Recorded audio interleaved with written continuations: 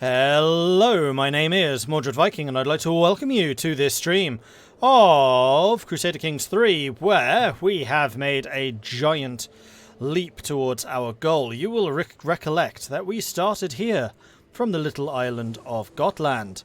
We then moved over to the Netherlands, forming first of all the Earldom of Frisia and eventually the Earldom of Holland and eventually the Kingdom of Frisia. From there, we moved down into Andalusia, down in Iberia, where we spent just one generation. We were actually not here for very long before seeing our opportunity and jumping down to Takrur. So we are now the West African Norse. So I'm pretty happy about that. We are just 19 years old. We are going to need to spend, I think, some time consolidating ourselves here. The consolidation of Iberia went pretty quickly just because we were incredibly wealthy and we were able to build ourselves up really quite spectacularly and get quite powerful. However, we didn't actually leave much of a mark here. So in terms of the Osteru faith, we've converted 2 counties, that's it. In terms of Norse culture, we did actually Norsify pretty nicely. So there is a definite outpost of Norse culture down here in Iberia now. And that's where that stands. We have, instated fully Osteru Norse rulers, 3 different Earldoms now ruling over that land. So I think they're going to be in a pretty good position. Meanwhile, down here, we do control every single one of the counties, which is going to be good, because it allows us to spread ourselves a little better. However, we're losing money just with the small amount of soldiers that we have, and I think that probably ransoms might well be the way that we expand. But West Africa is significantly weaker than Andalusia was, and we're also now completely cut off from the rest of Europe. I don't think we can reach any of them, with the possible exception of Britannia, which is the British. And whether they stay down here or they get kicked out by the Marmonids, I don't know. Does this game have a hard learning curve? I wouldn't say so. Just do the tutorial. I've had a couple of people saying, oh, I can't get into this game, it's too hard. Did you do the tutorial? No. Well, what do you expect? So do the tutorial and keep on playing in Ireland. So the tutorial nation is playing as Munster, which is this guy down here. Play as them. Huzzah! Until you've unified the entirety of Ireland. You can even go on after you've unified the whole of Ireland, but that's like the minimum amount of time I would spend in Ireland. That's what I did, and it put me in pretty good course to move on out from there. So just do the tutorial. It's pretty good. There are 1 or 2 things it misses out on. For example, not telling you how to actually fix the education of your children, which is kind of a big one, but I hope they add that in the future. Also, speaking of education, he already has a prowess of 8. He's 2 years old. That's really good. Obsidian Rose, thank you very much for the 6-month Twitch Prime resubscription. Very much appreciate the ongoing support there. Thank you. Right, I'm going to pour myself some tea first of all, and then we can get going in this.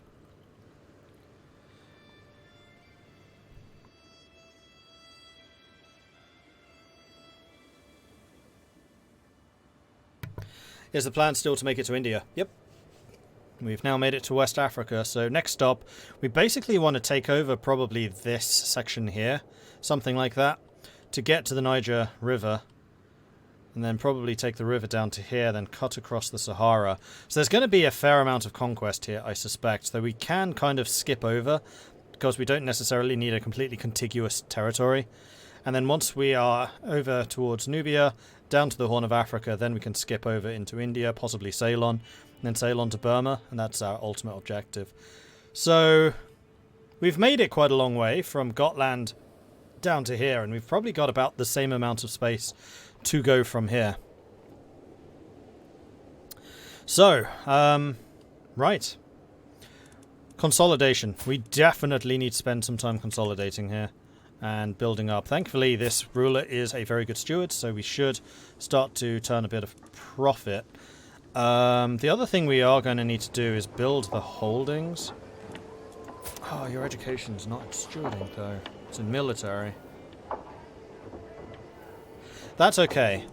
What we're going to do, I think, is go down to Kingsguard for Gallant, just because it's really nice. Then we'll probably switch over to Stewarding, in order to get Architect. At the very least, we want Cutting Cornerstones. Preferably get all the way down to Centralization. Maybe even get some of the Avaricious perks. Because as it turns out, Avaricious is actually pretty powerful. I hadn't really recognized some of the abilities here. So for example, the selling titles isn't really what it sounds like. Selling titles is selling minor titles. So what that really means, that one, there you go, at any cost, is converting prestige into money. It's not actually giving land away. Okay. Anyway, let's move on until we've at least built these crop fields, because that's going to help balance our books. And we are also probably having a couple of control issues, because all of this land is super, super new. What is the control? 33, 22, 9, 8. So yeah, all of these provinces just aren't providing all of the resources that they should be providing. So once that's all done, we will be just fine. We have discovered heraldry. Excellent. So heraldry means that we can go to high petition law. May enact house seniority. Under house seniority succession, the oldest member of your house will inherit all the titles. Oh, interesting.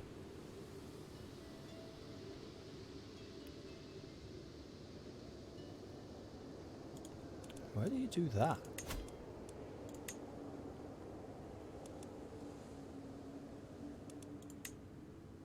House seniority. Which we can actually get. This is the first form of primogeniture. Though I think high partition is probably what we want to do. And we can actually afford this right now. We have the prestige for it. Under high petition succession, the lion's share of the titles will go to your heir. The rest will then be divided amongst your children. So this just means that more of the lands will go to the designated successor.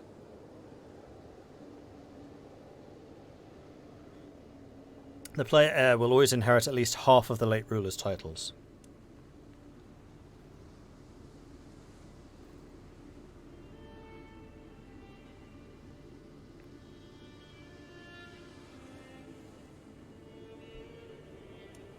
So yeah, we're going to switch to... Well, do we want to do this right now?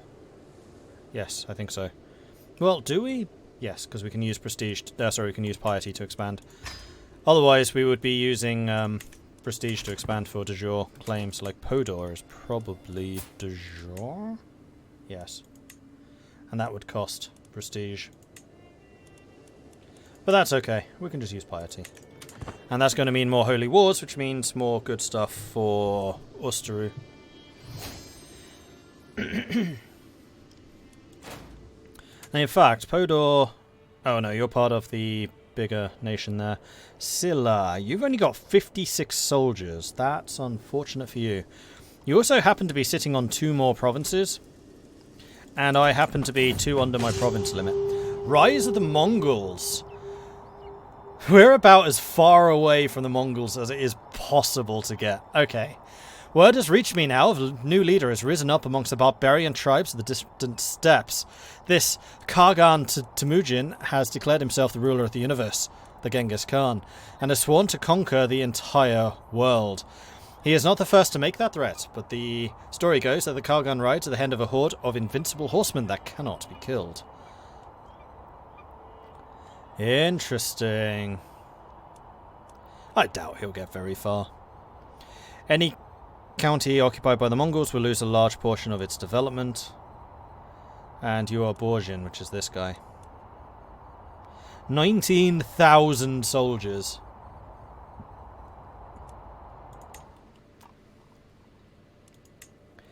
And old Temujin himself is a 13, 34, 17, 16, 8. He's only 36 years old.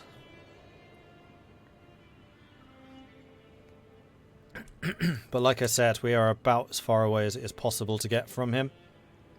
I think the only one that might be a bit further is Kabu. And that's saying something. All the way to there, so... Hopefully we're safe. Hopefully. Temujin was so badass that everybody instantly knew.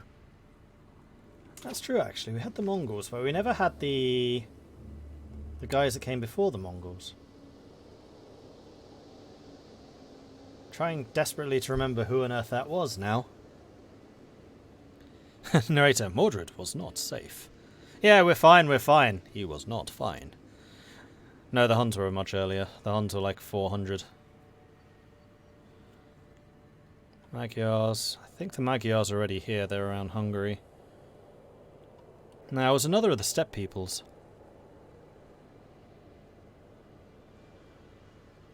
Not the Timurids, they were after. Seljuks. I think the Seljuks were actually one of the successors of this group.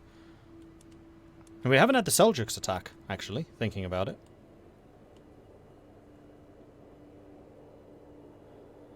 Oh, it is a group that appears in CK2. They're just not in this.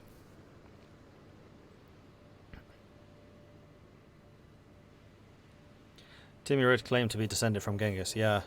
Like I said, it's not the Timurids. There were like 3 big steppe migrations in roughly this time. It was the Mongols and then the Timurids. I just can't remember who the are. That's going to really bug me now. Alright, let's go and look this up.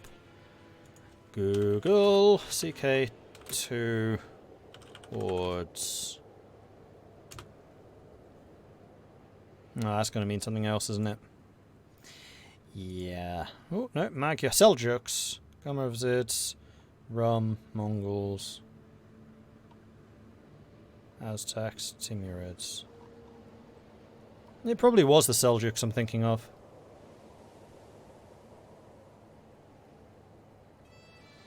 In the year 965, or soon after, Seljuk will appear to be in the court of a landed duke, ruler whose culture is Turkish, Kuman, Uyghur, or Karluk.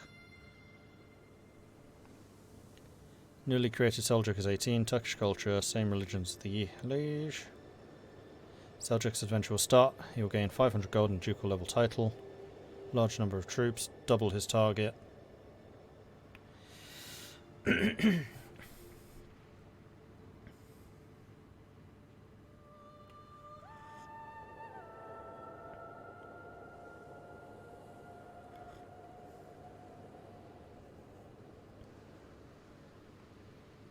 Yeah, it must be the Seljuks that I'm thinking of. Yeah, so it does. Thank you. It's because the helmet gets in the way. Whenever I use the helmet, it kind of knocks the green screen. Can you play as Genghis? Yeah, I would imagine so. Let's do the Genghis save. Oh, no, he's a horde. He probably can't. Oh, yes he can. It's not grayed out. He is feudal.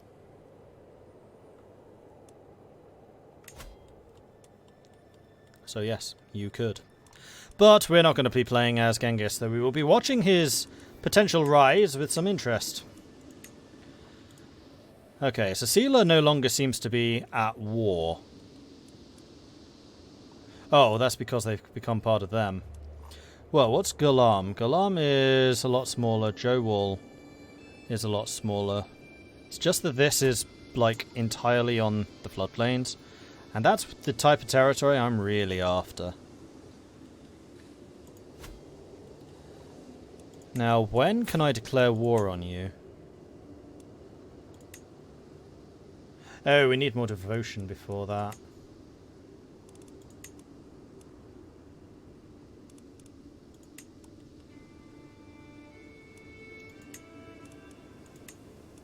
We would need 72 prestige. Okay. Plus the fact that we wouldn't actually be able to raise all of our troops right now because we just wouldn't have the money for it. A secret exposed! Although there is no way to conclusively prove it, my sister, Queen Brad, brought forward evidence that Torgil is not the son of King Ranmiro, the husband of my sister, Queen Bradrad, but he was fathered by the Duke Savai of Granada. Yeah, our previous character knew that already. What? Why? How? My son and heir, Crazy Tom, is so full of questions. I do my best to encourage his curiosity, but sometimes I cannot help but get exhausted by the constant stream of thoughts and queries. When a father and a mother love each other very much. So he's become curious. 3 years old. And we need a court physician. Okay, is anybody in my court good at physicianing? Yes. Pernell, actually. So let's go and grab Pernell. There you are. Court physician, done.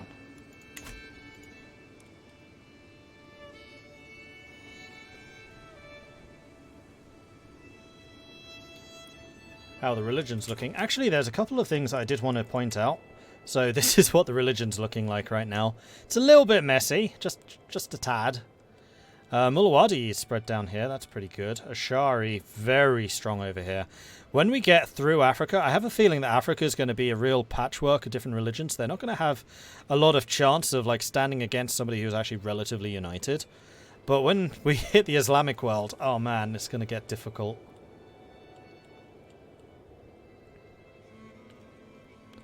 And I would say that Usaturu is coming back again. Frisia is starting to convert. They're slowly but surely taking more of Scandinavia, and also, importantly, more of Russia. And then cultures. Still very strong Norse. In fact, Norse is growing.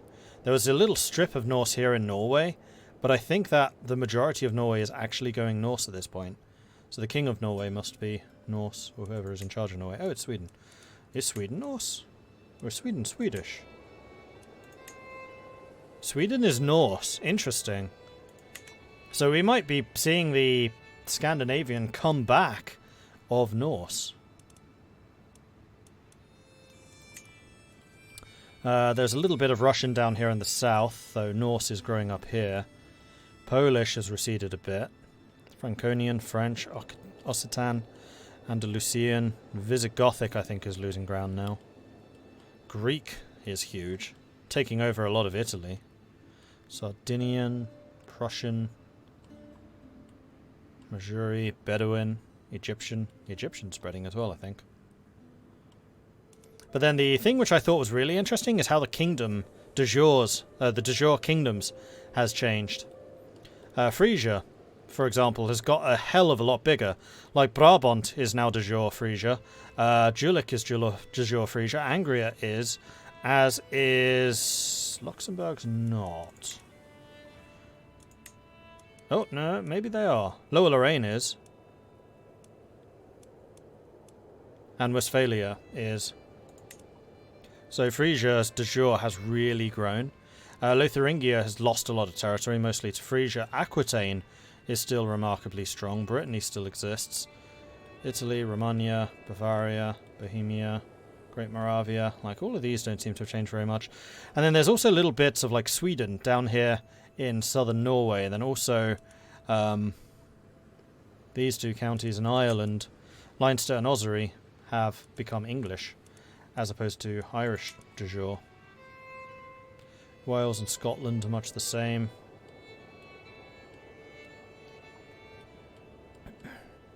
So it's just really interesting to see how those are kind of moulded over time. And we're going to have a whole bunch of crowns down here, because we're basically going to have to go through Kabu, Ghana, possibly Mali, and probably Songhai in our venture further east.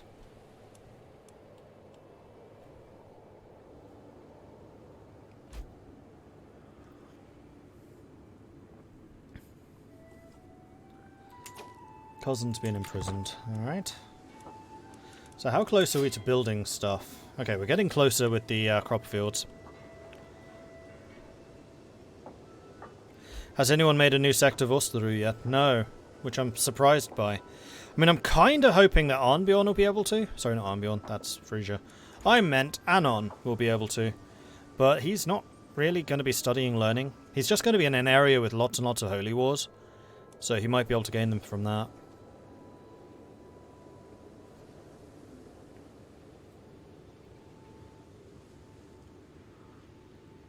Been thinking about getting this. Is it worth it? Yes, I would say so.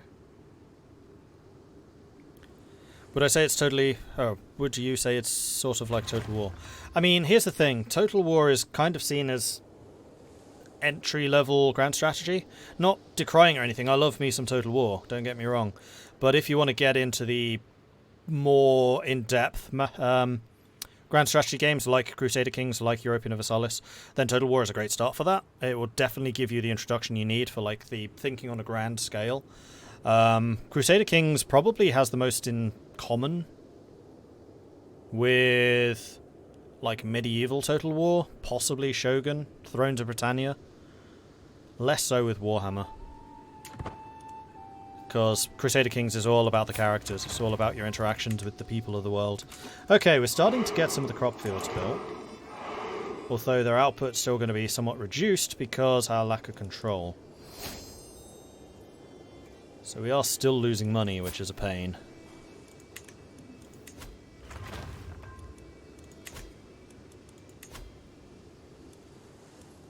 And the other thing I did want to do actually was create a cadet branch with this character. Which you can apparently do even if you're short on prestige. So we'll switch from the Maudling Viangi to the African Norse. Which is why I want to start it with this guy. You know what? Let's do that. Let's create a cadet branch. We are the Maudling Takruas now. Okay.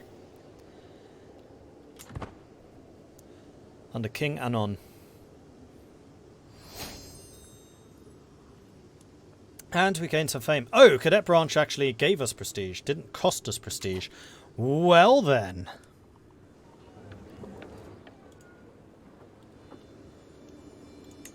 We can now declare war on you. For the de jure county. And you're saying that we are militarily very similar. You have no allies. We have no allies. I'm guessing that my men-at-arms will be better than yours. But this is a war I would basically have to fight entirely with men-at-arms. You know what else I'm going to do? I'm going to decrease the size of all of these by 1. Just to save me a little bit more money. What happened to Spain? Still there. We just moved to Africa, because that was the next step for the March of the Vikings. I can still ransom somebody. Can I? Will they actually pay for them? No. Yes. Ah, good. Hey, that's the Zealot. He's been in my jail for 9 years and they're finally paying for him. In fact, this guy... They are super close, or this girl, to paying for. And in fact, you know what? I think we can do a little bit of fiddling around. We can change... Oh, we're already on Foreign Affairs. Yeah, that makes sense. Tankstock is still our best diplomat. I was going to say we can change from domestic affairs to foreign affairs, which will improve our relations with him, in order to then ransom him, but I don't think we're going to be able to do that. Virtuous Hofgoddess celebrated. Good. Gained us some more fervour as well, which is useful. What's our fervour at nowadays? 73! That's the highest it's been for a while. Alright, chivalric dominance. Okay, so now our knights are really good. I feel like we can probably make a pretty good fight against these guys to take Podor and Silla.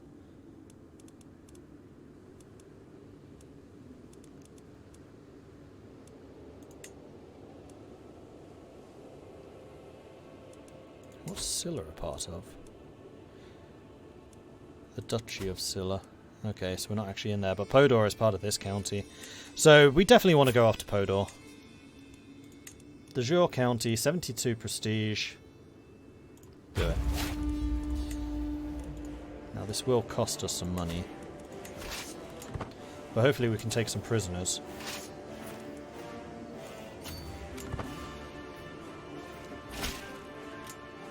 Greetings, King Anon. Norse settlement and installation of new administration. The people of Jolof have become Norse. Marvellous. So where's the next wealthiest place? That's a 15, 15, 15, 10, 9. I'm going to say probably here. Make that Norse. And now we need to put on our safety helmet. Alright, let's do this. Safety helmet is on. Let's do this. Moving into Africa. Alright, battle is joined. They're saying that this is going to be equal. I would like to take the field myself, and I am in fact doing so.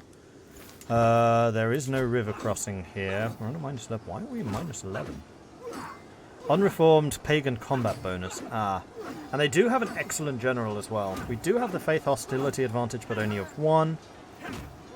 I have my chivalry focus. I am leading my own soldiers, but we outnumber them. We've still got our excellent Huskarls, although they're being completely countered by all of their skirmishers, of which they have many, including a bunch of mercenaries. Aha. They have House Guard, which we're not countering because...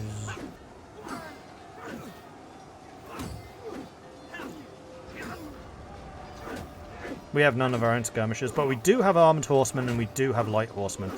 And our armoured horsemen are actually attacking with a strength of 130. I don't know why that's gone up. Why is that 130 now? Fighting in the dry lands, plus the... oh, because it's flat land! Ho ho ho! Go forth, my Viking knights! Didn't stack wipe, unfortunately. The memories remain. Oh, Borkvard! If you were still with me, I know you would tell me to be strong, that things will be better. And you would be right, as you always were, but first I must curse and cry. How could I not when you are gone from this world? Borkvard was killed by Wilfredo, which I'm guessing was actually a battle. Yep. And there we go, our first victory. So how many troops are guarding this fort? 250. So what I am going to say is we're going to split off the onagers. We're going to split off a couple of levies. We'll select you. We'll try and get a general who is a siege commander. We have no siege commander, so we'll just give the queen command. And then we will move on with these guys to my capital. To the Eremetic King Anon. We have been burdened by oppressive laws. Oh dear. Well, we'll murder the peasants. Bish, bash, and bosh.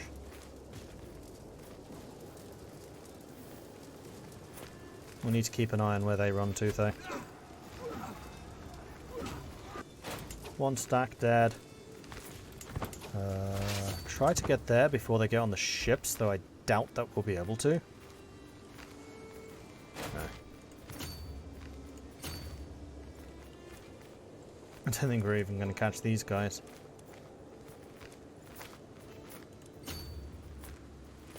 You go and fight them. You're going to go and start sieging that, that's fine. And their reinforcements arrived. Jumping off the ships, meaning that they take the ship penalty. And then we'll head up to the north. One down. On to the next.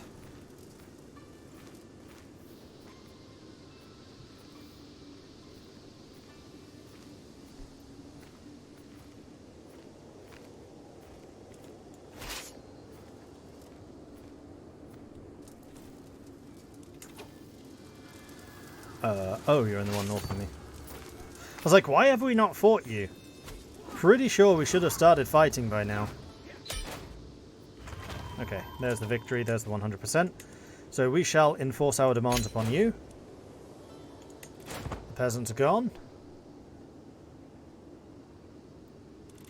Have we gained any prisoners? Yes, we have. Nupaskrauti would not pay anything. Tabori would pay 50. There we go. Niahakate would pay 10.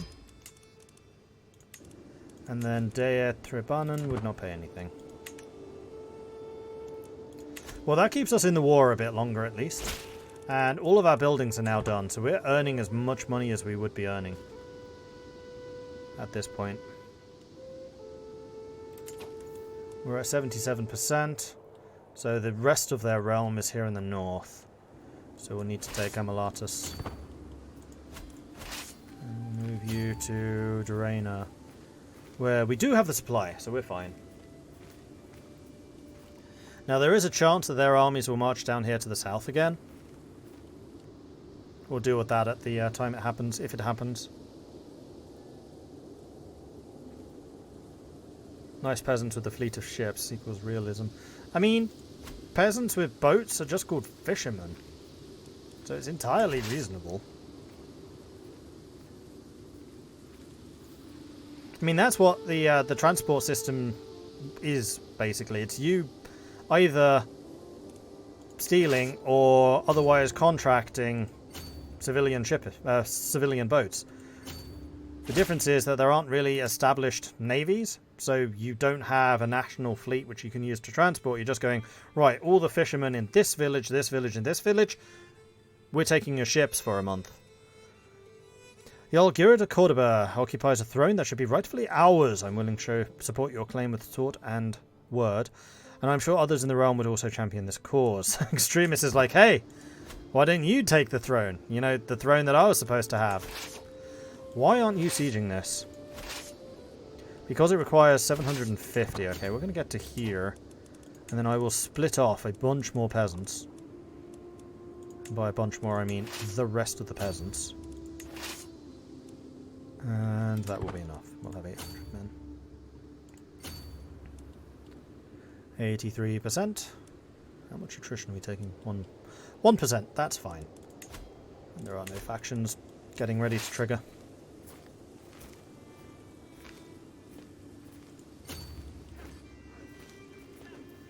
So these 1,000 soldiers that I'm coming after you with, they're all men-at-arms, and they're all champions.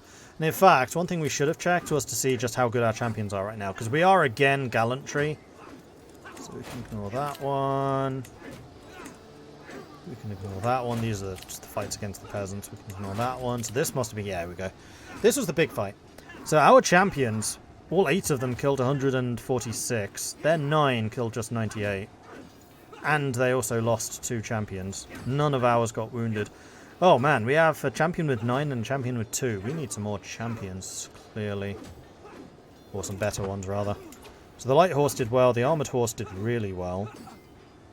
The archers did The Huskarls did garbage. Why is heavy infantry so... I mean, I know why heavy infantry is so bad. I hope they change and patch that at some point. There we go, 100%. Bish, bash, bosh. Thanks for the county. Excellent. And now Podor is ours. And the safety helmet can come off. And the armies can disband. Marvellous. Good start. And now we are at 7 of the 8 provinces that we can actually hold on to, so eventually we'll take Silla. And at that point, we're going to be pretty well established in this area. I mean, Bambouk's the only one that has the troops to maybe counter us. Like, everybody else has just really small armies. Because I think they're just so undeveloped. Alright, so we're going to need to ransom some of these prisoners, I think. You would not accept. You would not accept. You would, but for more money. And you are in fact the ruler. I'll take that now. I can make more use of that cash. And you would accept as well. Off you go.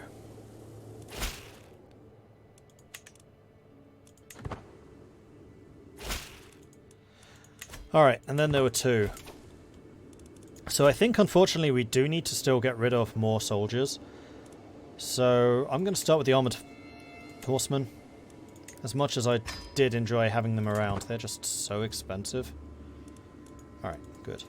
And now from here, we just build up. Actually, you know what? No, Aminata died. That's unfortunate. Should have got rid of the Huskarls. The heavy horse in this area are just going to be a lot better. It's just the Huskarls are a lot cheaper. Because the heavy horse, we had 100 heavy horse, they were the same cost as 400 light horse.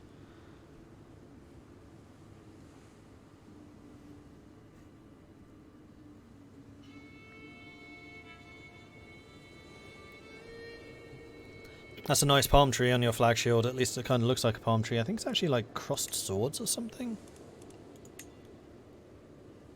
I don't really know what that's supposed to be.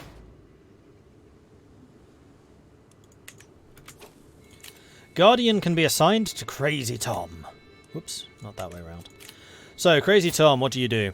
You are learning or diplomacy. And that is definitely learning. So who is our most learned person. Pranelli. By a long shot. How old are you? 59. Are you going to be able to stick around for the next 10 years so this kid can actually grow up? You would be 69. What's your health? Your health is fair. You're a renowned physician, which increases or reduces the penalties, and you're temperate, which increases your health. So yeah, I reckon you probably will stick around for that long. You're also a renowned physician now. Damn.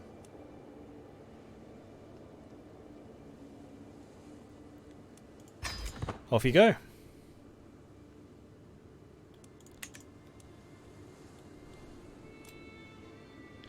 We do not have enough champions. Yeah, unfortunately we don't really have the money to hire them either.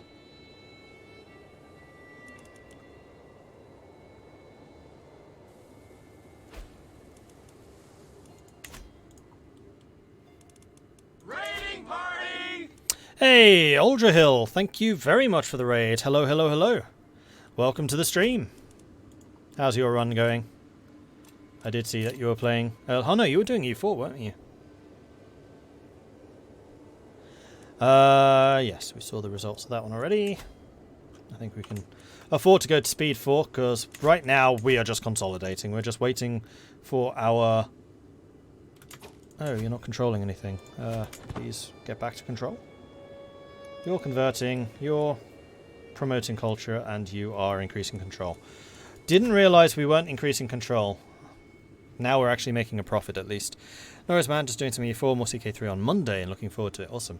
So yeah, for those of you who are just joining us, we are Vikings.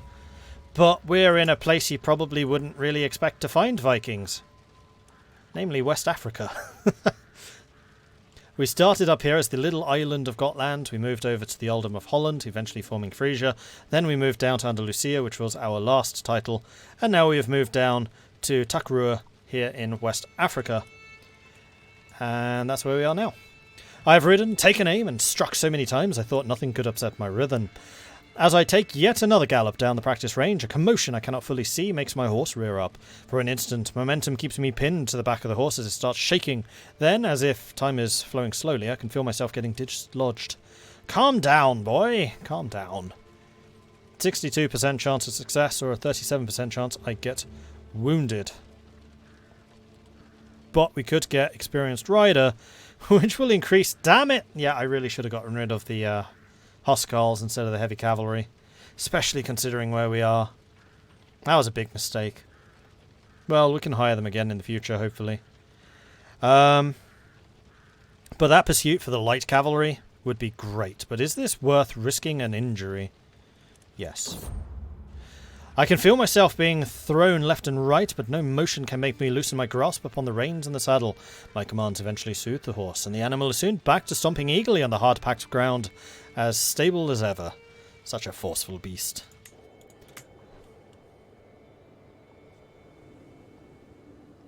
Maybe staying one more generation in Spain, consolidating the African territories would have been ideal. Yeah, but I kind of thought that that would make it too easy, because if we invested all of Spain's resources, and there are a lot of resources, Africa wouldn't be much of a challenge. Now we have a leg up, so we will be able to expand, but it is going to be a bit more risky. Okay, so we have another perk. That's going to be Never Back Down. Reduces friendly fatal casualties and increases advantage, so this basically means we have to take command now. But we are a very good commander. And then Kingsguard would give us more knights, which we will grab. Now, when can we change focus? Because we do want to get steward, so I can get cutting cornerstones. Helvis Suede? Ah, no, we're not continuing our efforts because that will just make me stressed. Because, if we take a look at that and go to, for example, Pranelli and Sway, this causes me stress because I'm shy, which sucks. I know it's locked for 5 years, but it doesn't actually say when the 5 years are up. Because I don't know when I started this. Ah, there it is. 14th of April, 1216. So next year. Cool. So yeah, I would say we'll finish off Kingsguard. Yeah, we'll definitely finish off Kingsguard and then we'll go Stewardship for a bit.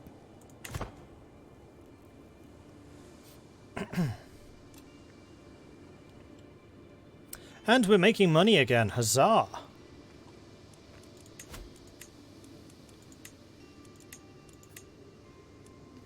Will not accept, because he's greedy. Alright, we'll just release you for a conversion. You will not convert, because you are a zealot. With pneumonia. Don't think you're going to live for much longer.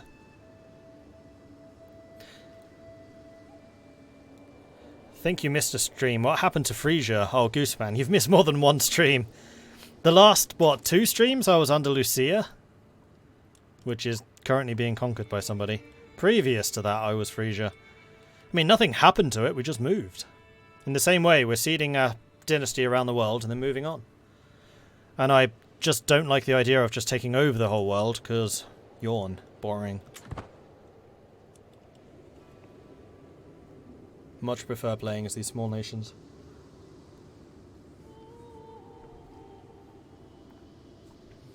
Yeah, it was either 2 streams or 1 stream. I know last stream, the entirety of it, we were Andalusia. Then I think the conquering of Andalusia was the stream before that. How many living dynasty members? That is a good question.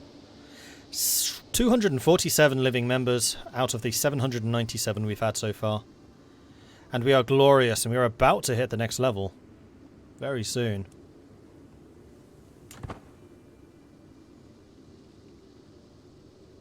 Oh! I'm the house head. We also need a new motto. The motto for the Norse Africans. What would it be?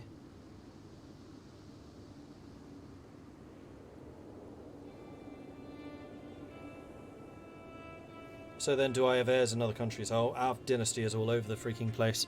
Right now, we'll come back to that in a minute. So come up with some ideas for mottos while we discover where exactly our dynasty is in charge. Because Sweden, Mordling Gavle, that's a Mordling. Gardariki, Meppen Sukov. Oh, that's not. We've lost control of that. That's unfortunate. Lithuania, I doubt we are. Poland, I doubt we are. Frisia is ours. Mordling Groningen. Britannia is not. Alba is not. West Francia is not. We came so close to taking West Francia. Andalusia is Mordling Gavle. Marwanitz is not. And then us, obviously. And then if we go to the decisions and Dynasty of Many Crowns, we currently have 4 kings. So Takrur, Andalusia, Sweden, and Frisia.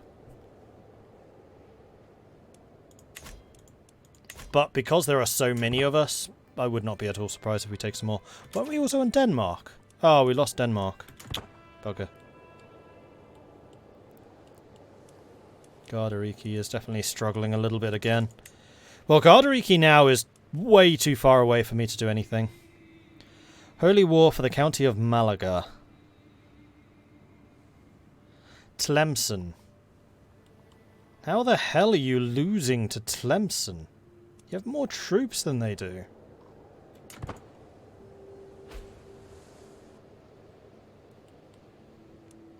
Faction created against me.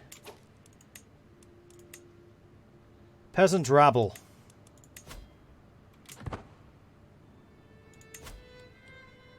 Okay.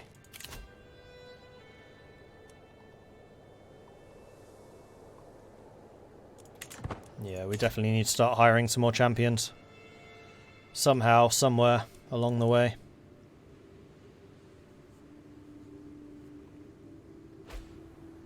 Besides the rains down in Africa, I hate sand.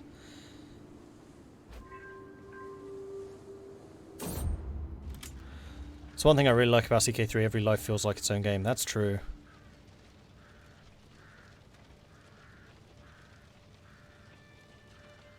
Just passing through, never set route.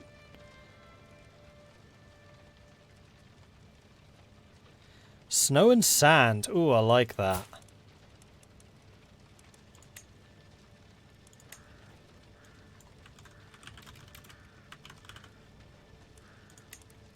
There we go. Snow and sand. Mordling Takrua. Training a warhorse. As I inspect the stables, my gaze is drawn to a stallion kept away from all of the others. He throws his head and stomps his hooves, displaying such powerful hindquarters and a well-arched back. This creature is the best of conformations and the worst of tempers. I have never seen such a warhorse before, but the stable master insists that he is impossible to train. I am not one to back away from a challenge. Such a fine steed will fetch a hefty price, or my stable master will learn a lot from taming him. That's another 20% knight effectiveness. That's for 15 years. Well, we'll see if we can get the horse for ourselves. We're making more and more money as we sort out the control issues. The horse pins its ears back as I approach, its disregard for me crystal clear. The first meeting is important to gain his trust and respect, and I need to decide how to go about it. A steady hand is required to tame the beast. If I am gentle and move slowly, he will trust me. Everyone has their price. Bring forth the apples.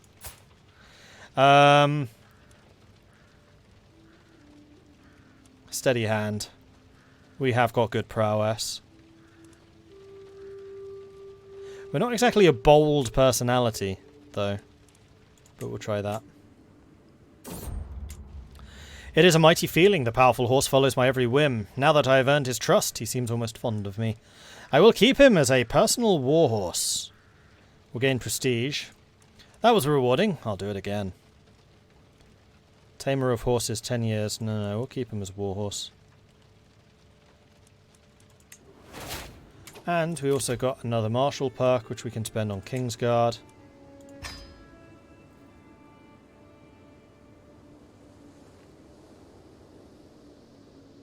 Well, it looks like we are going to be finishing this one off, because we're already more than halfway. So I think we'll probably get Bellum Justum.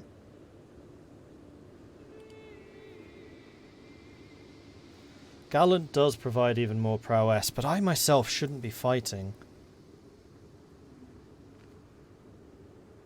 Yeah, I think I'll take Bellum Justum, with the idea of getting, for example, Organised March and Parthian Tactics. The warhorse, admiring the stallion that now follows my every command, I muse upon what to call him. A name inspired by history. Mythology is full of awe-inspiring horse names. Oh, it's just a horse. What do you think? Greetings from Friesland. Greetings to you in Friesland. You must have come a long way. Just a horse. Yeah, it's just a horse. A horse should be named the base creature it is. Charger. This is, after all, a Mordred playthrough. Marshal earns respect. Good. Child benefits from spouse's tutelage. Oh, that's really good. And Day just died.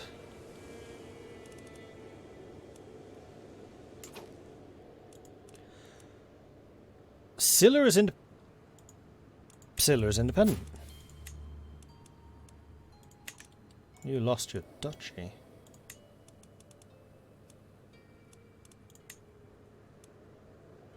And that's a different duchy area, so we'll ignore that. So who the hell is down here? A scheme at court! My spymaster comes to me with grave news. While we do not yet know who, somebody is planning to kill my spymaster.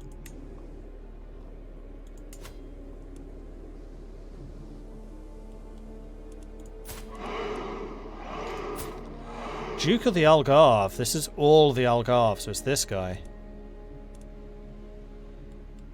I mean, he's getting quite a lot of power. He might well try to split away at some point. He's already got 2,000 men. England as a whole is 7,700. Interesting.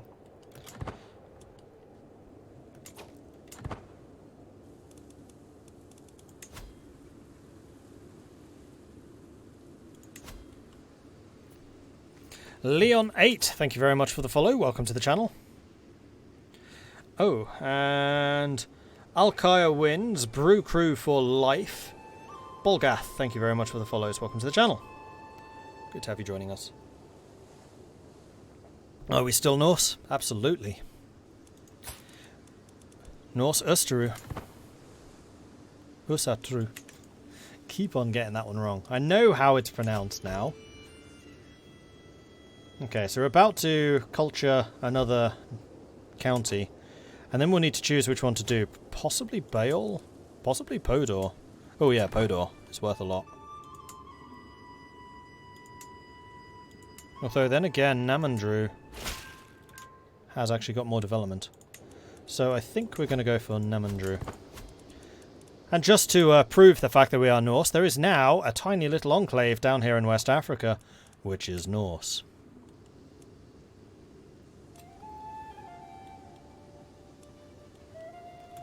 We're getting really quite stressed. It's too bad that feasts are so ridiculously expensive.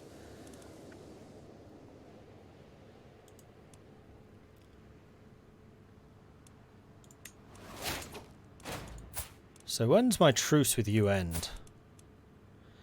1219. We got our mark. We got the perk. Cool. We said Bellum Justum. And now we're going to go for stewardship so that we can get architect. And a part of that is going to be just earning more money. We might even go avarice too.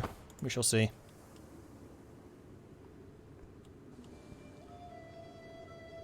Ah, sister died. Now we're earning a ducat. There we go. Charger, sunny day. As I make my way to the stable, I am greeted by the happy neighs of Charger. He seems eager to stretch out his legs in the beautiful weather, and I can do nothing but agree. I must take every moment to practice. We become diligent. Or this day is too fine not to be appreciated appropriately. We lose some stress. That is most welcome.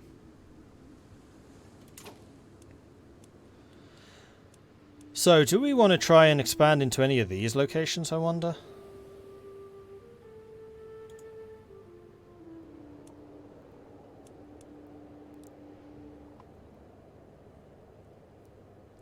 Actually, the development of this is higher. But no.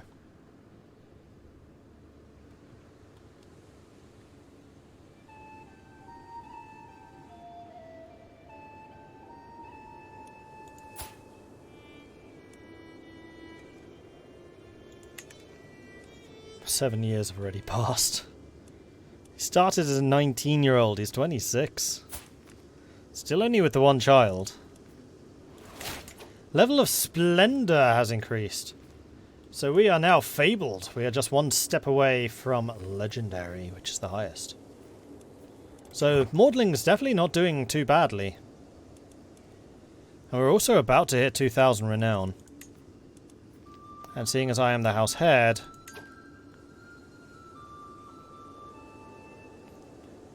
no, I really want home estates. We're going to keep on saving up for home estates.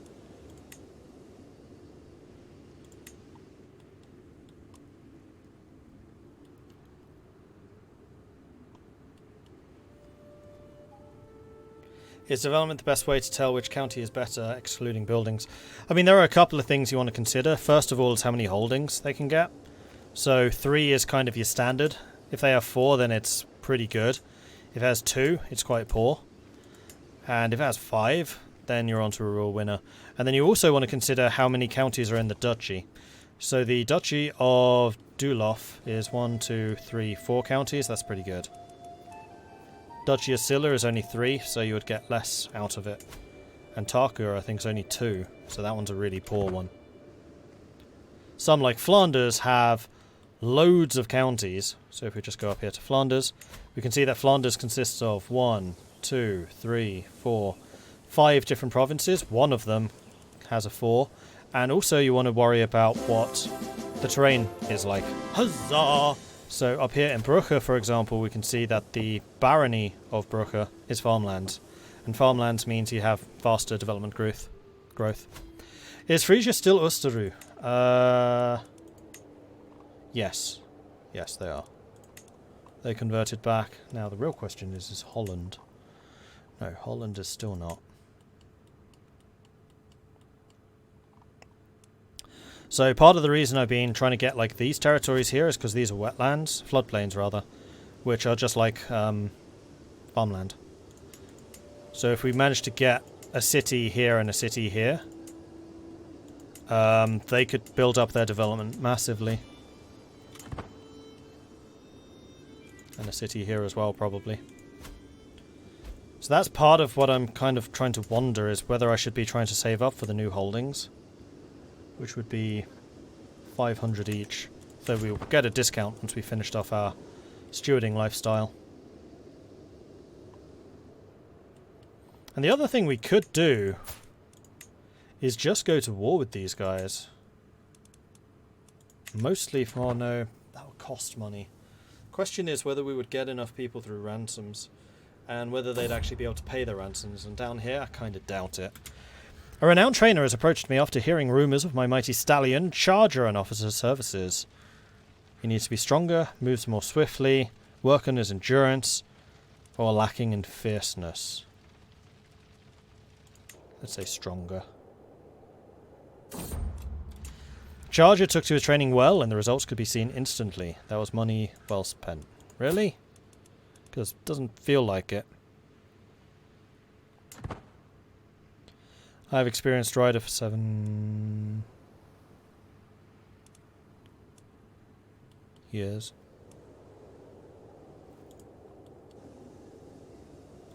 How's the control going?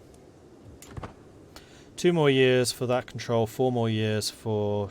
sorry, 2 more years for the promotion of the culture. 4 more for the control.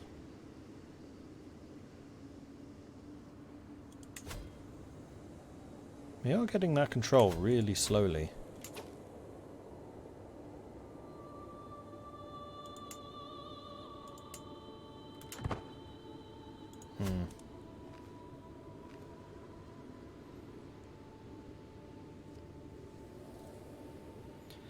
First time in the stream, started in 867. No, I didn't start 860. Does the stream say that? That might just be me making an error. Oh, yeah. We're not the Kingdom of Frisia anymore. Let's just get rid of that. Done. So, actually, we started even further away. We started here in the little county of Gotland. Then we moved from Gotland to the the earldom of Holland, and eventually formed Frisia. From Frisia, we then moved down into Andalusia, established ourselves there, and then conquered this tiny little bit of Africa, and then basically moved to that. So we are now the Norse kingdom of Tukurua in West Africa. And we're just starting to get ourselves established here, so starting to make ourselves Norse, starting to also convert, but the conversions are incredibly slow. So that's another thing that we may want to grab with this guy.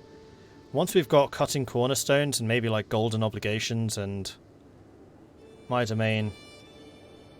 No. Cornerstones, professional workforce, centralization. We want these 3. Then we may well go to learning, get scholar.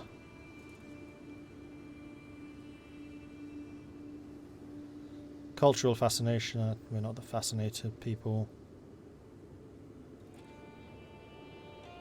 Theologian. Theologian's the one we want. We want these 3.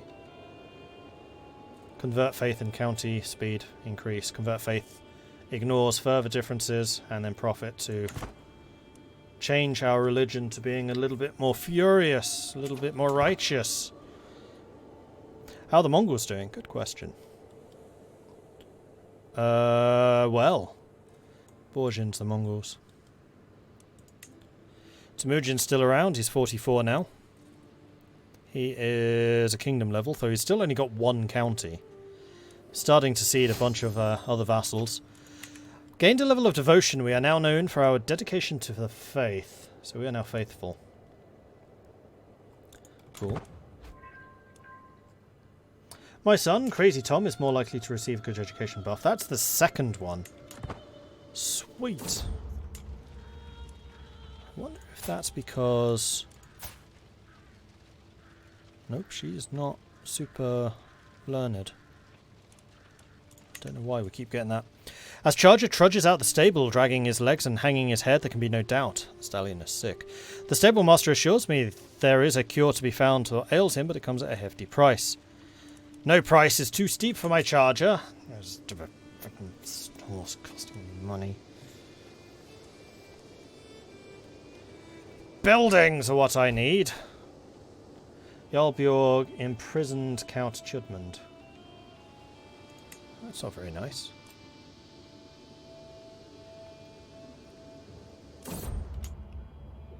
Granary infestation. Vermin infested several granaries in the county of Beowulf, destroying the seed grain stored in them. With nothing to plant for next year's crops, the free tenants living there have come to me asking for aid. Given their dire situation, these farmers will ultimately be forced to accept whatever terms I offer them. I have plenty of grain, should they become my serfs. I am compassionate, however, so no, we're not doing that. Take pity on them and open up the grain stores, which will cost me a bunch of money, but gain me some piety. Or command the Godar to give them charity. I think we're going to command the Godar to give them charity. We're not particularly pious. Okay, Silo, we can now declare war on you, right? That guy's a giant. Yes, he is. His head goes off the top of the screen. 18-year-old. Army? Tiny. So for the whole duchy, it would be both of these. And I'm okay with that, because I can give Drano away to a count.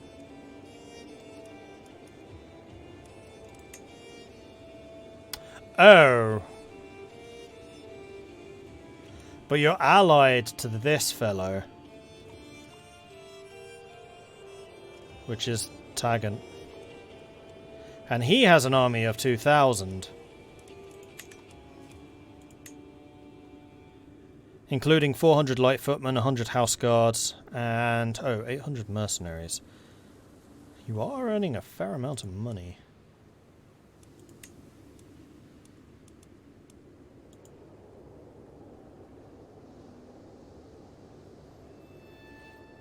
The mercenaries do make that a little bit more concerning. Do cavalry still get a bonus on floodplains? No. Really wishing I'd kept my heavy cavalry now. Yeah, I know we need more champions. Oh man, we need a lot more champions. Okay, I think it's probably worth, at this point, to invite champions. Hopefully they don't cost too much. Like, if they're the ones who cost you like 10 or 15, brilliant. If they cost more than that, though, it's a problem.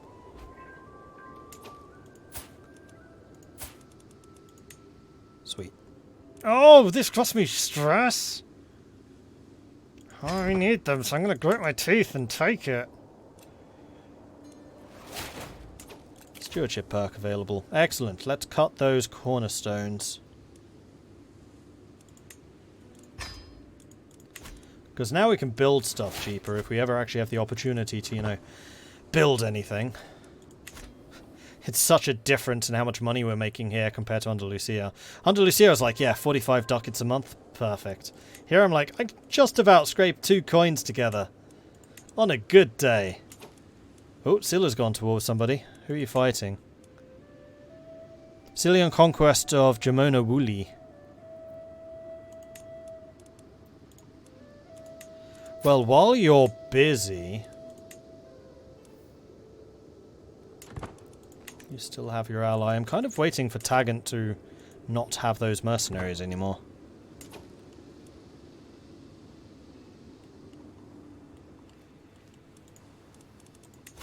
Is there any way of seeing who they are hired to?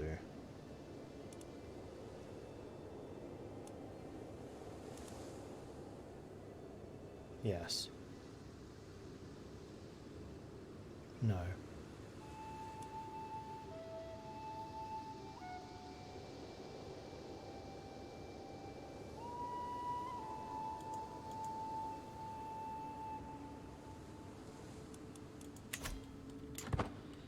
No, we can't.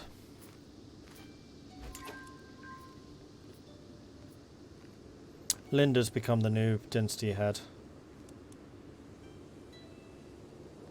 Linda of Sweden.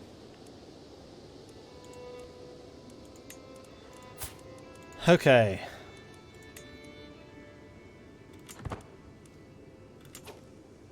With their army wandering her off, it would just be against theirs.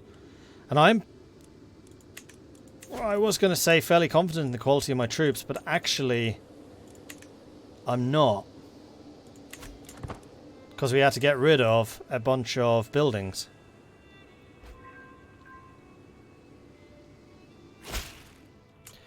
Oh, for the days I had thousands of ducats and nothing to build, yeah. Never! A peasant's lot is to serve their lord. Rally the troops. Well, I guess we're going to war. Oh man, we lose a lot of money while we're fighting. Kill them quickly!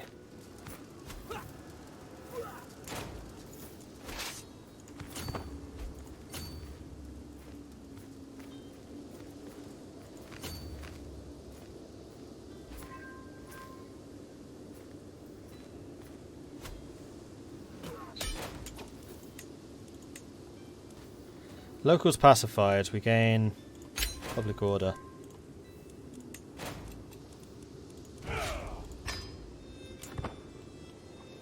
Okay. Ah, we have a daughter, whom shall henceforth be known as Helson. May you grow to be strong and wise, Helson. Nafisa has died. Nafisa was my steward. Amita is actually an even better steward, I believe. Oh, I'd have to recruit you. How much? 10. Sweet. Done.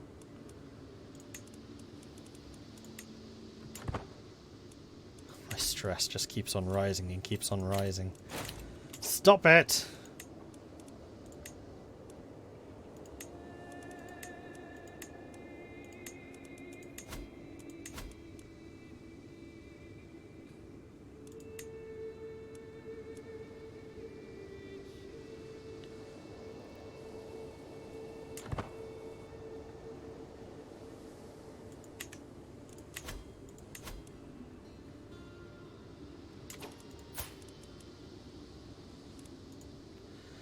That guy's expensive.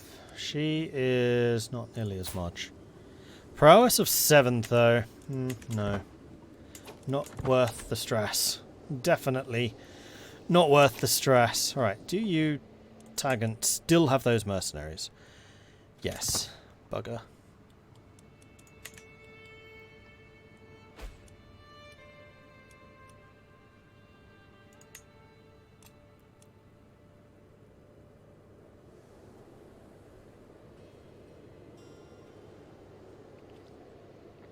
I mean, one thing which would be really nice here would be Atherley. Gida, a free tenant renting some land in Jolof, has pulled an exceptional harvest this season due to her meticulous planning.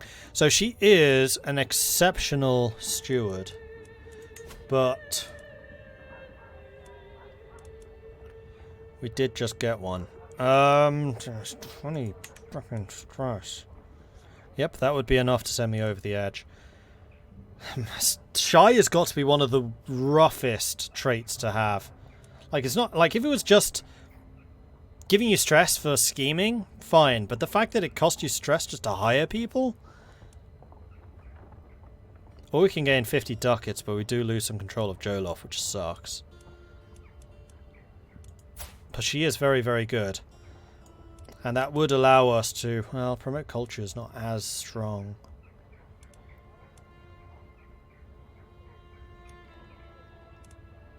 Pay me the coin. Too bad, 'cause she was excellent. But we do now have 100 ducats, so we can go to war if we want to.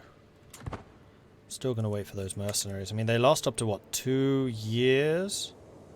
Oi! Fighting my land. Pay me rent. Dallant died. Task finished. Namandiru have become Norse. Excellent.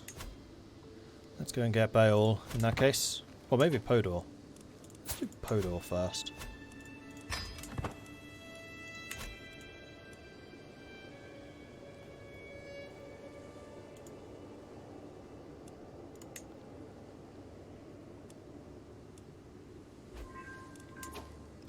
Spouse aids you with stewardship studies. Oh, yes, thank you. I needed that. We're still a bunch of people short. These are all way too expensive. Scylla has expanded again. Uli is a different duchy. Scylla's still the one I'm interested in. That would actually allow me to then go after Mali,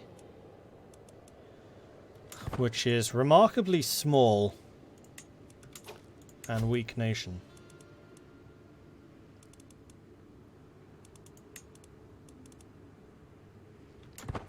I'm amazed that our best marshal is only an 11. Best chancellor is still only a 12. Escamond is pregnant again. Cool. Ah, we're about to finish Stamme Herzogtum, which is going to give us the direct vassal +5 opinion. How far off of these are we? 43 years, 63 years, 72 years.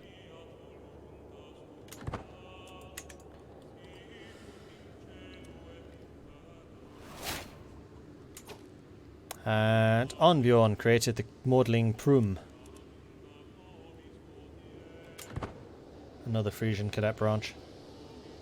I think the AI is potentially a little bit too gung-ho about making cadet branches.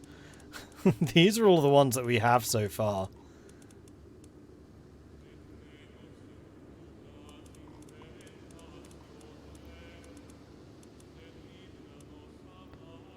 Mordling Ivangi, Mordling Horn are the strongest. Oh. Söderköping and Rostock are doing quite well. Skrauti, Kota Pudaviru, Tornemir, Kola, I guess, Gavel, Grip.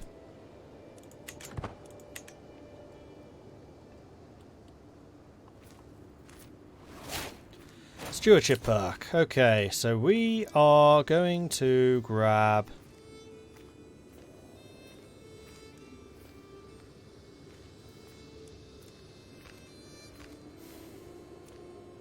professional workforce so we can get centralization, I think.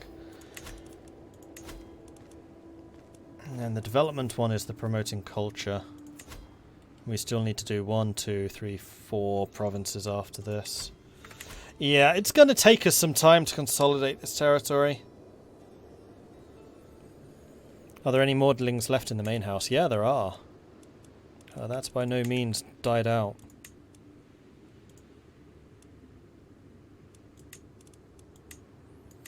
"15 living members of the main house.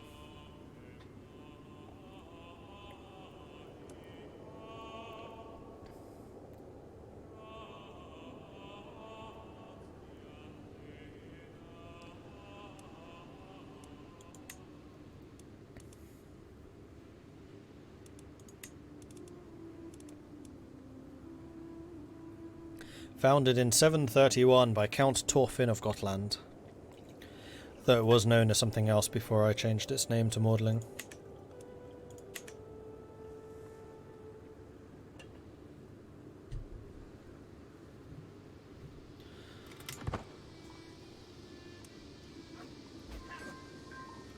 Have you lost your mercenaries yet? Yes! Alright, Scylla. It's time for a holy war for your duchy. And for that, we're gonna need the safety helm. Because this might actually prove to be a bit more difficult. Because the quality of our army is definitely not what it once was. So let's go down to speed 3. Gathering done. I'm going to split off the sieging units, which is going to be you lot.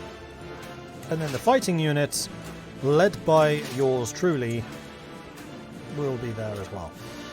Unfortunately, we don't have a besieger, so the Queen's going to take command again. And we're going to move here. Oh. To attack this. What's your garrison? 250. Oh, big battle going on. Hold on. So we've got a -13 because they have an incredible commander. So even though I am here taking the field myself, we do distinctly outnumber them. They've got more champions than we do.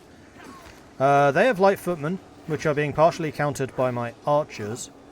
They have house guard, which are not being countered at all. And we have light horsemen who are fighting in favourable terrain, so they do get the attack buff, who are not being countered, and my archers are also not being countered. So they are getting the 26% extra damage, but we have the better quality troops, and just more of them. And possibly also the better quality champions. Reinforcements arrived, but they've arrived far too late. Victory. Okay, so how does this one look? So they lost 538 soldiers, I lost 304. My champions did kill 209, their champions killed 196, so we are probably both gallant, which is a bit of a problem. My Huskarls did worse than their house guard. Archers actually did quite badly. Their light foot did awfully. Horsemen did excellent. Yeah, horsemen are going to be the thing that carries us in many of these battles. After the champions, of course. We just need more champions. Okay.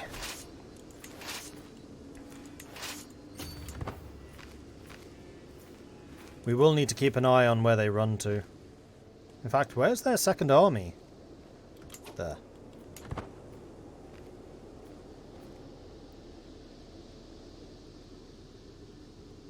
So I'm hoping that we can siege this down pretty quickly. I mean, we do have all of our artillery in that army. This army is coming back. Let's go and crush it. Hopefully these guys are running further away, because I don't want to be chasing them for too long. Let's go here.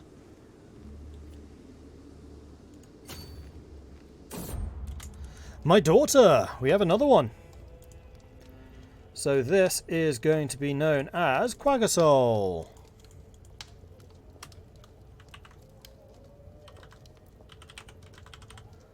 There we are. Another excellent YouTuber. Content creator, whatever we call ourselves these days.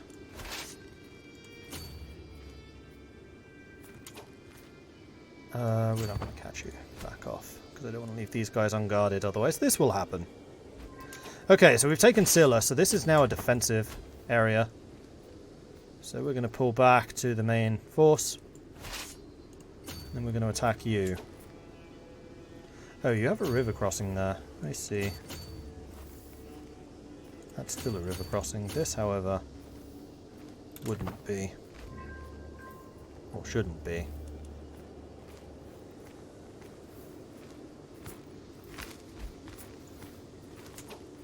Really?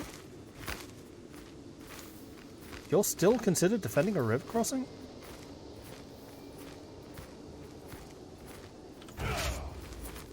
Why? But we outnumber you 2-1, so we should be... Oh, no, hang on. Those are just raiders. That's not their army! That's not their army! We don't want to fight that. We'll let them fight that. So what I need to be doing is Onagur's levies. Make it 2 sets of levies. You can go there and start sieging this down under the wife, and I will remain here, taking a lot less attrition. That's 2,000 soldiers now.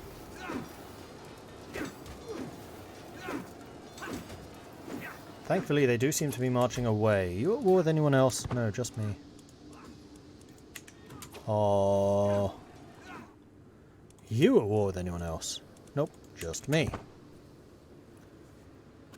And do we have any prisoners? We do.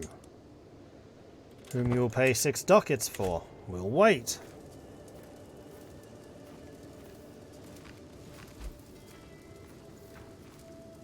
Frank the Tankeller wants me to drink some tea. I will do so when I'm not wearing the helmet. Just because I don't want to chip the glass against this. The mug. I don't know what their armies are doing. Because they're definitely not fighting this war. Come on, thank you. Right. I mean, there are some hills here, but the hills would mean that my cavalry don't fight as effectively.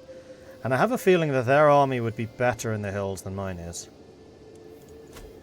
So let's have you guys merge together. And we're going into... Whoa, really? How is there a river crossing here? I think that's bugged. I'm going to just quickly reload this. Because there is definitely no river crossing right there. It's like, yes, this area right in the middle of Africa, there is clearly a river crossing. There is clearly not a river crossing. Come on. What happened to my save? Did I not literally just make a save? No.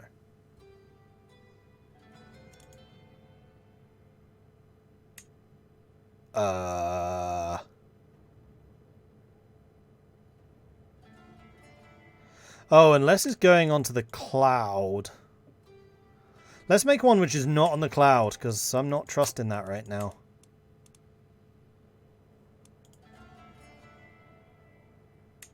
There it is.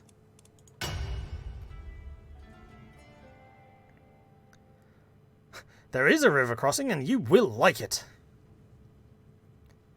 Don't put a lot of stock in the battle estimate. I mean, it's usually a good indicator, but you do need to take what it says with a bit of a pinch of salt.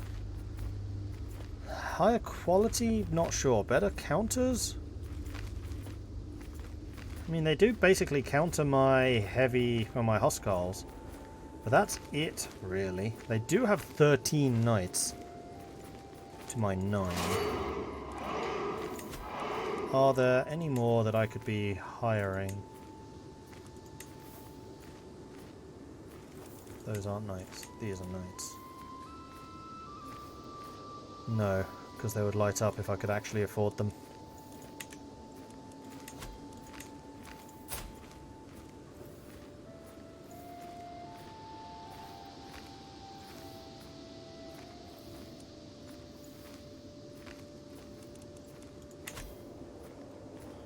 We're at 89%, so we can now be on the defensive, I think. And that is what I'm going to expect of them.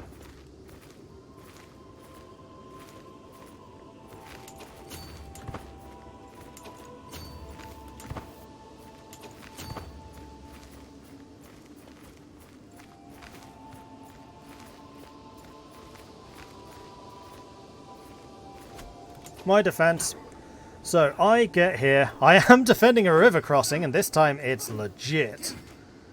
Faith advantage +1. Commander martial skill. I have a better... They've lost their general. Oh, fantastic. Okay, there should be a slaughter.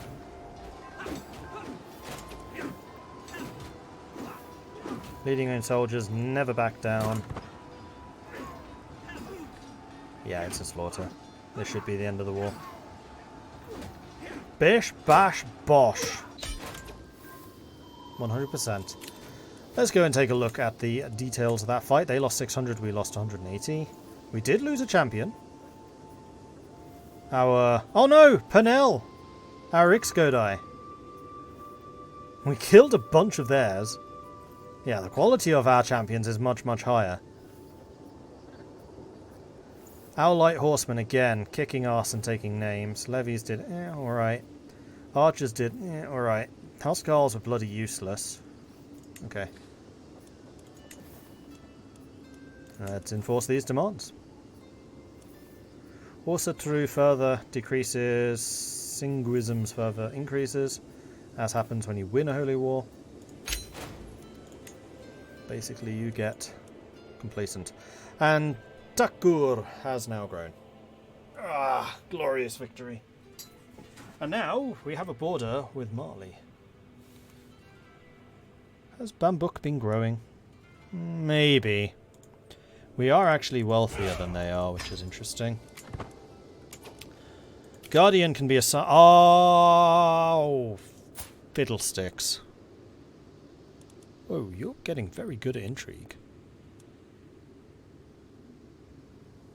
Interesting. Oops. So, who is the best at learning now? I mean, the new Ixgodai, though his learning is awful.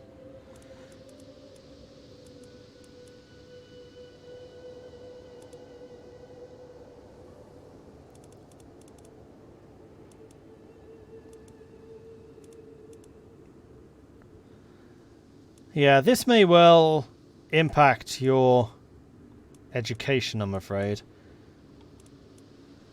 The other one would be Einar, my nephew. Stubborn, ambitious, callous.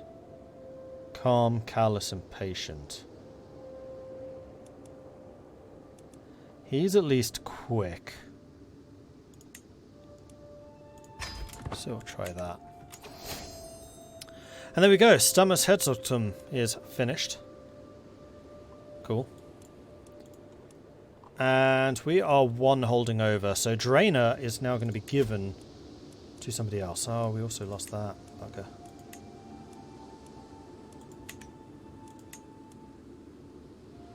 Would not accept. I mean, for anyone that you're not going to accept, we're doing this, especially if you can fight, which you can.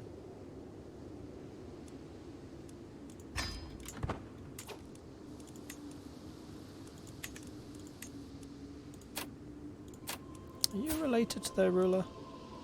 It's his wife. We're about to steal his wife.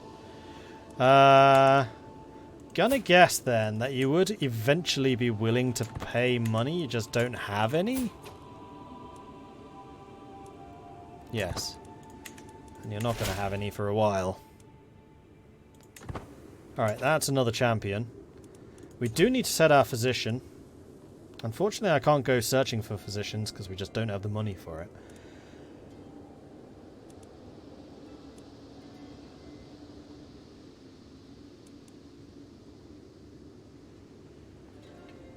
The Queen, I guess, could be court physician.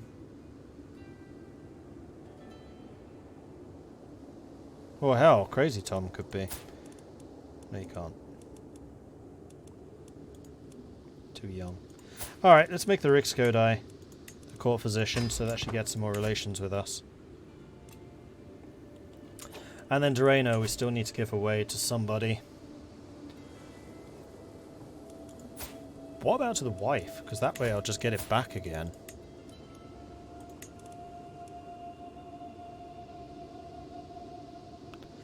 And then we can give it away again after that if we need to. Cool.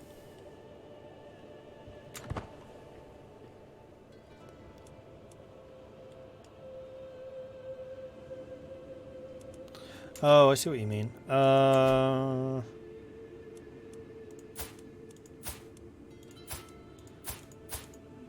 We could possibly have got Gia or Dura.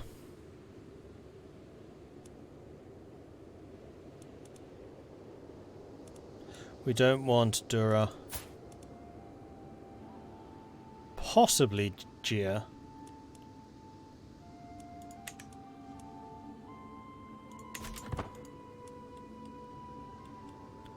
But we are making money again. Stewarding is continuing to go up. We'll be on centralization soon.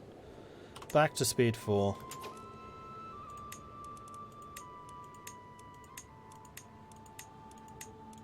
Looking after me. I gain attentive care. Lovely. So this new Ixgodai, you suck.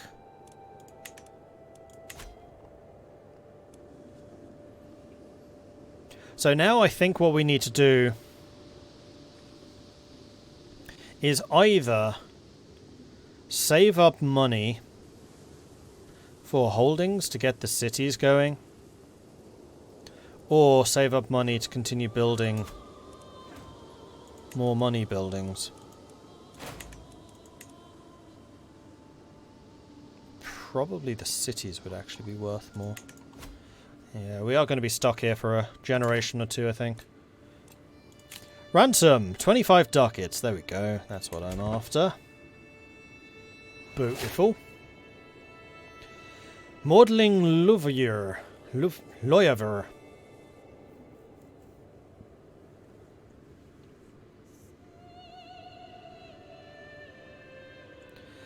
How am I sure there's no river crossing here?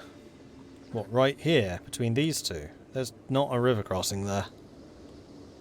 The river goes here.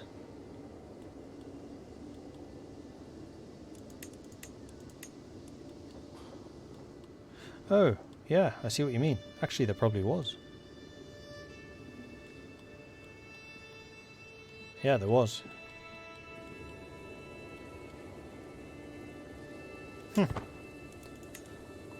Good eyes. Can I ask for money from the priest? That's not a bad idea. Yeah, I absolutely can.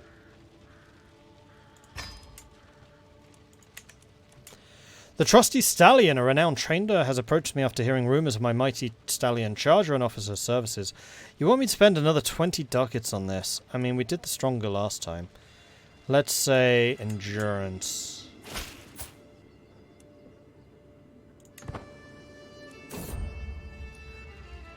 Money well spent, no immediate effects. I'm not actually seeing where my charger buffs are appearing, because I'm not seeing any charger here. Dynasty unlocked treasured knowledge. Now what did you waste my points on? Lifestyle learning. Learning lifestyle, rather. Okay. Again, I would have saved for home estates, but AI is gonna AI. Warhorse event is bugged, you need a mod to fix it. Oh, great. Okay. So I am, in fact, just throwing away money right now.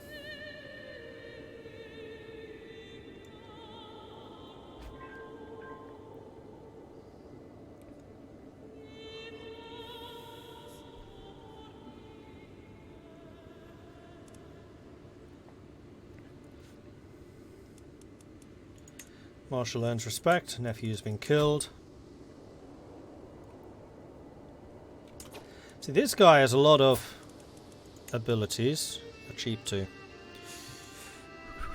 This is going to send me to 95.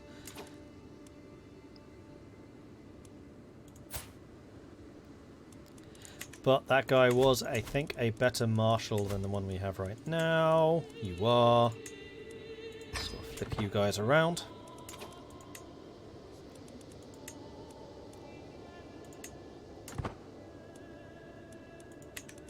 And that is going to mean that we get the control reinstated faster, and control is important. So how much money do we actually need right now to build that city? 475. Okay.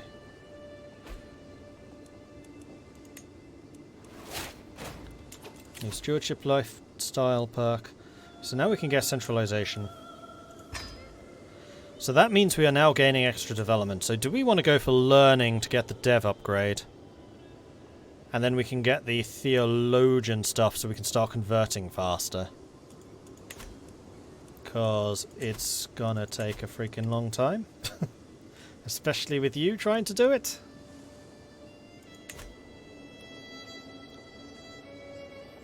What year does the game end? I think it's 14 something. Did I create a cadet branch and move to Africa? No, I moved to Africa, then created a cadet branch. But basically the same outcome.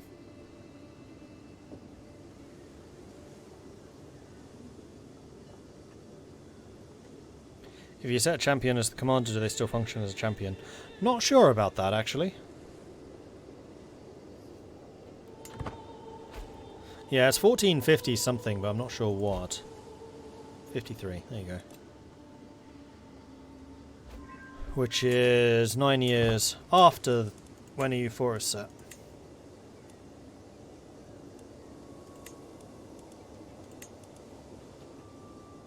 Oh, development buff.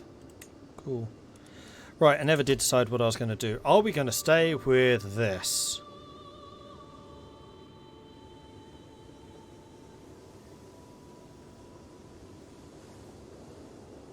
No. I don't think so. We're going to switch over to learning. We're going to get scholarship. And then theologian, because we need these three. Although I'm not exactly earning a lot of piety right now. Crazy Tom has come of age. With sufficient tutelage, even a child that has displayed little inclination towards scholarship such as Crazy Tom can come to truly understand it. An avid learner, he has become quite the purveyor of knowledge and has proven himself fully capable of structuring advanced theoretical and theological arguments. Queen Escalmonde's contributions towards Crazy Tom's education cannot go unmentioned. Her lessons have given Crazy Tom valuable knowledge for his future life. He is an astute intellectual, and he is very good. He's also a freaking genius. Okay, so, who are we going to bring in? Fecund increases life expectancy? Interesting. Well, as usual, our primary heir, we're just going to go for abilities, just raw abilities. However, I am going to bring in an age difference of 10. Like so. Possessed. Pass.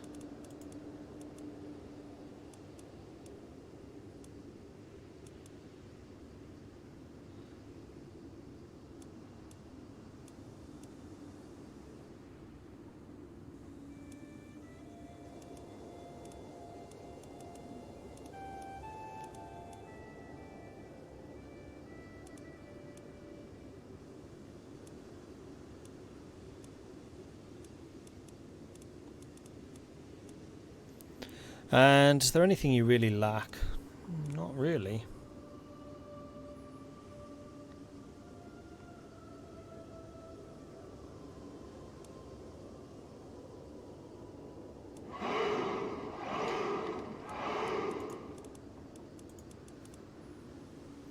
I actually think that this Beyond Fled is probably a good option.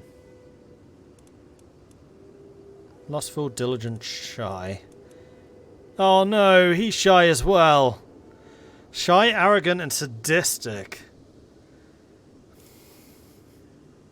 Great, those are terrible traits.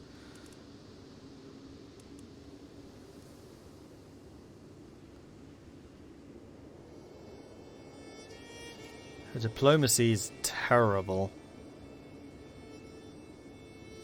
His is not bad. We're not dealing with many vassals, so diplomacy isn't that important. Military would be good. The stewarding and the learning leave a bit to be desired. Although actually learning on a spouse is probably not that useful, because we're not the culture head. And nor are we like to become it anytime soon. Can shy be removed? No. Not that I've seen. I like the moon. Alright chat, Mordred, it's better to keep counties with feudal cities and churches, tribal development, or keep the tribal counties with development too, I just don't know.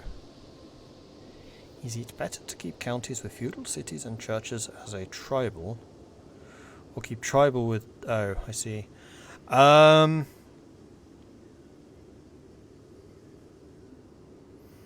It's a hard question, because I don't know either. One thing to try is to see if you can revert a feudal county's territories to tribal. And the way you would do that... oh no, that didn't work. Because this building here basically determines whether it's a castle, a city, or a temple. And you can theoretically replace it. See if the tribal appears in this list. Because this is technically changing the holding, though I don't think that this list is populating correctly. Otherwise, probably the feudal. Just be aware that you're going to be very, very, very, very behind for a long time. Just because you'll get more money and more troops out of it. Yeah, she is fecund. And we do kind of need heirs. Alright, we'll do that. This is not matrilineal.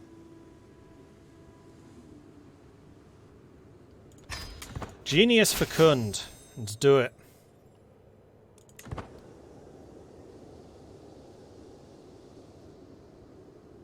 Because that was basically the same situation like the Moon as I had when I took over Holland. Like, the provinces of Holland were just so much more higher potential, but I couldn't build anything, so it kind of stagnated us for about 100 years. But as soon as you hit feudal, whoosh, off you go. As Charger trudges out the stable, dragging... Oh, again.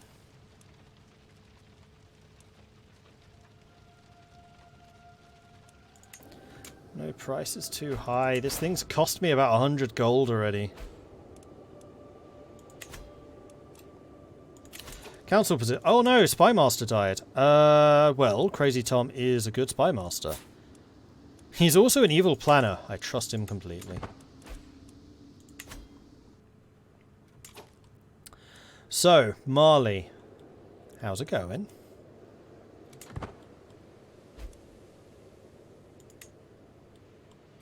Not well. Faran Maha, conquest of the county of Dakajalan. Well, that's not these. Jowal is in Silla's duchy, which would theoretically be mine.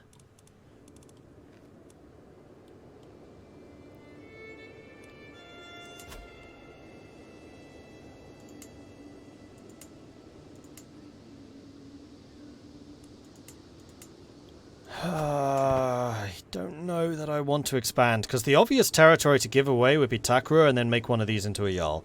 The problem with doing that is the AI is stupid, and what I'd really like to do is make the Barony of Warham into a city.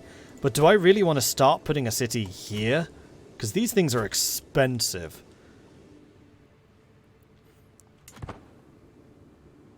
mean, the alternative would be expanding down here. Well, actually, taking these isn't necessarily a bad idea, because I don't have to hold them.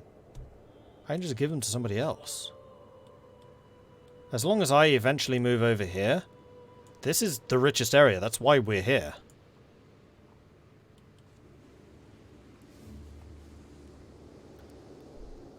I'm new. How long does this game take to complete? Long time. It is very, very open-ended, but there is technically an end date. So you go from 867 if you want to start at the absolute earliest, and you finish in 1453. So that's what, 600 years-ish of time to cover. And you can see right there how quickly the date's going at speed 4. Although you can go speed 5 and then whoosh. But that depends on how fast your computer is.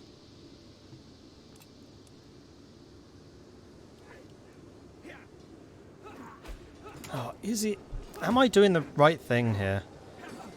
Taka is actually my most profitable region. That's the control.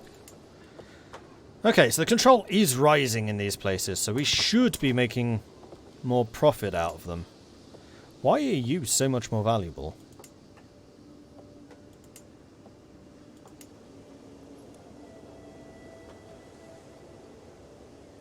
I'm only losing 11% income because of the taxes there.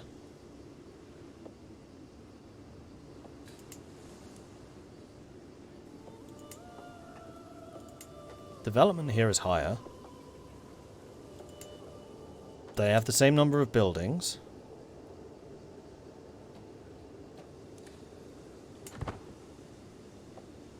Independent... no, that's the county control. That's just the increase.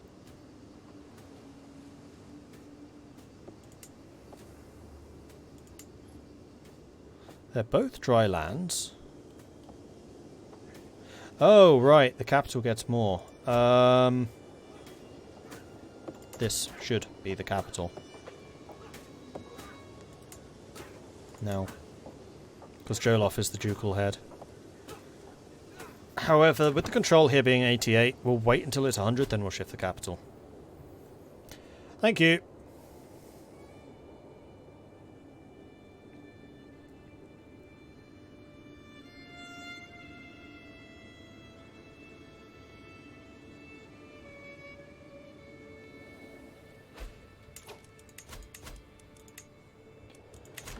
No prisoners to ransom. It's just a shame that war is so expensive. Aunt has been killed. Oh no.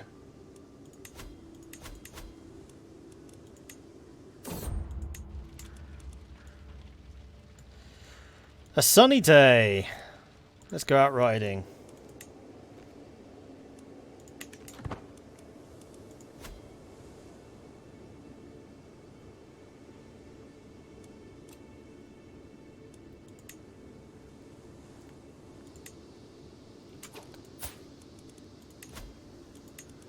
I have sorted out the succession, right? Yes. Good. And the succession is equal gender, right? Yes.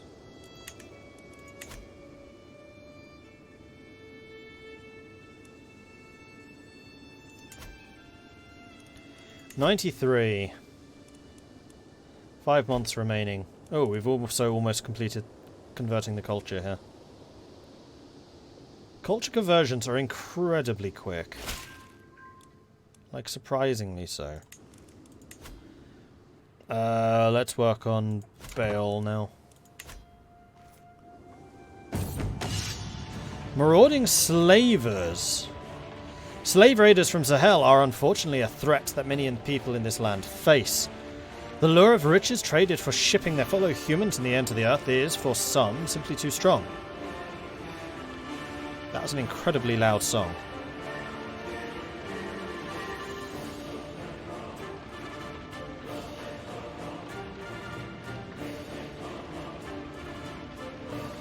Why is this so loud?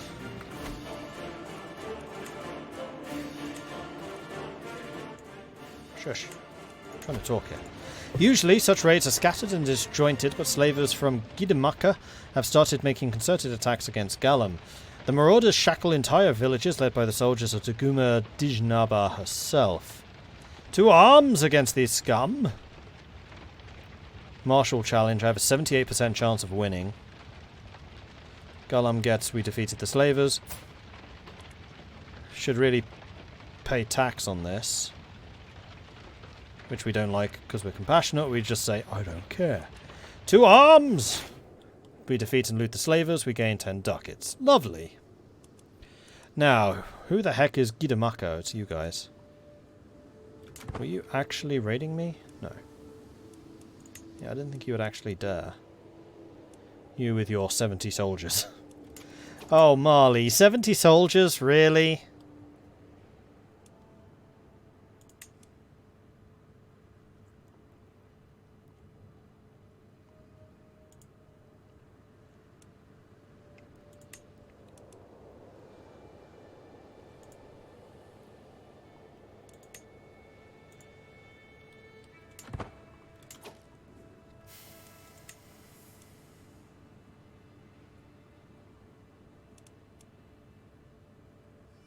Was creating a cadet branch difficult? No. You just need to go to the decisions and be like, hey, I want to create a cadet branch. Would be one of the options here. It gives you a bunch of prestige. Ended up in a war against Byzantium once and ended the war at minus 1,000 gold. Ouch. Which house did we start part of? Gotland. All the way up here.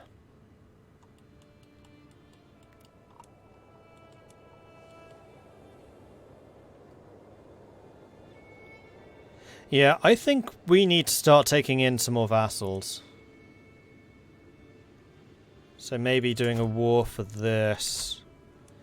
Well, we could de jure take a... Oh no, we can't because we haven't actually formed Silla. Who are you guys? Kabu. I'm also kind of looking to see who has money for us to actually loot. Bambuk does, but Bambuk also has the biggest army.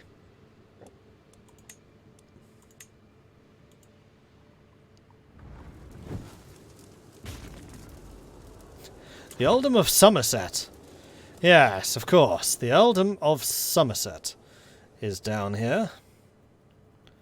Because of course he is. And he took Kabu?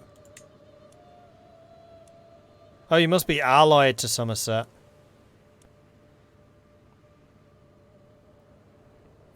Are we going to carve a land bridge to Saudi? I mean, yes, that was the intention. Which is why we really could do with getting some more vassals kind of set up in this area. Has Joloff finished getting the control? Close enough. So Jolof's now going to become the capital. And Tueng now makes the most money. Good.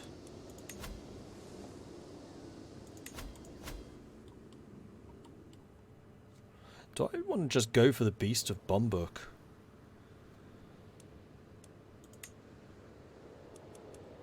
I could go for Karbu just to take the, actually, take the Kingdom of Karbu.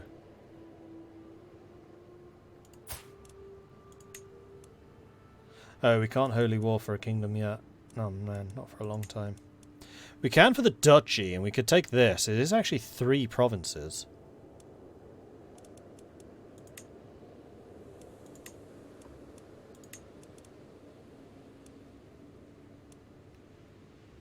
Do it.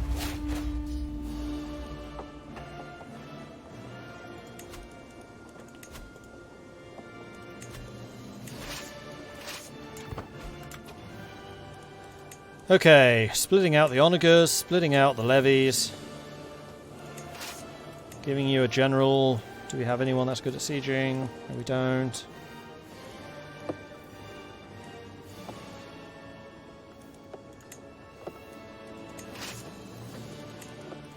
We're taking the field ourselves.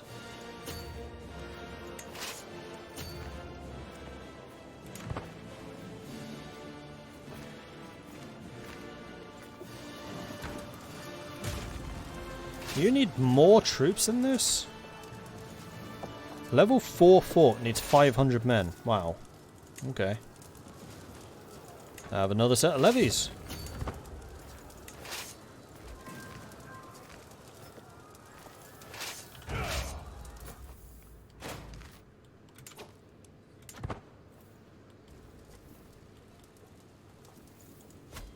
Task finished. Controlling county. Good.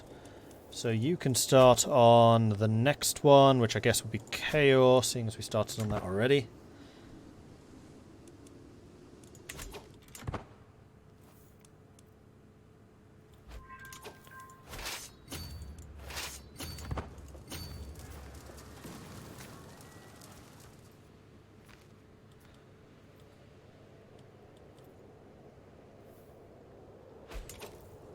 Guardian can be assigned for Helson. Helson, you are also intelligent, you're also rowdy. Military. Actually, you seem to be the best at stewarding or intrigue.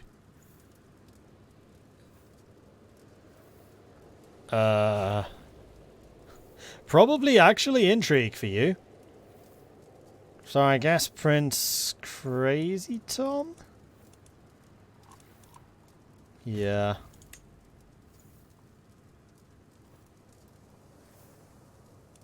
And we're going to give you an intrigue education.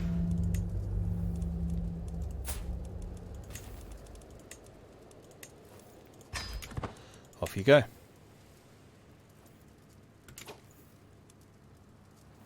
That's Karbu's army. I was wondering when they would show up. They're not really willing to fight though, are they? Okay, so we have a learning lifestyle. We were going to go faithful. As much as I'd really like to do some of those, we're faithful. Unlock. Because I need to start the Ursatru conversions actually going in this region. Because so far, they haven't.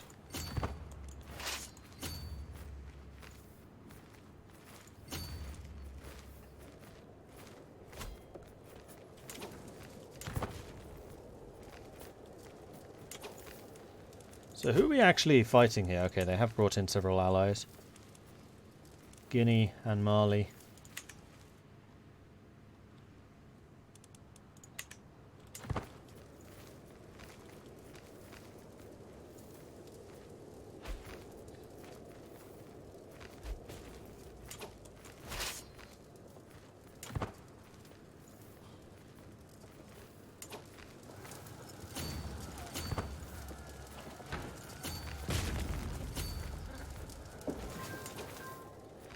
%. I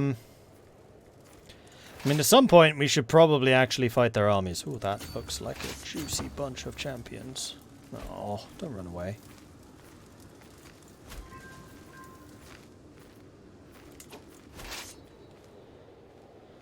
Alright, so I guess we'll go for their capital, because we kind of have to.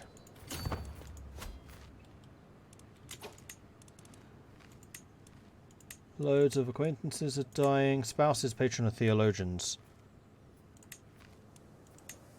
Cool. So when can we replace you? 32. 5 more years. No. No.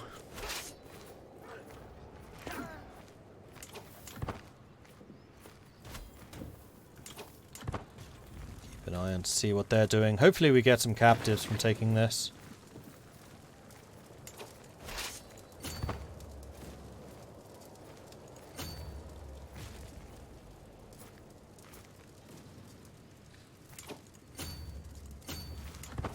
Gotcha.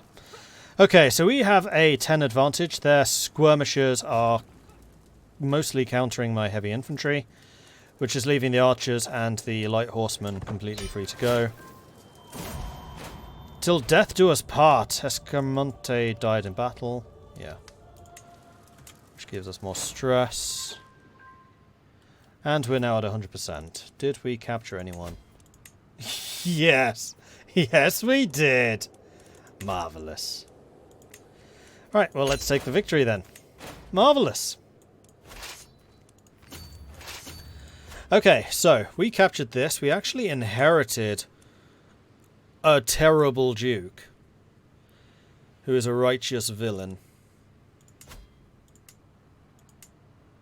who holds all 3 of these count. Oh no, he holds just those. That one. Okay, we'll need to do some removals.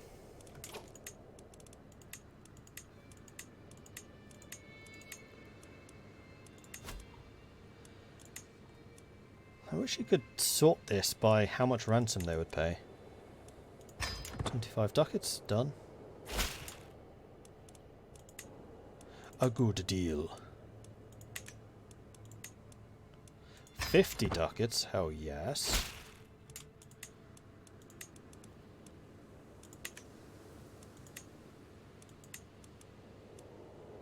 10.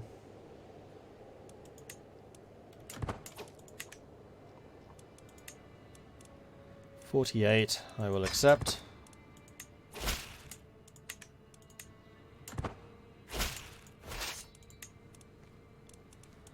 You know what? Oh. Oh! We're still fighting these guys. I'll go and siege it then. We'll keep our army nearby. Meanwhile, we'll keep on ransoming.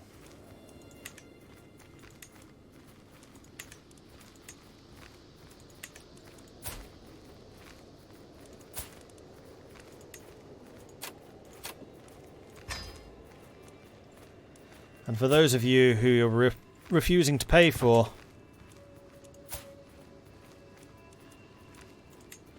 I will convert and recruit them. Because I really need to fill up the number of champions that we've got. Because we're still only at 9 of 12. We could have more. And we are going to need to deal with our new idiot duke. Because he is not a happy bunny.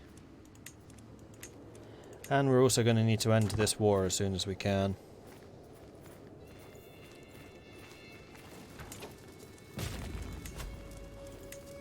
Meanwhile,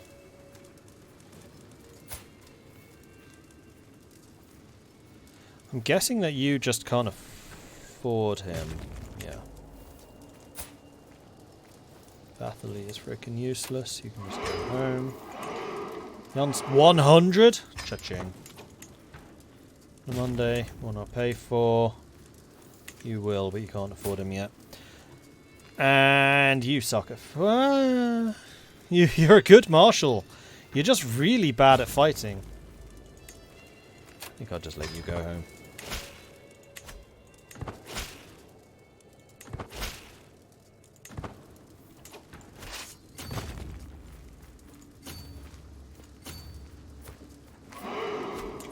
Gotcha! Let's see if we can capture some more people. Well, we got a victory.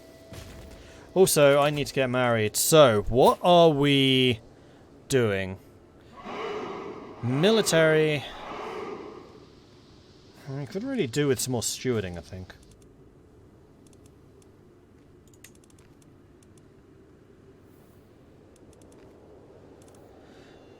Shadia Kawarafa is quite good.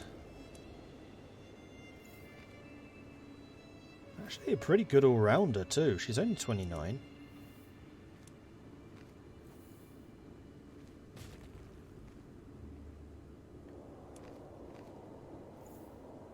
Yeah. I accept. Now, convert. Thank you. Welcome to the army.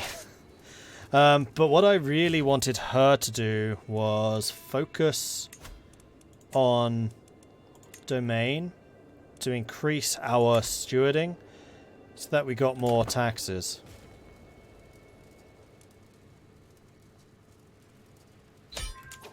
There goes Bundi, there's 100%. We got some more people in the prison, and we also gained 40 ducats from the peace deal. Now we can disband our armies to regain some money, and we have more than 400 ducats. Cha-ching, cha-ching, cha-ching! Right, I need to get rid of you. Or start getting you to actually convert to seeing things my way, because you are quite good.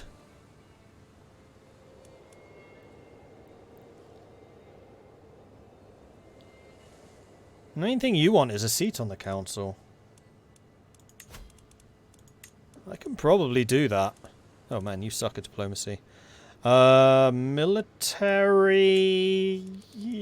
fine. Sure.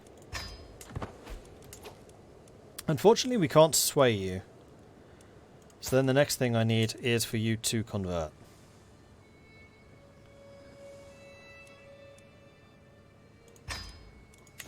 See what you want in return.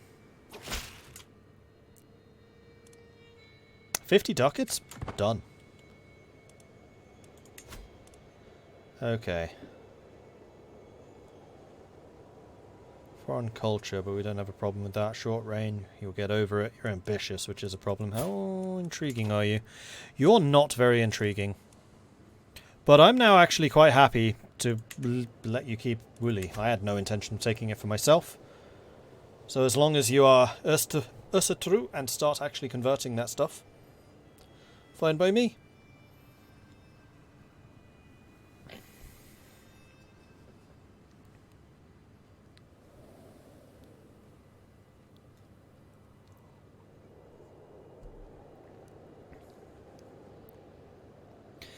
How are we into the same type of games all the time? Whenever I play something, I find you stream that game as well. You clearly have a good taste in games, what can I say?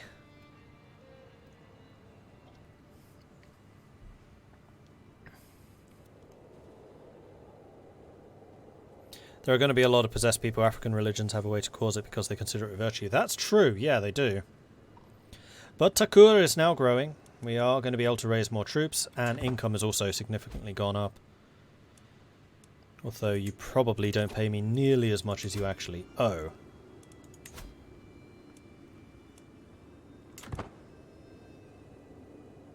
And you're also going to massively slow down the rate of conversion. Horse enthusiast. My Marshal Duke Kaba looks Charger up and down, nodding approvingly. It is a mighty fine stallion you have there, my king. If you would allow me to take him for a ride, I would be most grateful. Yeah, absolutely. Enjoy it. Because that gives you loads of opinion. And in fact, we should probably start working on internal affairs. So switch you to domestic.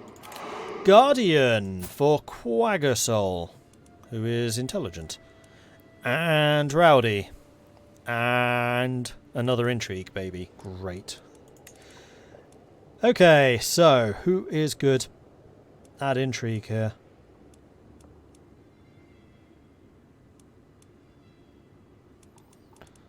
Crazy Tom is Crazy Tom already educating 2 people? No.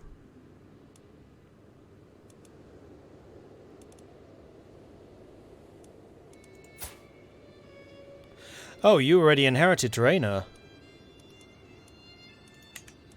Well, what I need to do then is here... No. Offer ward. Here it is. Quagasol.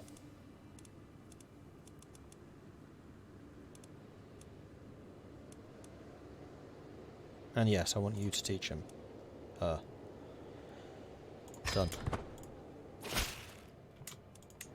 Excellent.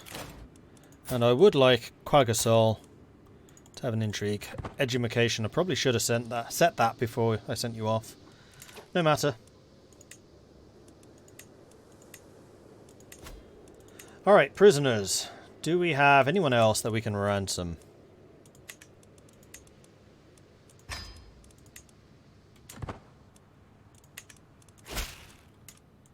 Yes. Short answer. And there we go. We have got more than 400 ducats now. So we are going to build a city. Oh, they cost 470. Damn it. I had the wrong price in mind. So expensive. But they will make me so much money. Is this just because you're out of money? Yeah.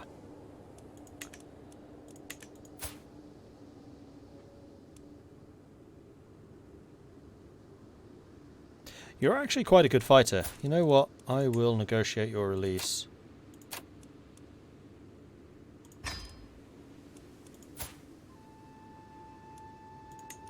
And yours.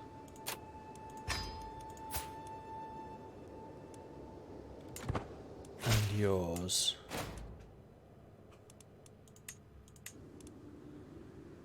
Oh no, you should just be ransomed. Yeah, okay, we're saving money for you. Cool. Then that just leaves you, which they're refusing to pay. You any good at fighting? Not really. And you're a zealot, which means you won't convert either. Then stay in jail.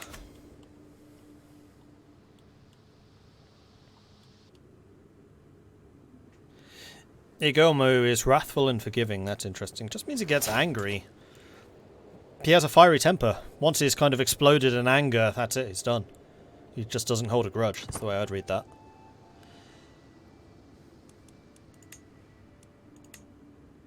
Now we are making 3.5 ducats a month, so we're getting wealthier. Slowly but surely making money. Jam, unfortunately, does have an army.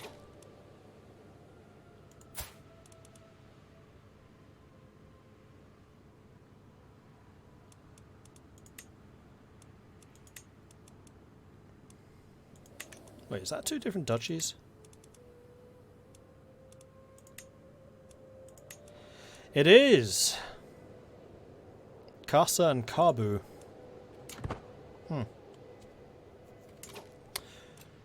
Betrothed can marry. Tene Bete and Captain Gropush cannot marry.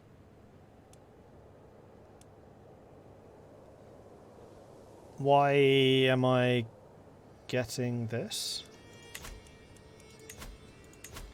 Oh, unless one of them is like my courtier or something. That's possible. We do now have 12 champions. Here we go. Our army has just gotten better.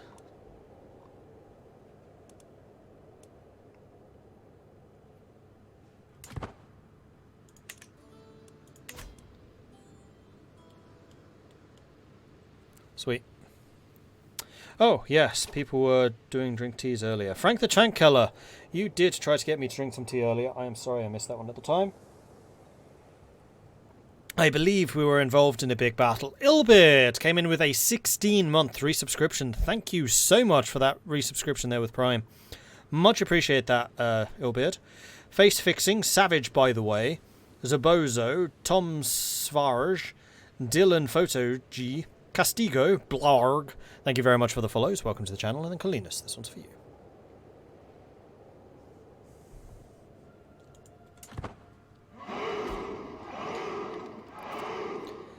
Crisis Altered, thank you very much for the follow. Welcome to the channel.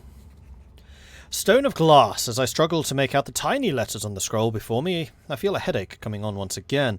Why do the scribes insist on writing such small symbols? Ingrid could get a hook. Or I pay money. I'm not paying money, not for this. And we do get an unavailable perk, so let's get the Zealous Proselytizer. Which is going to mean that you can now work faster. 3 more years and then I can replace you. The Trusty Stallion. No, I'm sorry, I'm not interested. This is just costing me money. And I don't get no bonus, no benefit.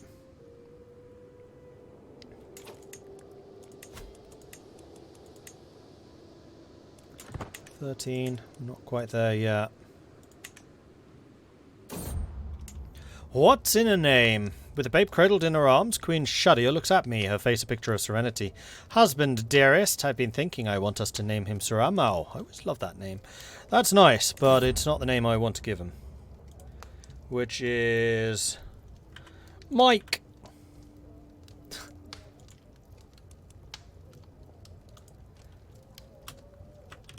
There we are, Mike. Much better.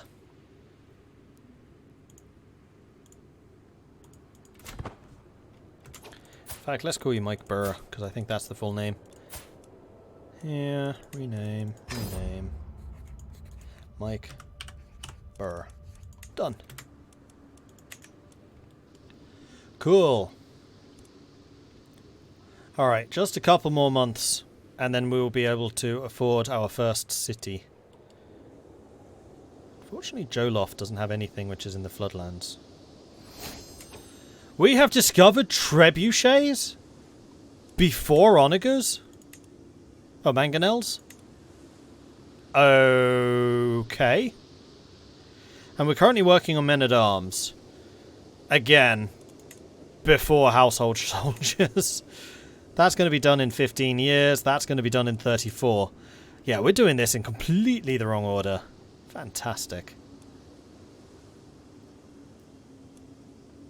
Yeah, you're currently fascinated with men-at-arms, and we're currently getting the bonus to Divine Right. Press several of your claims in a single war, unlocks the Palatinate feudal contract. Gives extra piety, short range duration goes down, and title creation cost also reduced. Interesting. And the average development of Norse counties is rising. Slowly, but it is rising. The Great Duelist. My marshal, King Duke Hubba, has arrived at court with a bandaged arm and a hunger for vengeance. He tells me that my son and heir, Prince Crazy Tom, has been running a rampage all over the Woolly. Your boy fancies himself a duelist. He turned up at my doorstep and challenged me in front of everyone.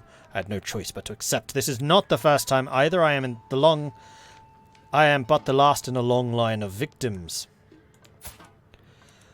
Crazy Tom is already a legendary blade master, so I don't think that I necessarily need him to practice more. So we can say no. Stop. This will mean that Crazy Tom likes us less, but our relations with him are already super high.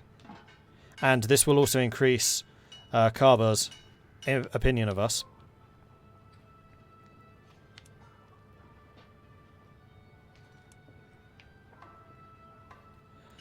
And we would have a 19% chance of defeating Crazy Tom. No. I'm just going to say, they're going to cease now. Stop.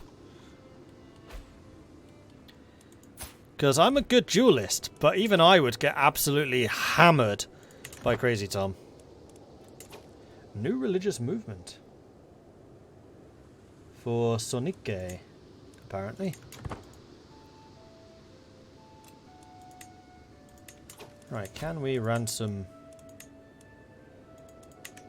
no.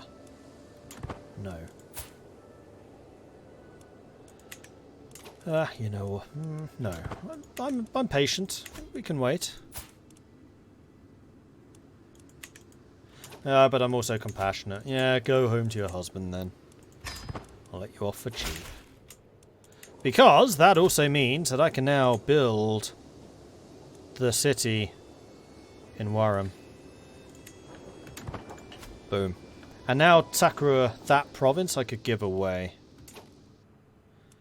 My stewarding is such that I could get another province for myself as well.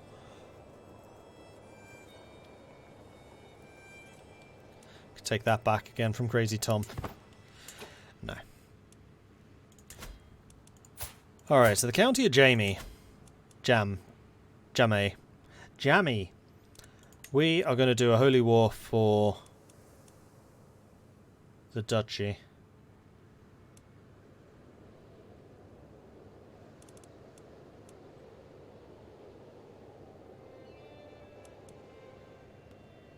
Or should I wait until we have a tiny bit more cash?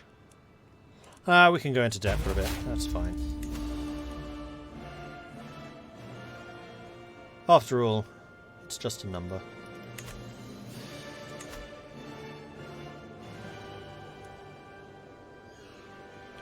I kind of wish there was a button which let you choose what to raise.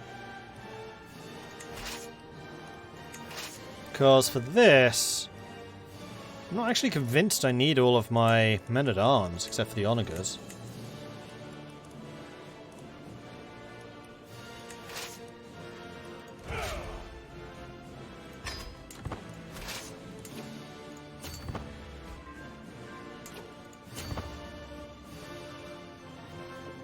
Yeah, see here. You take attrition here. And somebody in YouTube is saying you take attrition if it's a landlocked. It's not landlocked county. Fire a hostile county. Nope, it's not that either. Queen Shadia gained architectural expertise. Jolly good. You lot are moving up there. Now, who's going to siege faster? You or me? I'm done in 3 months. You're done in 4. So, me.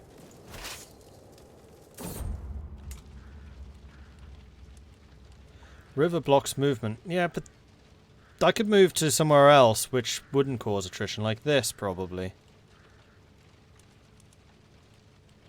You can go direct from a province. You can go across here.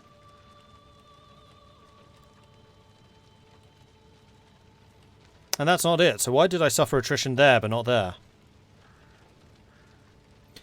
The 6 Stallion. I really want you to just bog off, because you're just costing me money at this point. Just bog off. Pulls through. Really?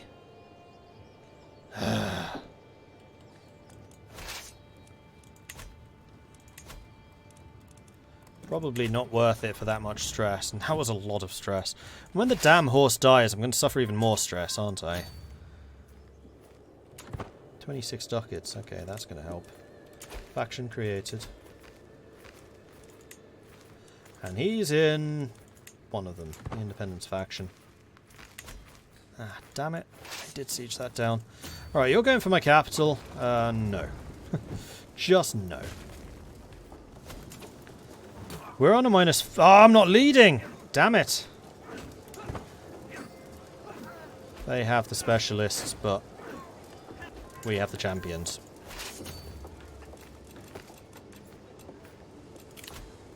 Victory is ours. Our champions killed 286. We did lose 1. And we need a new steward. Which I guess has to be the Duke. It's definitely the Duke. He's the best that we have. So reassign you over there. And then that means that we can have Caballo back in as the Marshal. Okay. Don't care about that being captured. I want to go capture more of their stuff. Because that means chance of prisoners.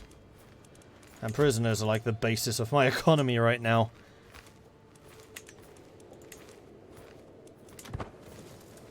Oh, you would actually pay for the zealot now. Done. 5 ducats? A good deal.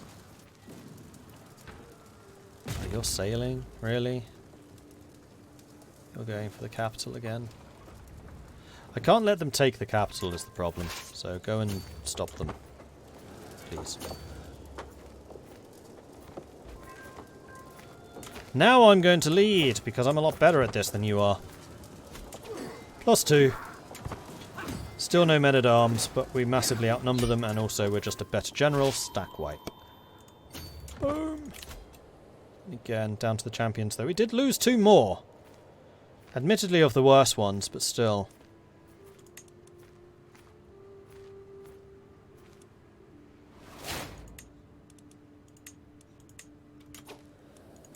Control task was completed. Start another one then in Podor. Slowly but surely extracting the maximum potential out of this area. And this is going to be the last siege for this. Attrition is caused by going through counties without seizing the castle of that county. I mean, the county is the lower level. That's just not true. It's absolutely not true. Like, my rampage through England proved that. I was going past castle after castle after castle, taking down the temples and not getting attrition.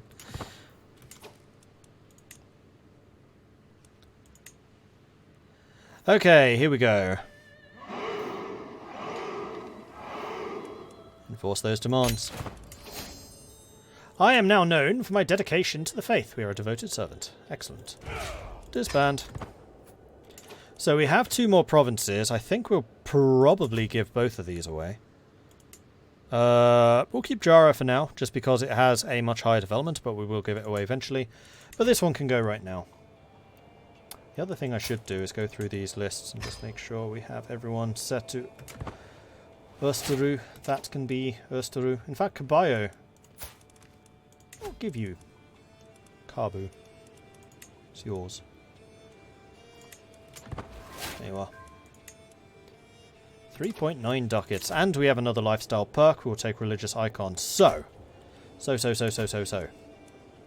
Right now, 21 years. We're getting a increase of 0.19 a year at the moment. Or a month. 0.19.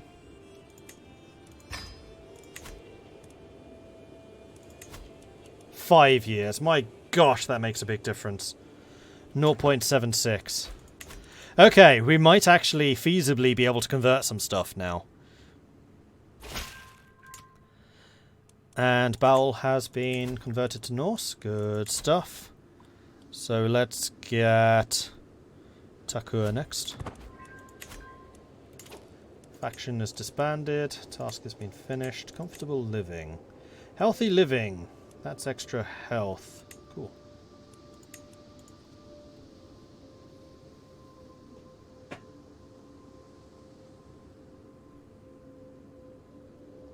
Yes, I can show you the faith. It's what Paradox showed in their war video. If you take the barony castle, you're fine. If you go for another barony and don't seize, you get attrition. They made a point castles need to be taken to avoid attrition.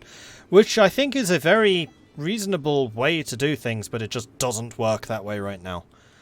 Like, I was quite frequently going from, like, Hertford to Bedford. Actually, I wasn't ever that far north. I was going from, like, Wiltshire to Berkshire and just running across, just not taking any attrition, or Kent into Sussex and vice versa. Because what I would do is I'd take Canterbury, because, my gosh, this place was worth a lot of money, and just ignoring Dover. Never took any attrition doing that. No more than the usual county attrition, anyway. And by the county attrition, I mean the 1% you take for being in hostile territory. Right, what was I doing? Showing the faith. So we are Österu. The only real changes we made are Unrelenting Faith, which gives Prowess +4 and Faith Hostility Advantage +2. Legalism, which means that it is easier to rule if you're virtuous and harder to rule if you are a sinner, and also makes just a virtue and arbitrary a sin. And then Ritual Celebrations, which means that feasts earn you piety, more vassals will attend feasts, which means that feasts are more effective at increasing the overall opinion, and also you just get a general opinion bonus. We also made our society equal, so men and women can both serve in the army. That's what it functionally means. And we also brought in a theocratic pope, which I regret because they've been useless. Can't call civil wars. Oh, not civil wars. Can't call crusades or great wars. So they've actually been harming more than helping. And then pluralist. And I really wish I changed this to at least the next step up, which I forget the name of. Righteous. I really, really, really wish I'd made that righteous, but I didn't. What happened with Frisian after its issues when I left them? They have overcome their difficulty. Yeah, they have. They've overcome their difficulties. They did have an Orthodox heretic on the throne for some time, but he died, and his son, who is a righteous and good Österu, took over and has been slowly converting everything back again. Including, I just noticed, Holland. But yeah, Frisia taking over France, apparently. Poor old West Francia, they never did recover. Not really. They tried. They almost made it for a while. Oh man, Gardariki's losing ground again. Lover's Pox, wounded. You are August, aggressive attacker. Or Diggy, you're not one of my faction. That's why. You're the wrong dynasty, Gardariki. Britannia's also becoming Ustaru? Oh boy, it is! Oh, Catholics exploded here. It's coming back. Empire of Britannia is Ustaru. Emperor Edmer Elfrithson. Okay.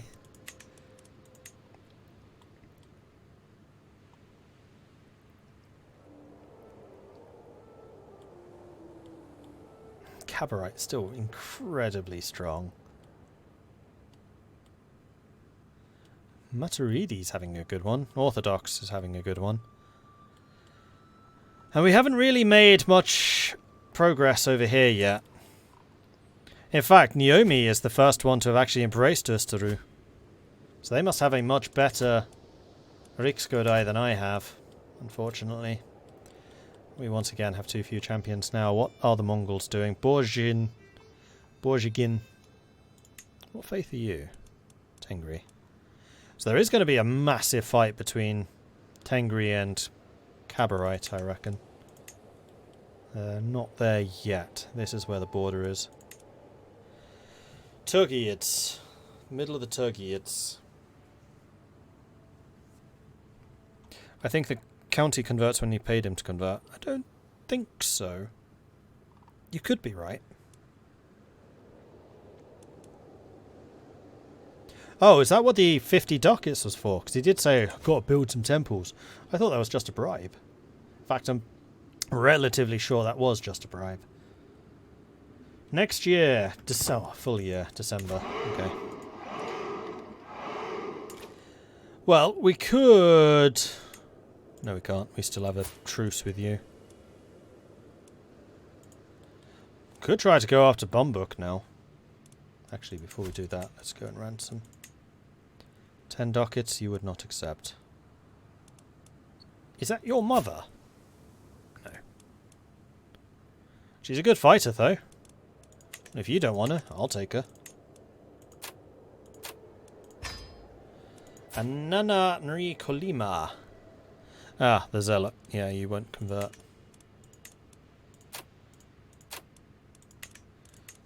Oh, but you... Oh, no, you won't pay me. Curses. Okay.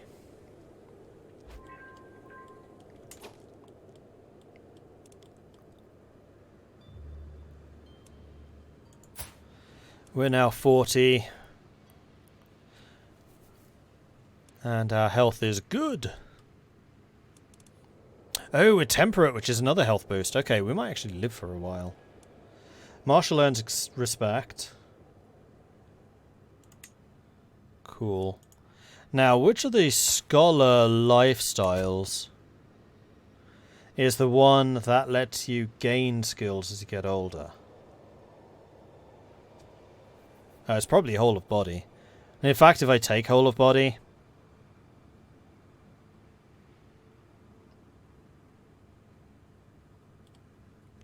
then I'll live even longer.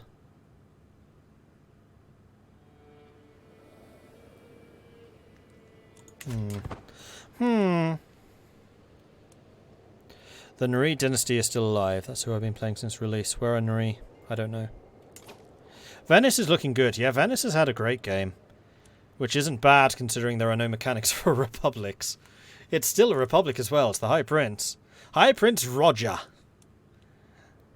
Whole of body and a scholar. Ooh, very high learning.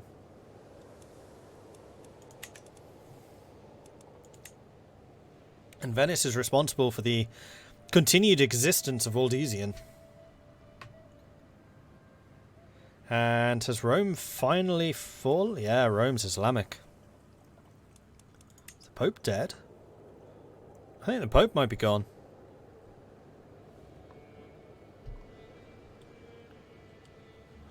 Interesting.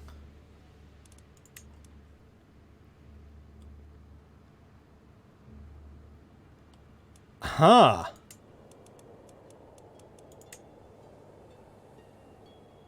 No head of faith. Papacy is not created.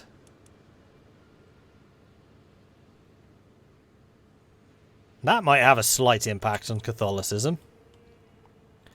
Did Oosteroo kick Insular out of British Isles? I mean, they're certainly trying. Insular is hard to kick out, though. They are super resistant to conversion. So I'm somewhat surprised that they've been as successful up there as they have been. Truth can marry. I mean, I'd love them to, but that's not really my fault. Tagant still got a couple.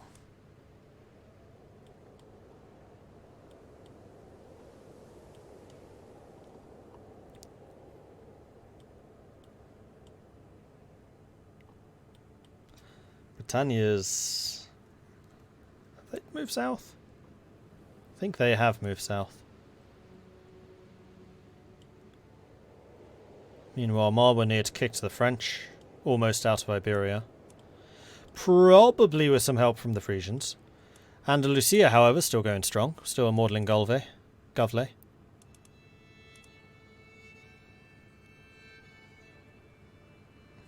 You can have up to 6,000 soldiers making 13 ducats a month. I mean, that pales insignificant compared to how much I was earning, but still not bad. Sunny day. Too fine not to be appreciated.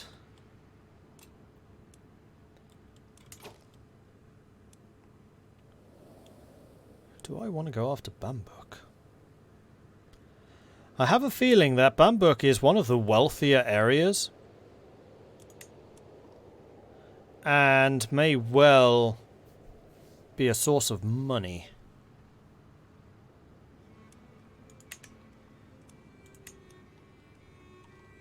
And you're far too much of a reminder of England being around. You're reminding me too much of home. I don't want to be reminded of home. We ran away here for a reason. Are there gold mines in West Africa? I don't think so. Because I'm fairly sure that we would have got some. I don't know how they would be represented. Maybe special buildings?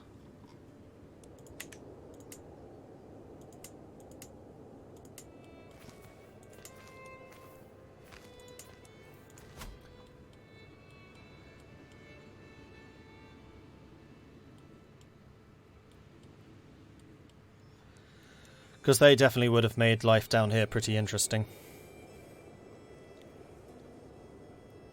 Did the Frisians take Aquitaine? Yes, I think so.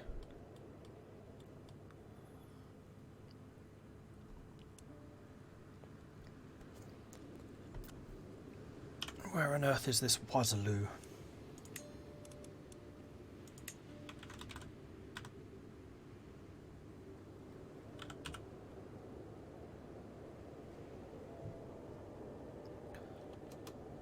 Wasulu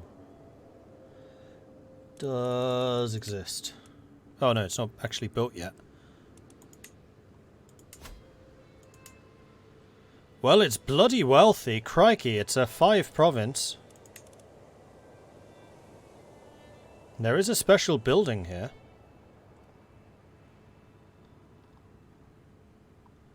And this is a very wealthy area. Hills, floodplains, floodplains, floodplains, floodplains.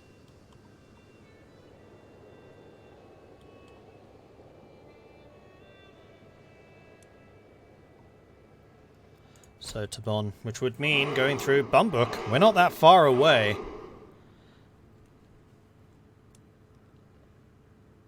Where's Tabon's capital? Oh. You're a county?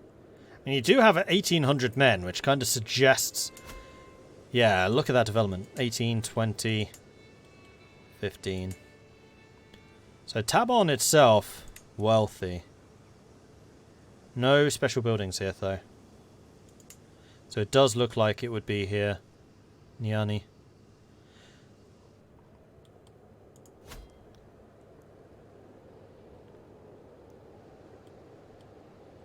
That's the starting capital of the dynasty of Mansa Musa that goes on to start the Empire of Mali. Interesting.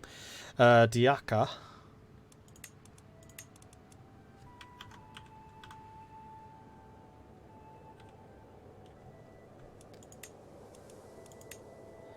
Which is here, which is Bur. Which is another really big province. And that is Mali right now. No special buildings here though. At all. That's a duchy building. And then the other one was Count Afa.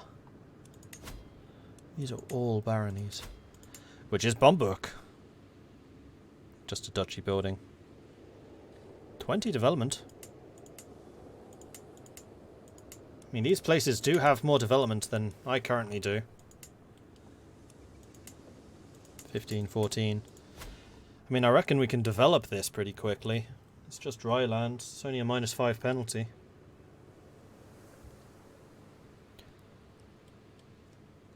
Mansa Musa was the richest man ever. Yeah, I know. I think it's time to go after Bamberg. That's what my thinking is right now. They have 2,300 soldiers. We have 3,800. There is a faction arrayed against us. But they can't really do much yet.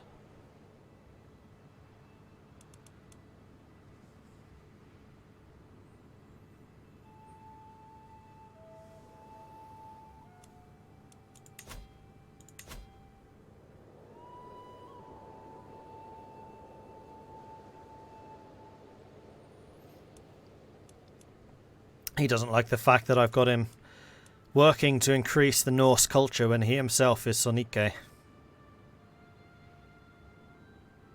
They're currently fascinated with men-at-arms. It's the same as us, and they've already got trebuchets. Oh, speaking of trebuchets... How much? 104 with a unused maintenance of 110 versus Onagur's 0.8. They're not that much more expensive, like at all. Cost more to raise would be the problem. Interesting. Might need to raise both of them. Right, I'm going to take a quick 2-minute break. So if you need to take a break, I would recommend doing so now. I'll run a quick advert while I'm not here. But 2 minutes, everyone. 2 minutes. And then we shall continue. As soon as I find the button. There it is.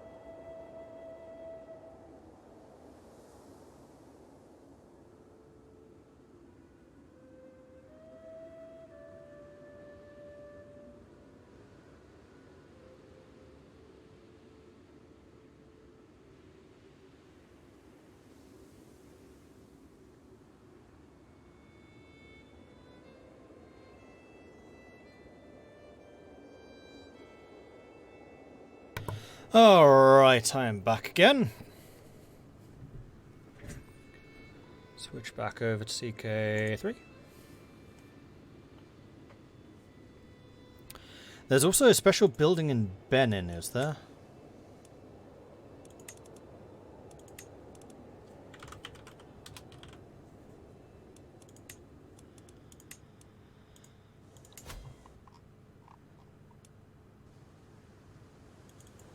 There is, but I have no idea what it does. And I have a feeling that half the time these special buildings are just for the holy sites.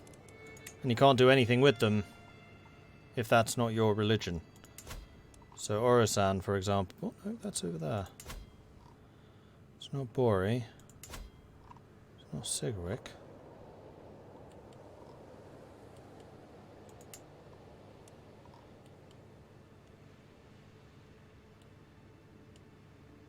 In that case, I don't know. Although I have a feeling they may have Bidaic. Nope. Rugan. Nope. In that case, I have no idea what that was from. Unfortunately, it doesn't actually show you what those special sites are. Right. We are, I think we are going to go after Bambuk. We are a knight short at the moment.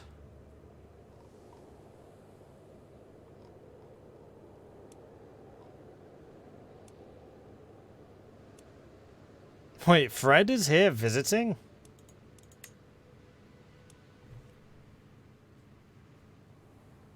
And wouldn't cost anything? So I guess my sister found that she couldn't do anything else out in the world. I was like, hey, bro, you got a job for me? And then I'll be like, yeah, totes, go get your armor.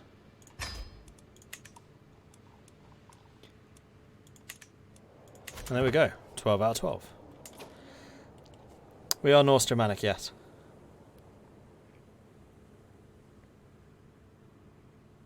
Benin City 1 is the walls of Benin, it's a feudal building. Okay. Alright, Bambuk. It's time to kick the Brits out.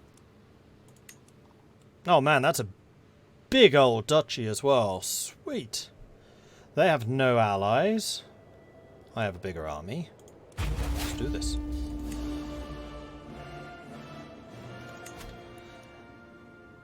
We're going to raise all of the troops this time though. And I am... Oh, Kaboyo is actually a better warrior than I am.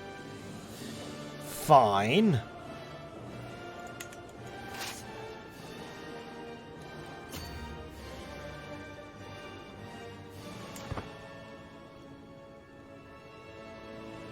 Oh, okay. They've got a bigger army than I realised. So, yeah, we're going to need a safety helmet for this one. Just in case they miraculously get mercenaries or something, which will cause me some problems. And we can't be having that now, can we? No, Mordred, we can't. I mean, that would just be taking the mick, wouldn't it? Alright, where are you going to go from there? You're just going to chill in the hill. What's your general? You're a level 10 general. Okay. Let's go smash them. They're in the hills, I'll give them a slight advantage. But we have a 31 command to a 15 command. We have the mighty Huskarls, who are completely countered by the footmen. I really should get rid of the Huskarls, they're rubbish.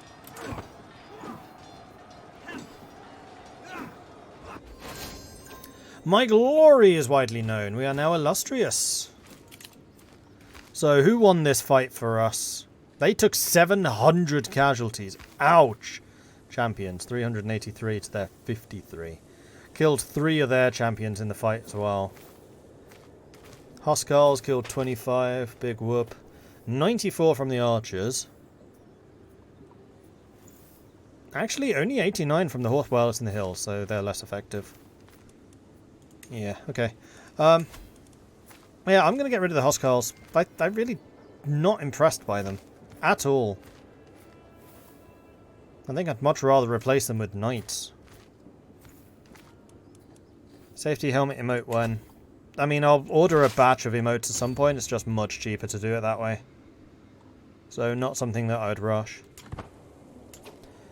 In that case, we're going to march here. And we're going to split off our army. We're going to get the onagers. We're going to get the levies. Maybe 1,000. Yeah. Then we'll send you there with a commander. Now, do we have anyone who can shoot catapults? Still not. Alright, I'll do it. Actually, no, I won't. That's dangerous. We'll send Jukaba to do it. Yes. End of a life. My trusted stallion charger is getting old. His stride is not as swift as it once was, and the fire in his eyes is fading. If I want to keep his lineage alive, I could find a good match for him. Nah. Send him off to the glue factory. Not spending more money on this stupid horse.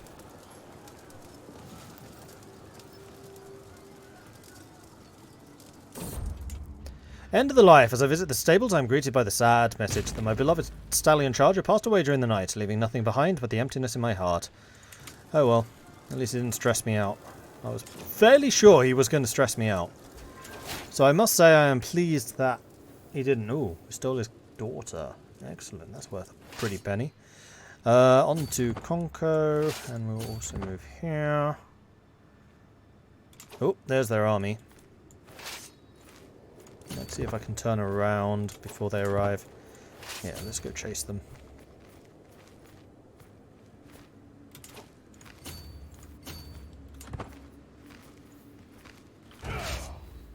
Where are they going? Well, if you're going to be silly,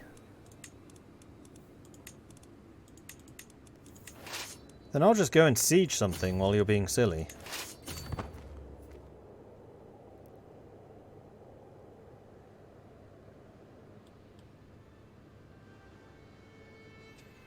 Okay, so you're going to try and siege stuff up there in the north. Your special forces have taken an absolute hammering. Mine absolutely haven't. So we're going to head over there and stop you from sieging this. Be gone! And this time, we're catching you in the open. And now, my light horsemen are very effective.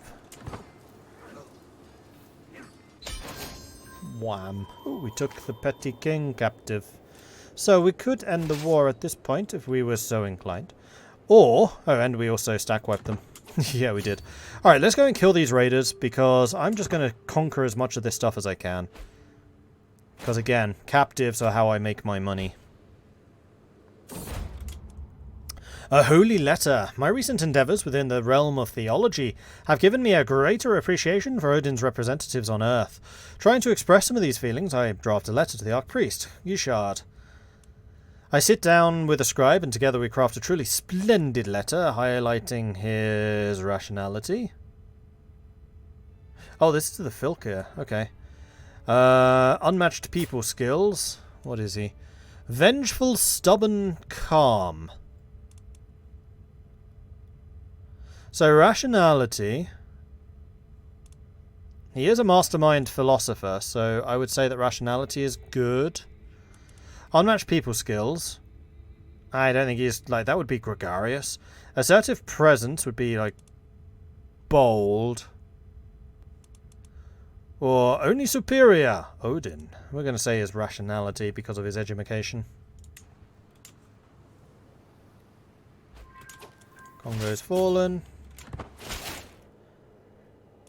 Your letter is much appreciated. Your insight into the realm of Odin as well as the nature of man is astonishing. Praise the All-Father. Oh, I am no longer leading. And this army is going to drop off the men-at-arms because I don't need them no more. And now we only have 600 soldiers. Is that still enough to siege? Yes, just.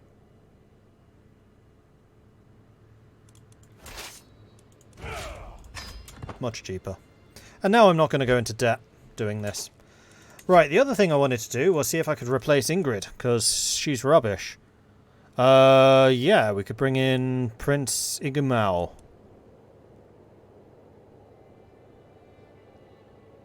Who's actually pretty chill towards us. Done. Far from home, a stranger is brought before me. He has been waiting outside the gates for like a week, my liege, my guard informs me. The man bows deeply. My name is Jaburu. Your Highness, I have travelled far and wide and seen many things, but my family and I are weary of the road. If you allow us to stay, I will happily share my knowledge of the world and be your loyal servant. So, Jaruru is not great. Oh, he will convert. Embrace Odin, and this will be your home.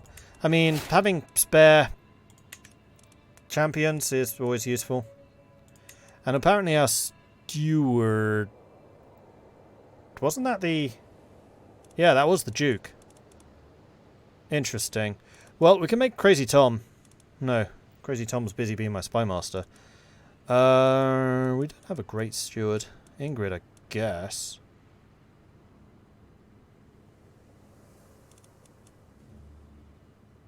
Yeah, I'd rather she was taking that role than something more important.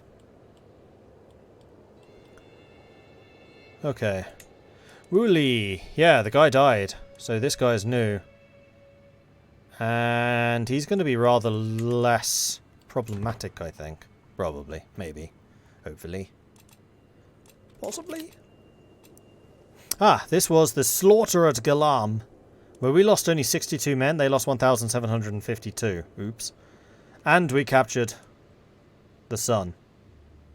Our champions killed 300. Horsemen got 100, lost 9. The Huskarls, 27, lost 3. Why are they... Oh, I hate the fact that they're so bad. Right, I'm going to just get rid of the Huskarls now. I'm done paying for you. Gone. Might raise like a second unit or horseman or something.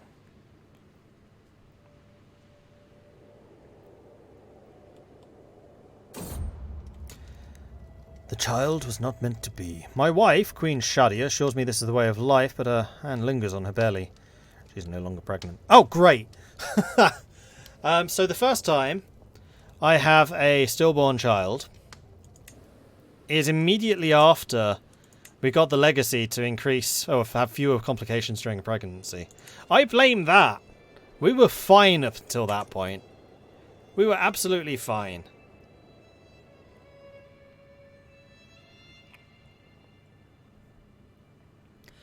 Maybe you can leech some money from the Filkir. We almost certainly can. Actually, no we can't. Because I don't have 250 piety. Despite being a wannabe theologian. We're not that pious. Not yet. Always afraid to recruit peeps with the plague. Do they spread it to your court? Probably yes. I would imagine so. Right, you guys have the onagers, so you can go to Timbi Tuni and see to that. You've done your bit, so I'm going to say you can just head home. Unless, of course, the garrison here is big. It's a 300. It's fine. Oh, and he is surrendered. Okay. To the cloistered King Anon, may your wisdom ever elude you. You are a much greater foe than I imagined. And you were, frankly, kind of disappointing.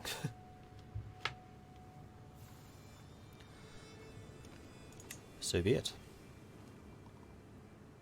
And Takur has grown.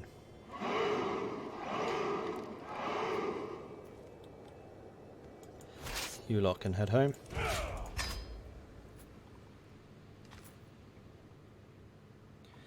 Vipeki, Darth Megzi, Loth, Just Sandu, Sergeant Bilko, Viking Dan. Hey, Viking Dan, how are you doing? L Stew, thank you very much for the follows. Welcome to the channel. Alright, so we are probably going to need to give some land away. Which was the one that I really wanted? It was Bambuk, wasn't it? Yeah, 20 development, and it does have a new duchy centre. Yeah, these areas are just really high development compared to some of the others, but they are in the forest. Oh, forest doesn't have any development penalties. I was expecting that it would. So forest is actually better than dry land. Well, that's interesting. Huh, okay.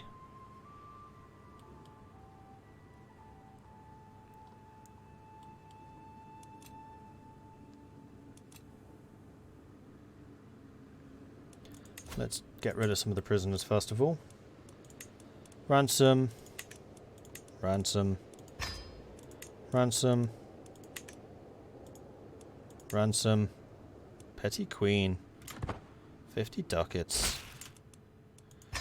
Oh man, you are going to have to pay me so much money, it's going to be magnificent. Adja. Fatim.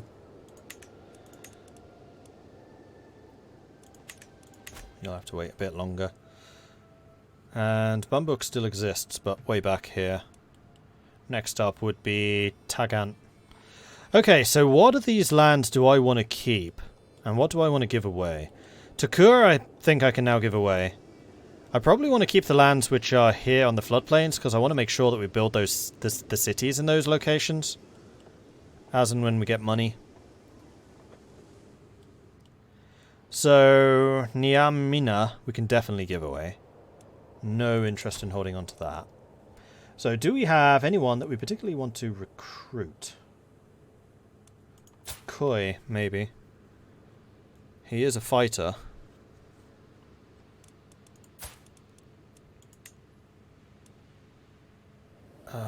Is this worth 10? Yes, it is. Because we recruit you, we demand your conversion, and then we give you to Koi. Sorry, Jara.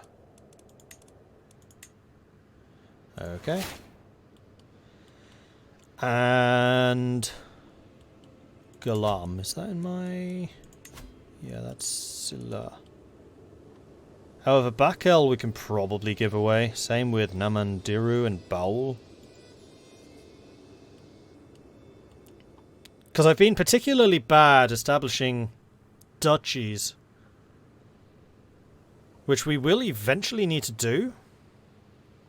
But right now I'm kind of happy just having a bit more of an ad hoc setup than I ordinarily would. Because I think I want to keep a hold of these ones, just because their development's so good. And we may eventually want to try and take Bundu.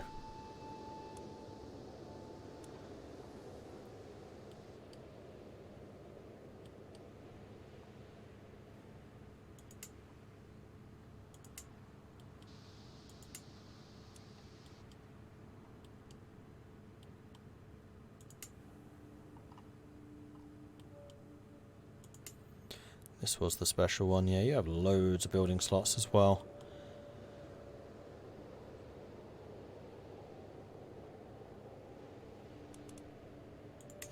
Oh wow, the Duchy of Manding is huge. 1, 2, 3, 4, 5, 6 counties.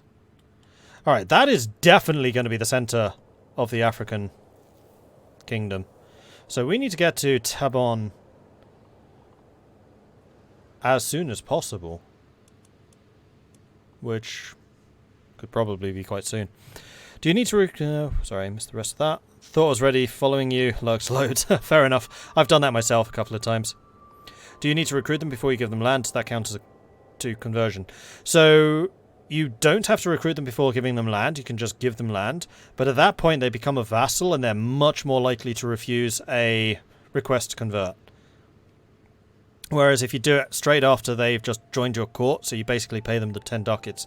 Like if it was someone that was going to be charging like 100 plus, I'd be like, no, I'll just make you a count and then deal with the conversion later on down the road. But they're pretty much guaranteed to accept if you've just recruited them. So if it's someone who's worth 10 ducats, that'll just save you a massive headache later. And everyone in my court right now is our religion, which is awesome. Not sure that's true for all of my minions, though. In fact, I'm relatively sure it's not. Yeah, like you. You're Sigwick. You might accept. Probably not, though. Crazy Tom is. You are. You are.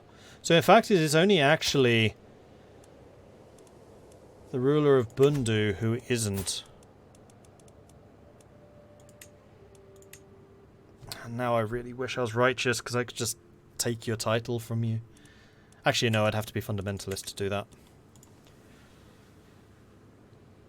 How do I get so much renown? That's all part of my playstyle. We have family members scattered all over the freaking world. Basically, the way it works in Crusader Kings III is you gain renown for every member of your dynasty who is an independent ruler. So having everyone in just one massive empire gets you nothing.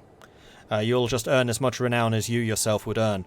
Whereas if you have dynasty members in like 5 independent kingdoms, you'll get a whole bucket load of renown from that. And we just have loads and loads of independent rulers. We have currently got 5 kings, 2 dukes, 4 counts, and then also a bunch from marriage, 1 king, 2 dukes, and 3 counts through marriage.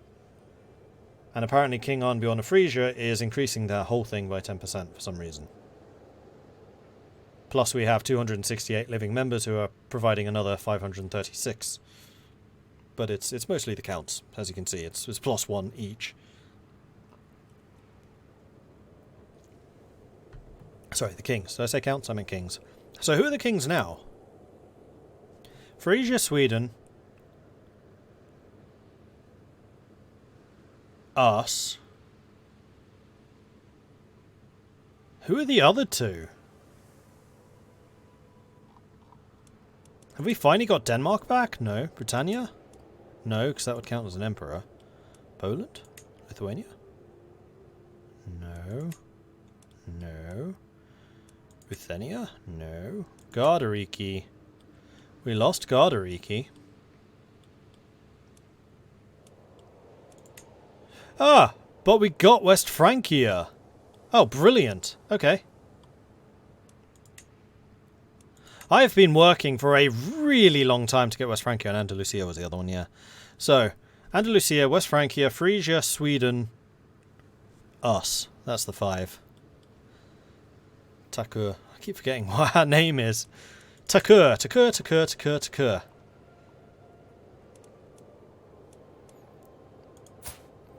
We're now 42.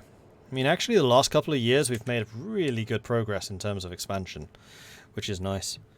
Frisia is invading Britannia. Frisia is invading Britannia, and they've just taken a massive bite out of Ulba as well. They have 12,000 soldiers. Arnbjorn is pretty good. The one-legged, famous reveller, architect. Diligent, arrogant, and generous. Yeah, Arnbjorn's pretty good. Mordling Prum.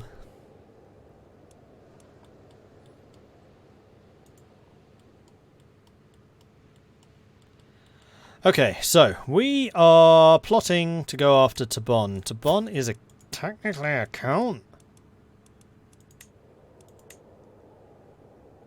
It would have to be a holy war for the duchy. I mean, the problem is we keep on spending all of our piety. And I still need to give lands away. So I think we basically decided Takur can go. That's for sure. So Takur needs to go to somebody good. Queen Jadi is quite good. Ingrid's quite good. Besse is quite good.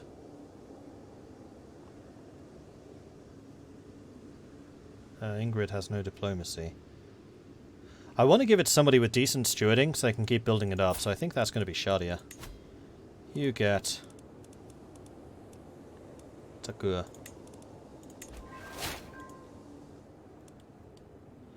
And then I'm going to go quickly through my court, just to make sure you're all converted. You are. Cool. Right, I need to give away one more. Which is probably Bowel. Which is annoying, because it's in the Duchy of Jolof.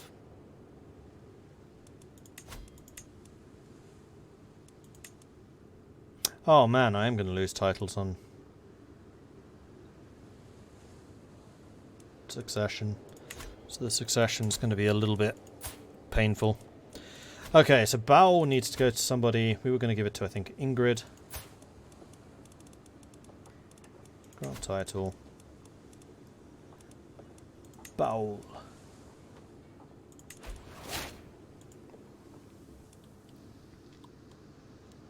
Awesome. So you set up a kingdom, hand it over, move on with your heir to start a new kingdom. Yep, exactly. Or in the way that it was with Frisia, Gardariki, and Andalusia, three-way split. Because I was Frisia for a long time. There's a reason that Frisia is this powerful. Because they were kind of set up to be the European hegemon. And they've been fulfilling that role. They gave me a bit of a heart attack when they started to convert to Orthodox. Which was certainly problematic. But then that treasonous, traitorous dog died. And his son took over, who was a good, righteous Orsaturu man. Who started converting everything back again. But yeah, I was the king of Frisia. I had 2 children who inherited. One got Gardariki, one got Frisia. Then my actual heir took over Andalusia. And then from there I moved down to Takur.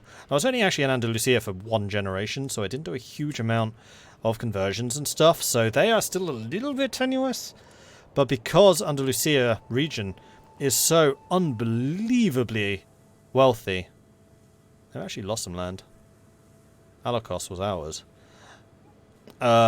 They should be able to hold out just through sheer wealth. And also I spent a small fortune upgrading their buildings. And because the Andalusian culture is really technologically advanced, I was able to build a lot more than I usually would be able to. But we should slowly but surely be converting that to Norse, and we are.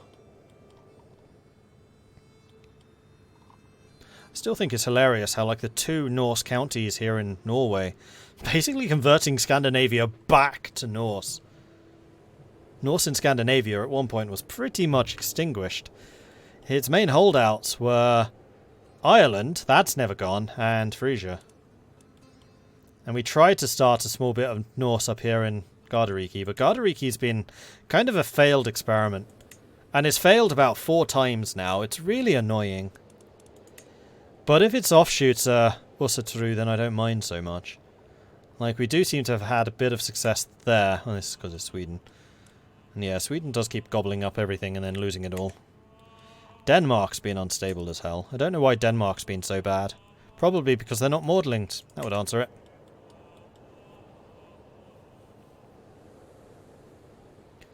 Is Ireland still in Iceland? No, Iceland's independent.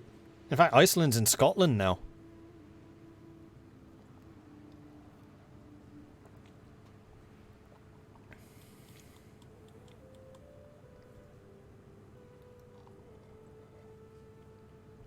Alright, I think we need to go after Tabon.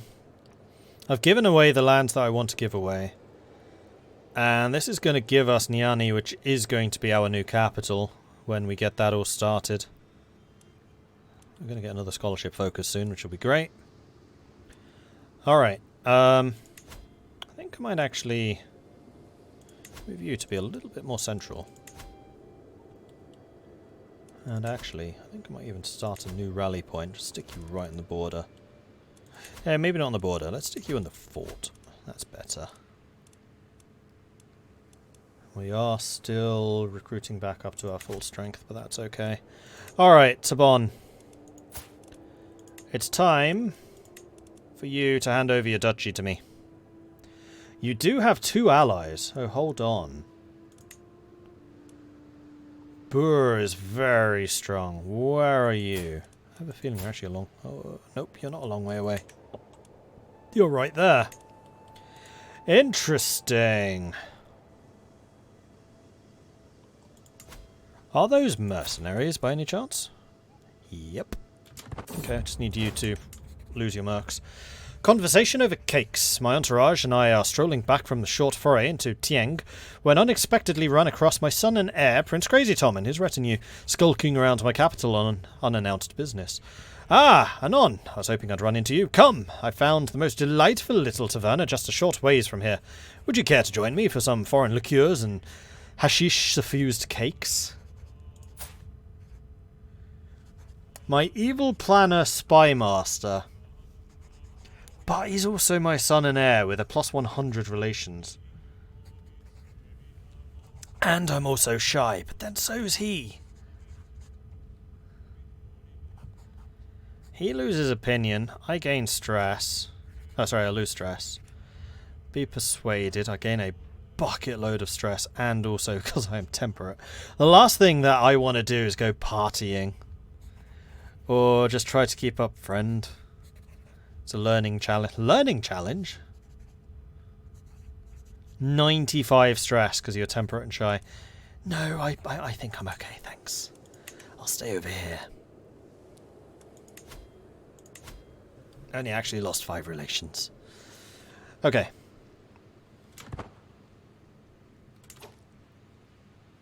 Countess Ingrid's no longer the court physician. Oh, right. She became a countess. What we can do is make the Ríkgodai into the court physician. We should be pretty good at that.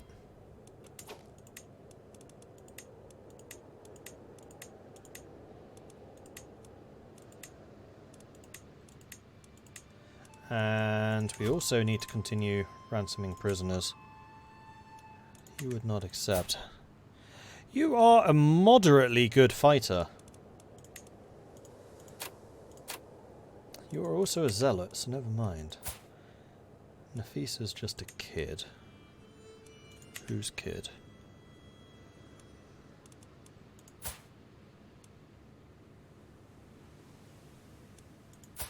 Yuma. Yuma! Daughter of Yuma! Fatim.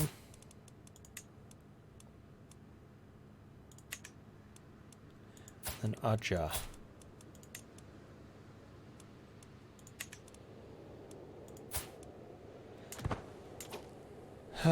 You're currently super low on money. So I think these ones I'm just going to allow out for a conversion. Off you go. And you, I'll keep around. Actually, how good a fighter are you? Rubbish! You're also a Grey Eminence with only 7 diplomacy. Oh, because you're under a house arrest. Right. You are incredibly prestigious. From a fabled house? Who on earth is this? Tikanarian. Never heard of them. They're almost as well as I am. Yeah, we're only slightly more renowned than these guys are. Well, that's interesting. 19 houses established.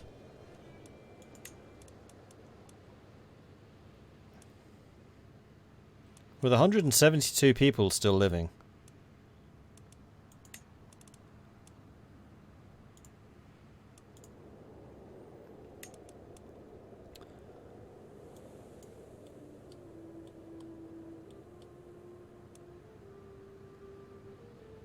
Kingdom of the Maghreb.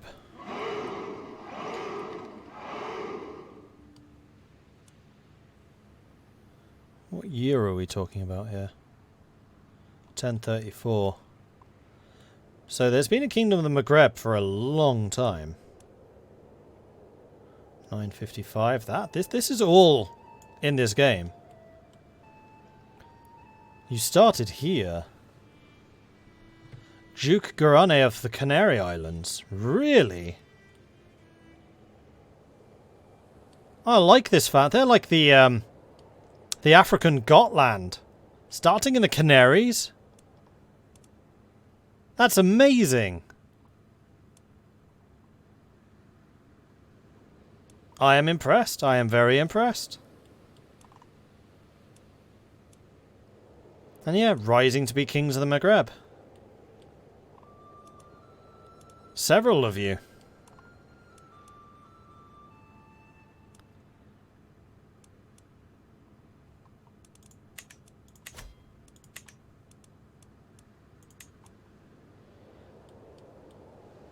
Which would be this.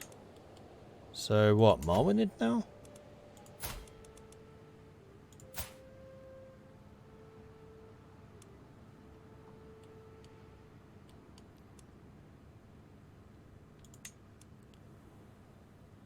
No, they have no kingdom because this is a kingdom. Yeah, Marwynid is the kingdom. Tahert Galicia.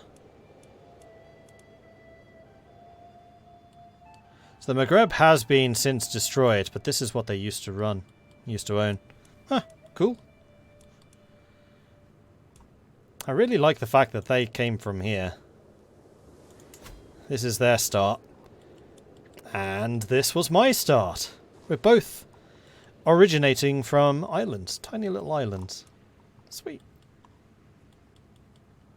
I won't kill you. In fact, because you come from such an awesome house, and I am fairly compassionate, you can go.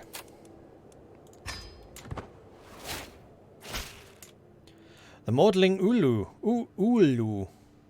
Guessing you're up in Finland.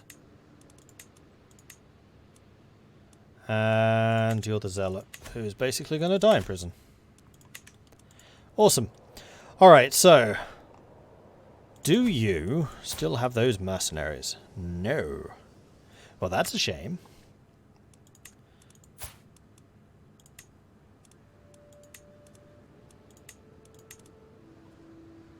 $3,500 soldiers total. They do have 2 allies, but both of them have rather less soldiers now. So if we fight this, this is going to be a bit of a closer fight. I'm going to say that we have sufficient money. We're not paying for the Huskarls anymore.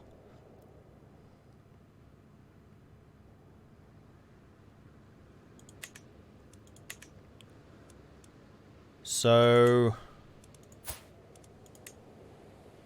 Leroy Jenkins.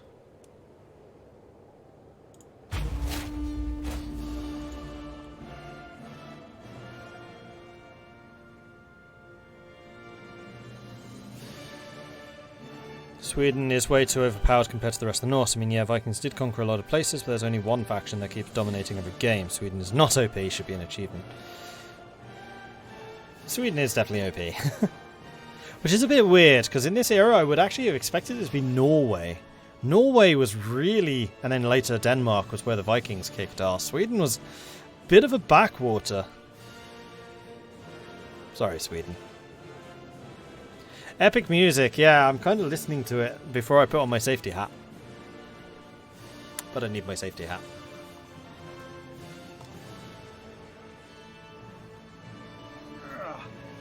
Safety hat time.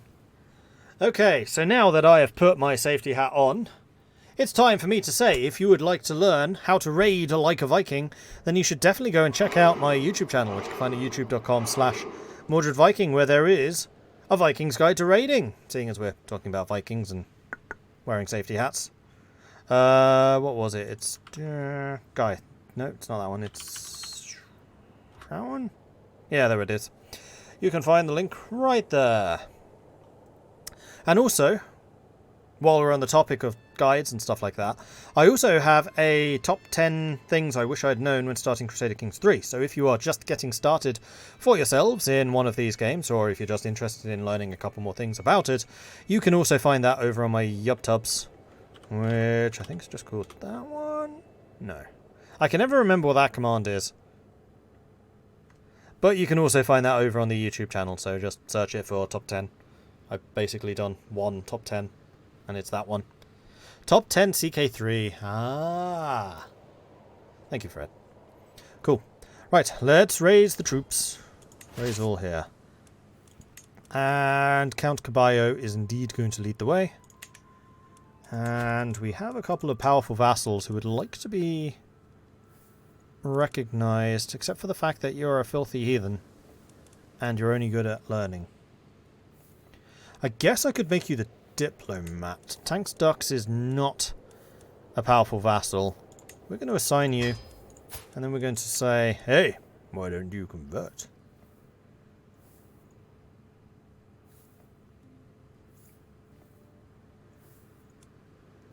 Give it a go. Faith too strong. Damn. Alright, let's move the army down here once we've raised everybody. We have a new learning lifestyle. Excellent. Let's grab profit, which will give us more piety for every night that we have. And also make it much cheaper to reform the faith. You know, with my oodles and oodles of piety that we've been earning. All of this is in the hills. I don't like fighting you in the hills, so we're going to go and fight you down here.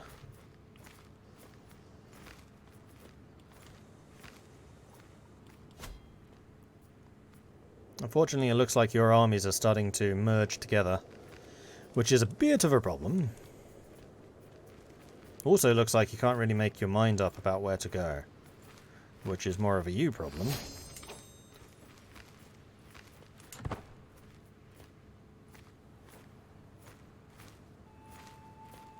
I'm going to siege down Badumbe. Yes, but then if I attack into you, I get the hill defensive advantage, and I do outnumber you, plus we have a freaking fantastic commander. So we're not going to get the same bonuses that we would have.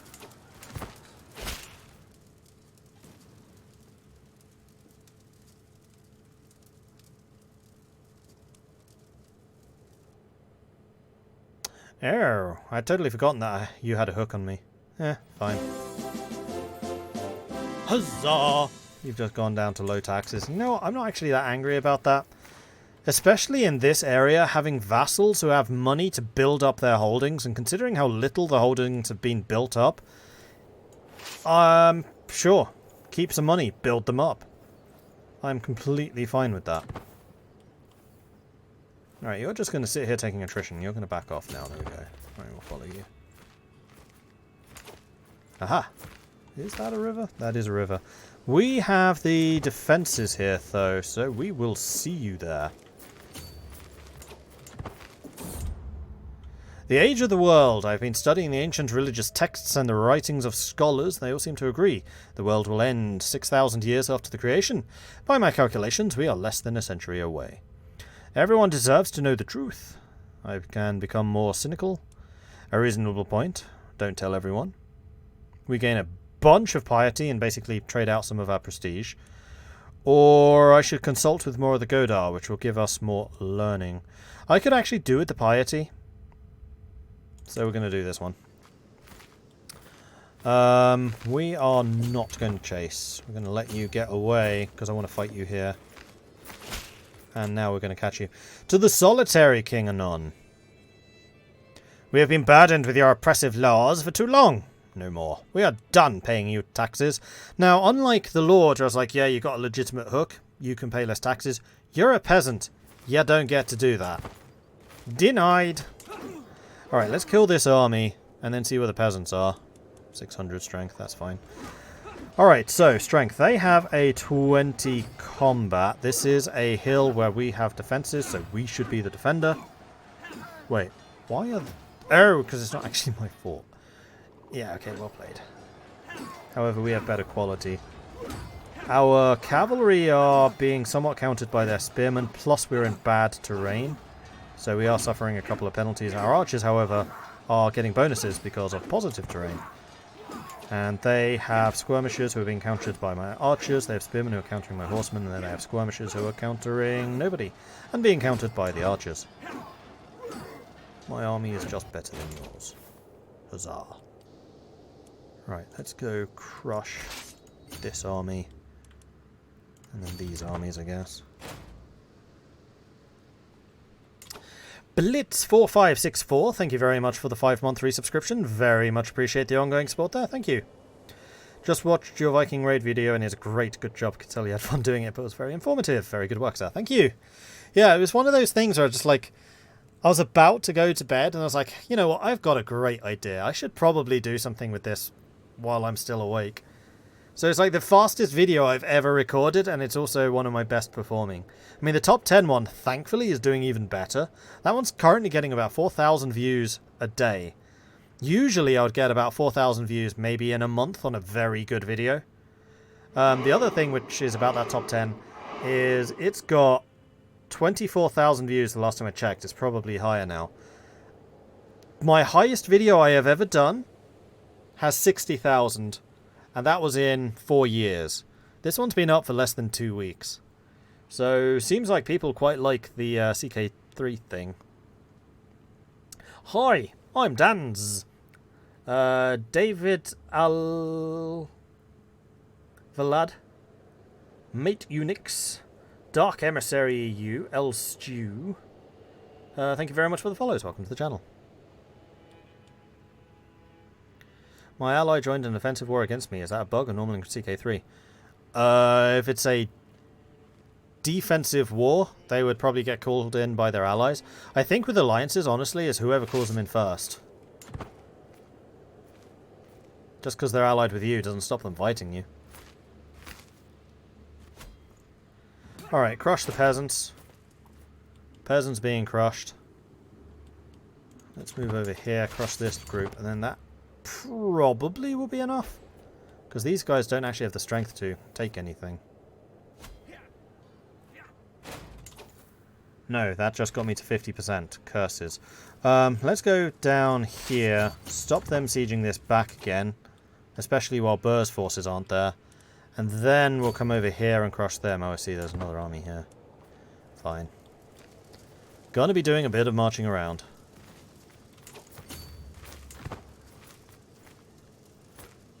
Oh dear, we have a river crossing. And there, our second army did arrive. But thankfully the difference isn't huge. And I still just have the quality. So, victory! We did lose a champion. We did kill a bunch. Our champions are so much better than theirs. Yeah, we've been investing a lot in champions.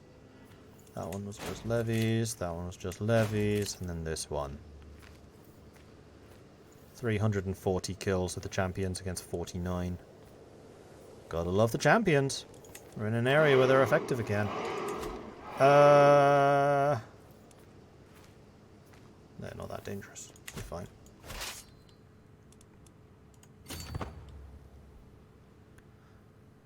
Alright, you know what? I actually want you marching through my territory, please. Because that way you reinforce the whole way. And I'd quite like to get some more troops. Oh my gosh, that face mask. Am I breathing? I am breathing. It's open at the bottom. Plus big eye holes.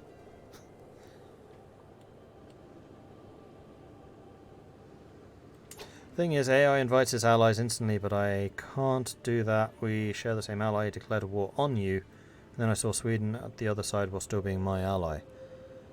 AI doesn't, I think, bring in allies instantly. I'm not sure. Does that count as being a mask for going into stores? No. And nor would I want it to. Nor do I want to give the impression that it would, because it definitely isn't. Alright, you're trying to siege this back again. And you might actually achieve it before I get there, because clearly you're using more advanced siege engines than I have access to. A scheme at court. Do not yet know who. Someone is planning to kill my sister. Oh, wasn't there a plot to kill me? No. And we do have a hook on all of my kids. And it looks like Mali is at war with these guys too, so I need to make sure that I take all of this land before Mali does. Ah! Takrur have been converted. Marvellous. Please do continue your good work. And convert Jolof. 7 more years. Yeah, that's a lot quicker than it used to be. Excellent.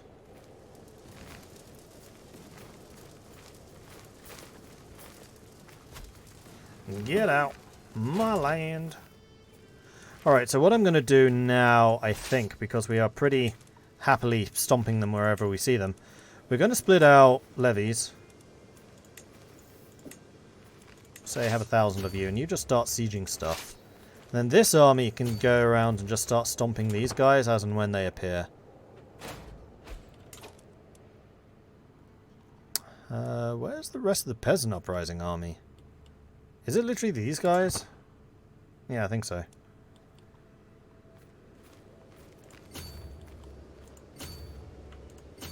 Oh, please tell me you're going to Stabon. Yes, they are.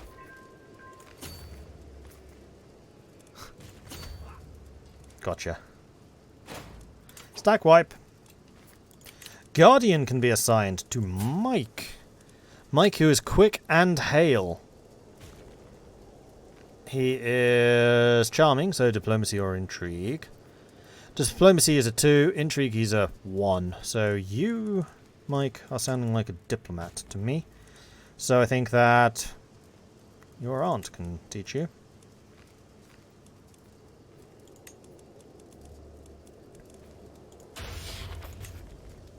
Whoops.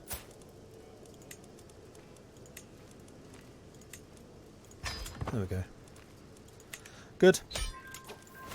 Another capture. You head on down here. We don't need to be moving there anymore. You can come back down to tab on. Just hold on to this. Ah, these guys are giving up. So we'll enforce our demand. Boop. Lovely jubbly. And now we need to go and hunt that army down. Which honestly you could probably do, and we'll send you lot home. Sweet! Don't need this on anymore. A glorious victory. Huzzah. How can you see how many duchies you currently have? Count them? Also, if you go to vassals, you can see their rank. So that's not in order. Ah, hang on. Vassals. You would also be able to see in here.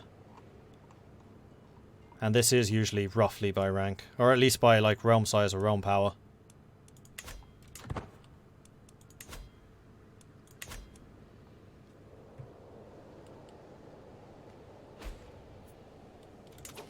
Okay, so we gained control of a whole bunch of new territory. So Niani, I think, is going to become the new capital. Actually, incredibly high control. Terrible control everywhere else, except for Niani for some reason. But yeah, this is going to be the new... Okay, we can't do it while we're at war. And we've already done it once.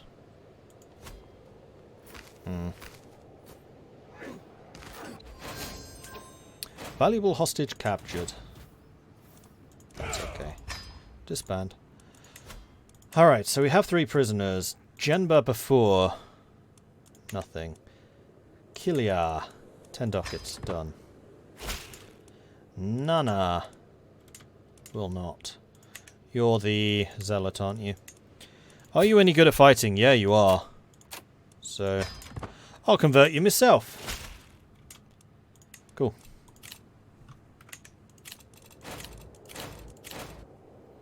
Right, so we need to sort out our domain limit. I think we're going to keep all of this. This is going to be our central duchy at this point. So, we probably want to give these 2 away.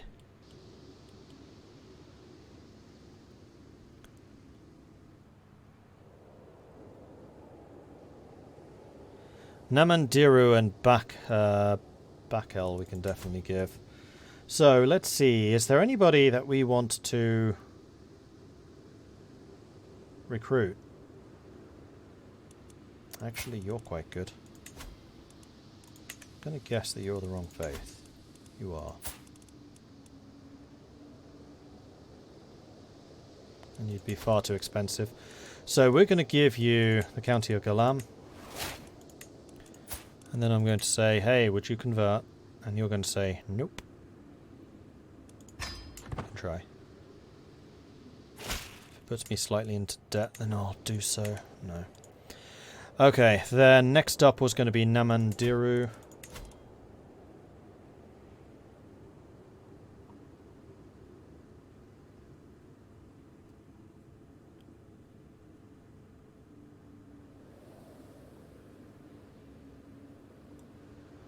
Which Princess Helson could actually do with.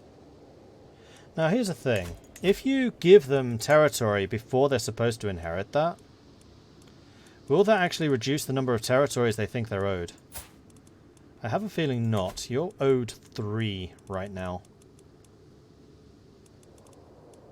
And I want to give you Namandiru. You're owed 2. Oh, it did. Okay.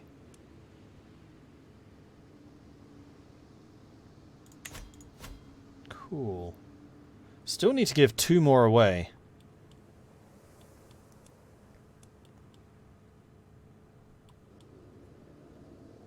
I mean, I'd really like to give some of these away. But the problem with that is I still haven't built the cities that I want to build. Takurua is growing strong and fast at that. Yeah, we are growing really quickly. Much faster than I initially expected. I mean, there is a chance that we're overdoing it. Because we do have an exceptional leader in charge at the moment. We're spreading ourselves quite thin with the number of counts. And also just not centralizing under duchies, but that's because they're so expensive. If they want to fight for each other and then consolidate territory that way, fine. I'd allow it. And also the fact that this is like basically not Norse and also not Orsatru, which is going to make things interesting going forwards. Because all the nobility is Orsatru, so they should be converting for themselves. Which actually might be one of the good things about having this many counties, because each of them are going to have their own court, and their own courts are going to have their own Riksgodai, who are also going to be Orsatru if they are. And then those guys are going to be converting. Don't want to brag, but I am a Grand King. Yeah, Anon, you are doing good, actually. The main thing I wish is just that we had more money, but that's partially a result of this land just not being very valuable. But now that we've just taken Niani, I have a feeling that may change. We don't have a building slot for this one, so yeah, this is definitely related to religion. Okay. But I want to get a couple of cities established up here if I can. Factions disbanded. Cool. Faction created. Independence faction. You have significantly less power, and we're still reinforcing and rebuilding our armies. A new learning park. Okay. So, I think we probably want to continue focusing piety. Unless we go whole of body.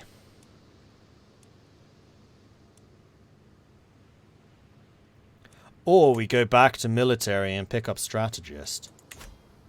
Just to maintain that power. Or we go to stewarding. And pick up administrator to ensure that we stay in power. Or we go avaricious to make sure we get more money.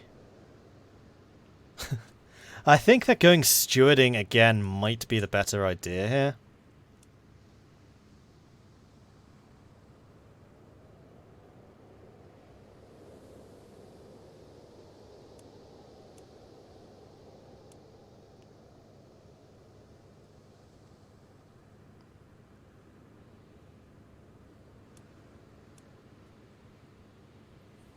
Yeah, I think I'm going to go anatomical studies to get better court physicians. Then we're going to go back to stewardship.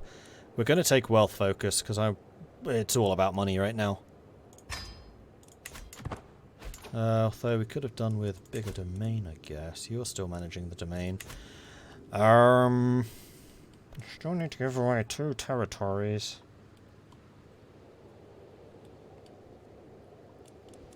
Well, it can't be these 2 because these still require their cities. Or these 3, in fact. Because they all have their floodlands, and I want the cities on the floodlands. And I don't trust the AI to put them there. Speaking of, have you built anything yet? No. Because the other thing I would like to do is put some guilds out. Yeah, we just need money. So I think it probably is going to make the most sense to give these away, so... But Dume has these 2 have the least development. So we're just going to give away the low development stuff, so we need to give 2 of them away. We can do that. So is anyone else a good steward? Yeah, Mariam is. Actually, you're pretty good all round. So we'll give you Gangaran.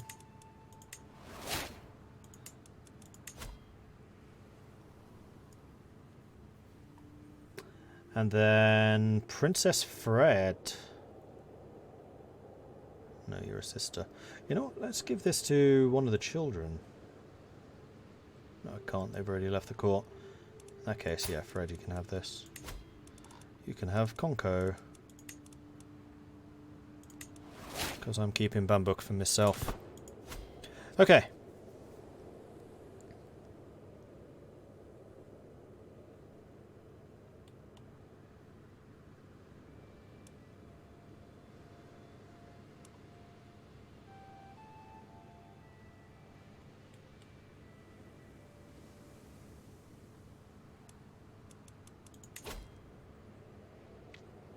Yeah, payment for hooks would be nice, because I have a hook in each of my children. It's like, hey, you're my child, pay me. And then I guess my domain, extort subjects, is really nice. Republican ruler opinion, vassal tax contribution, that's cities. And if we're going to be focusing on the cities and expecting them to pay us back, then we're going to need that. Although eventually we'll be moved. Well, actually we need cities here as well. Vassal factionalism. Countess Mariam has been using her influence to push for the advancement of the independence faction. They are seeking to break free from my rule, claiming that I am not their rightful liege. While I do not doubt Mariam's conviction, she is only human. If I can convince her to curb these activities, it will make it easier for me to consolidate the power I have in my vassals. If she helps me now, I'll return the favour. Old-fashioned flattery is a good inspiring loyalty.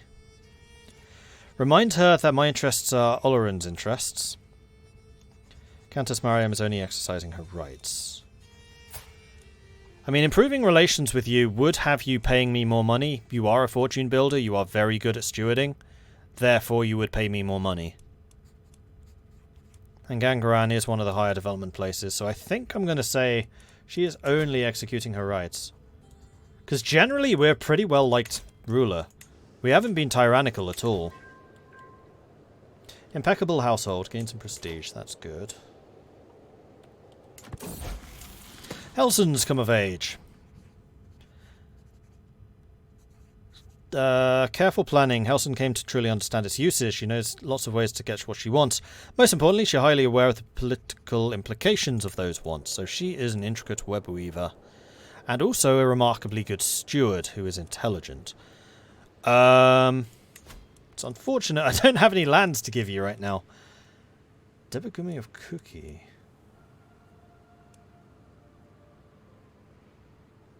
Terrible steward, but he is intelligent.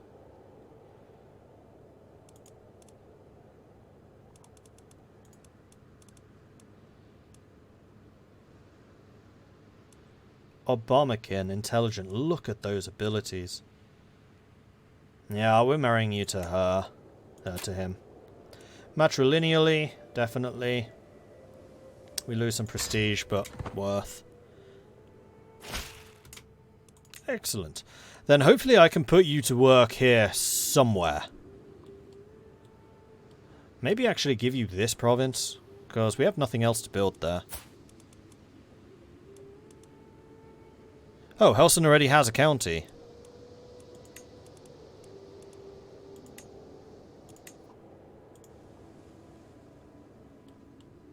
Okay. Never mind, she's already a countess. In that case, Quaggasol would be the next one, who is also intelligent. You can have Bambuk as a birthday present. How's that? Good thing our neighbours have lands to give them. Yeah, you're not wrong.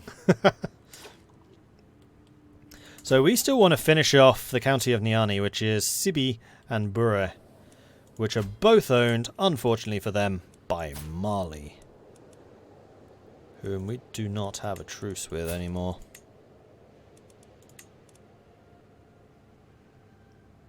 Their armies are just terrible.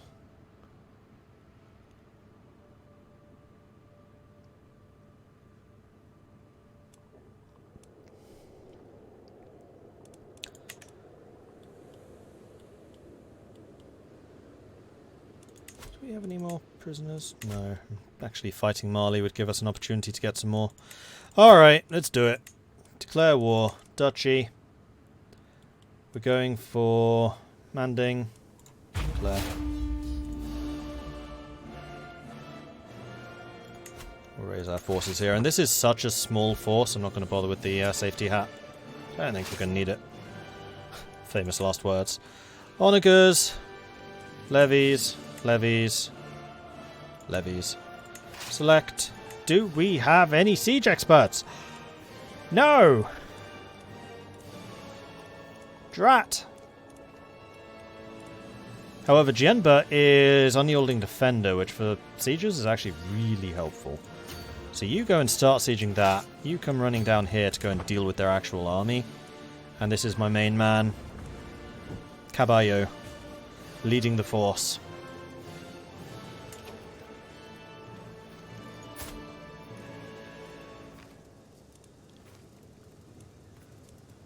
Would make a good husband. You'd make a good fighter.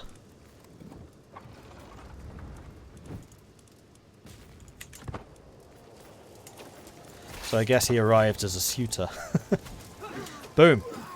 Plus 17 combat. This might even be a stack wipe. This is a stack wipe. Oh, Marley. Oh, Marley, Marley, Marley. Are we at war with them? No. They're fighting Bambuk.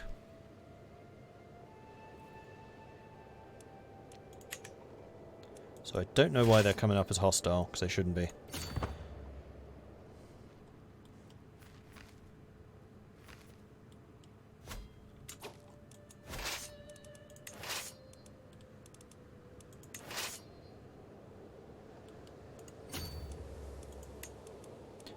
Are you truly the next best commander? Actually, yes.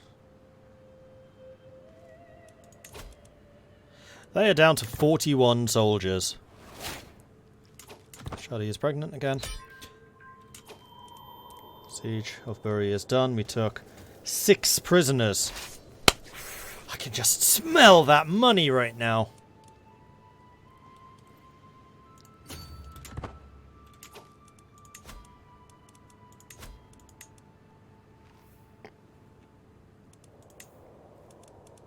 Will not accept. Will accept. 50 ducats. Lovely.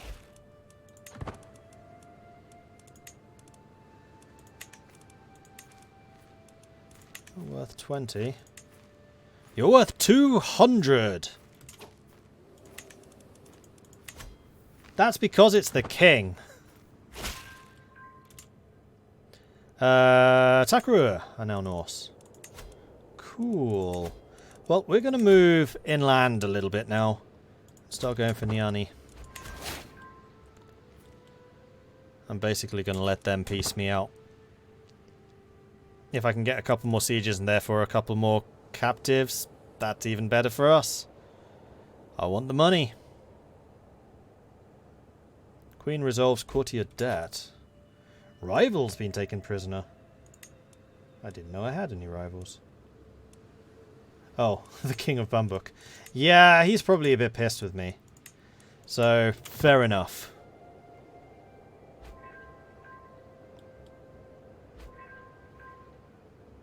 Prisoners taken. Prisoners taken. I'm surprised they haven't pieced me out.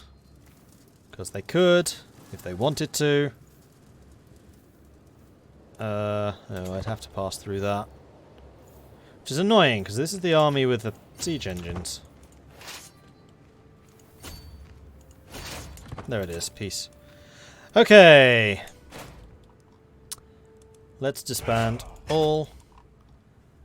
And... Bure. He's part of Manding, so I'm going to have to get rid of Malika de Bur. Oh, Malika of Bur. Somehow.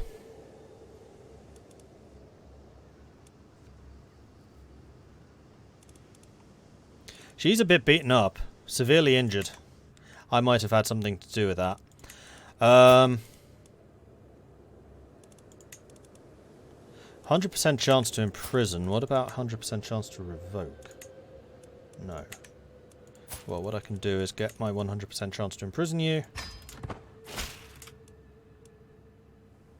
Hereby invite you to my feast of Siguri. No. No. My daughter! Aha! My daughter shall henceforth be known as Tarkus. May you grow to be strong and wise, my daughter. Apprehended and waits her fate in the safety of my dungeons. Well, that's nice. Now we're going to do some tyranny. Marvellous. Thank you. Okay, so we need to give up 2 provinces. One of them is going to be Bambuk, because we have to. And that can go to... my daughter, just before her birthday. Grant titles. Bambuk. And we do need to give away 1 more. But I think I'm going to hold on to it for now. Slightly inefficient, but I haven't had a chance to build anything here yet. Okay, so let's save the game.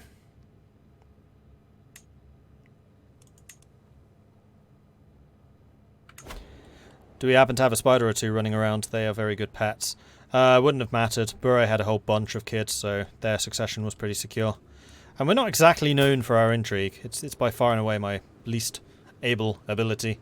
We still haven't had a single ruler who's been good at intrigue. Like, none. So people keep asking, like, can you do a tutorial about the different lifestyles? I would love to. But I don't feel like I would do it justice, because it'd be like, here's how you do stewarding. Here's how you do learning. Here's how you do martial. Here's how you do diplomacy.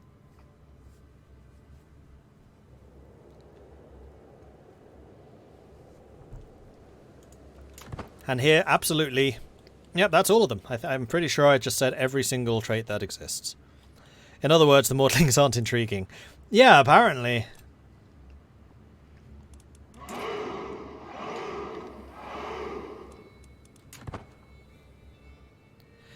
I do. You're not wrong. And he would accept. I have been doing Odin's work. Thank you. That gets me that much closer. Faction created. Okay, well, you're spreading yourselves really thin. You guys didn't like the whole tyranny thing, but thankfully you're all counties. Cadet branch Arnbjorn. Arnbjorn of Girona. He named it after himself? Why didn't I think of that?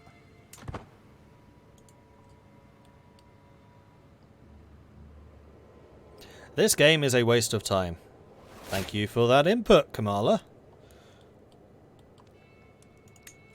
I disagree. I got an intrigue leader and it was a ton of fun. Assassinations are amazing. Yeah, I'm sure I could have a lot of fun with them. Just the way that I play, I kind of prefer military. Yeah, Fred, you did create a faction against us. I am proud to see my daughter no longer as a child, but as an adult. With sufficient tutelage, even a child displayed little inclinations towards careful planning. Quagasol truly understands its uses. Now it's hard to say, however. Yep, she is an elusive shadow.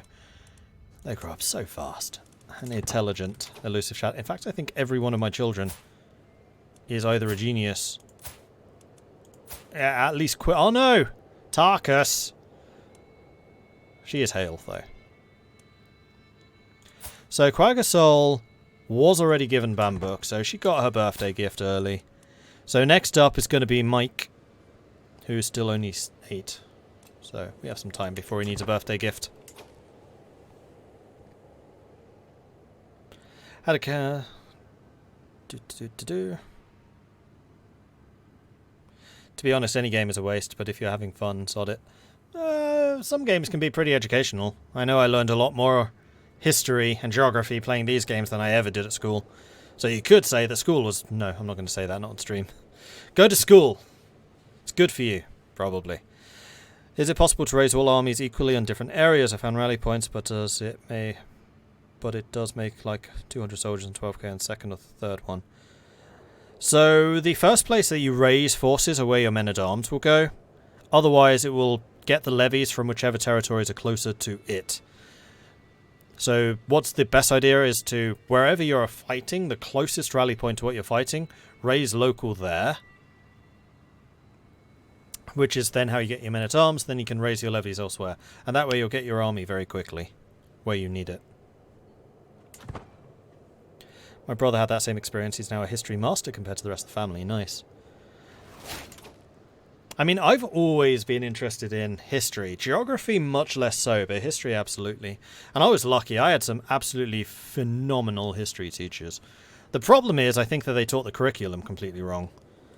Like, history to me is, it's about events. It's about what leads to what, leads to what, leads to what. It's all about consequence. The way that they taught history was like, and this happened on the 5th of December, and this happened on the 6th of December. And then nothing happened for probably half an hour, probably. And then this happened right after. So it's like, really? This is how you make it interesting? Just spewing dates and times? No! I don't really care when it happened, I care why it happened.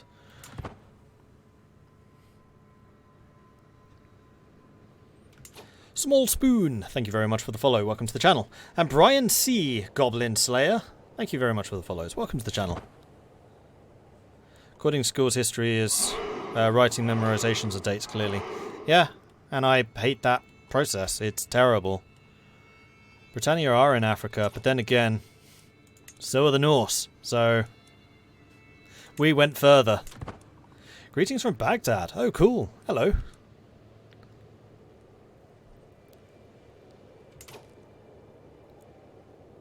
I wonder who in chat is from furthest away. If you're comfortable saying which country you're from, say so in chat.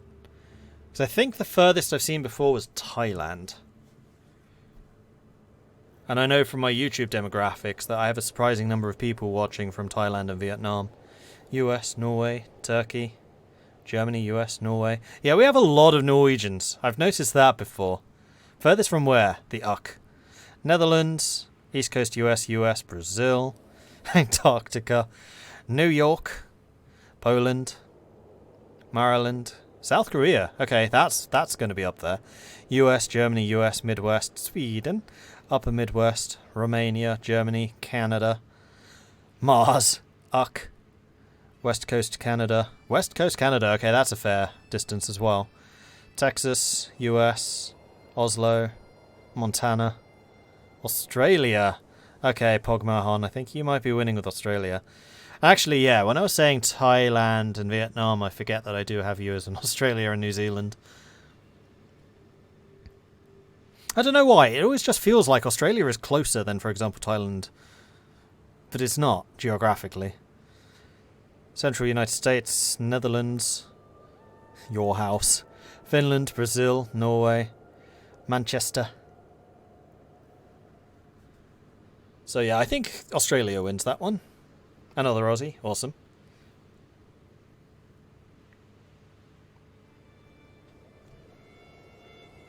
Otherion, thank you very much for the follow. Welcome to the channel. Also, I should mention that the stream would normally stop now, but because I started half an hour later, I'm going to go another half an hour. So we'll keep going for 30 minutes-ish. iMonstrosity, thank you very much for the follow. Welcome to the channel. Stewardship done. So, we haven't been collecting taxes for a long time. So, I think demand payments then my domain. Yes. Golden obligations. Now we're going to go to intrigue, hooks and secrets. You have a hook.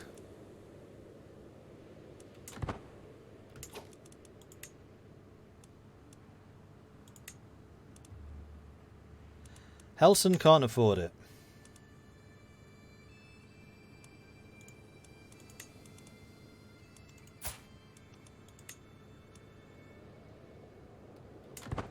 Does not have enough gold. Yeah, that's the problem with this area. It's going to be relatively poor.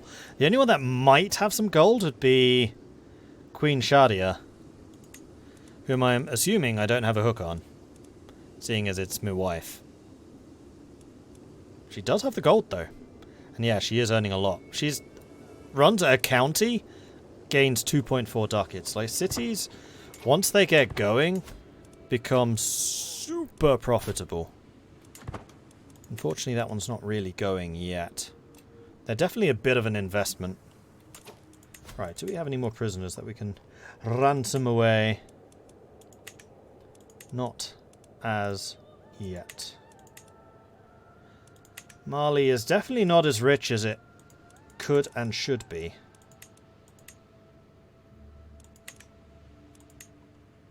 Unfortunately, these are all from Mali. Ah, you are. You're my prisoner and my rival. You don't have any more territories. You will probably leave. Hopefully.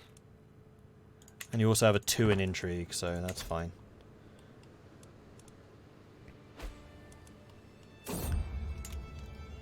You have a daughter. Marvellous. We're going to go for Republic of Play. We're just going to call you Republic. We know who that is. Try not to make the names too long. Republic of Play. I had forgotten that he was a subscriber. That's awesome.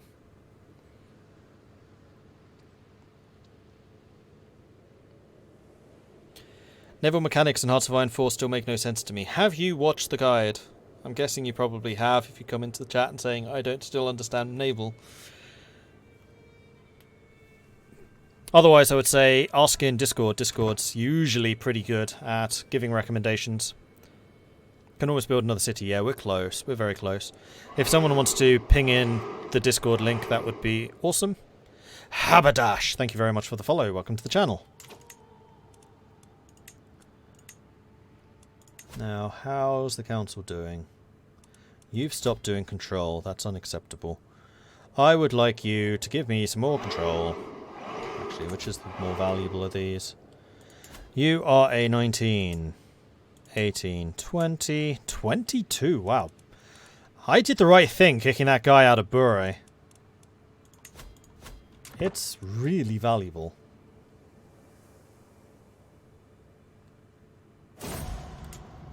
A curse undone. The twists and turns of fate have always been to my advantage.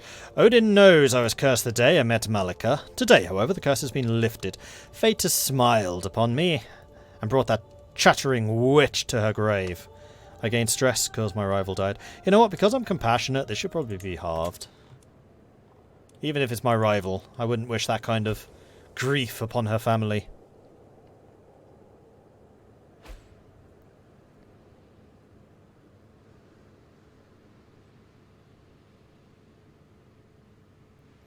I'm wondering if you can build mines with the holdings in the hills. I don't know. You're in the plains. I don't think I have any holdings. Actually, yeah, you are. Hill forts, hunting grounds, barracks, military camps. Nope, no mines. Hillside forts. You can build loads of defences. That's the main thing about the hills. You can really ramp up the defensiveness. Probably the same with mountains, though. I've not had any settlements in mountains either. Ransom! You are willing to pay 34 ducats out of the...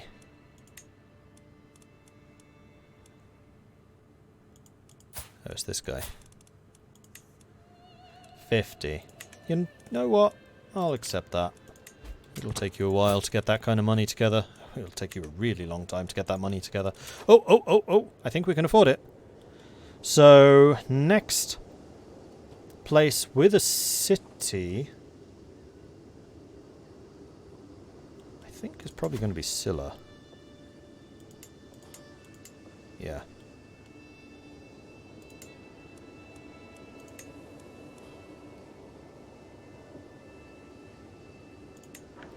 There we go.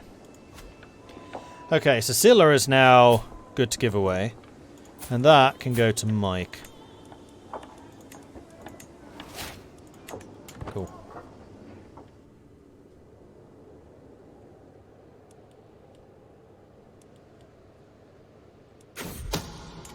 Divide and conquer. Princess Helson has been actively supporting Prince Crazy Tom in his faction to install Countess Helson on the Takuri throne. However, my wife has a plan to change that.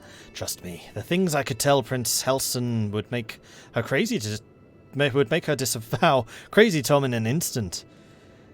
Could you make me look like the better choice? In fact, why is Helson supporting that faction? It's not a very strong faction.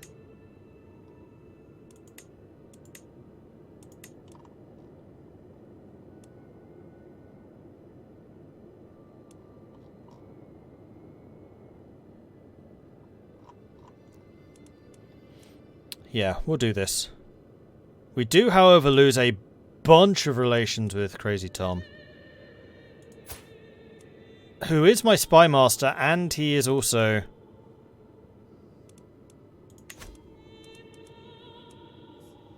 An evil planner. So, riddle me this. Do we have anyone to replace him with? Yes, actually. We have Princess Fred, who's actually even better.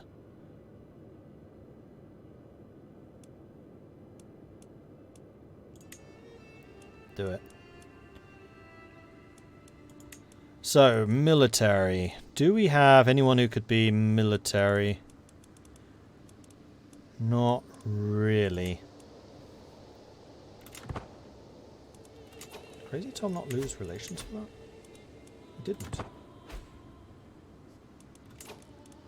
Huh.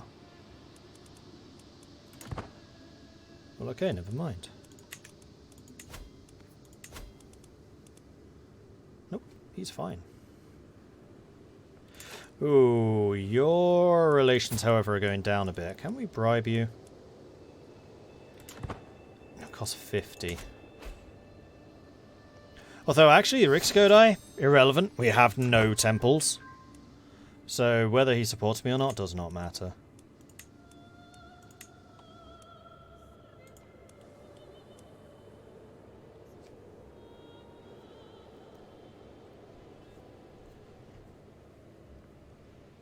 Pathfinder 20! Thank you very much for the follow. Welcome to the channel.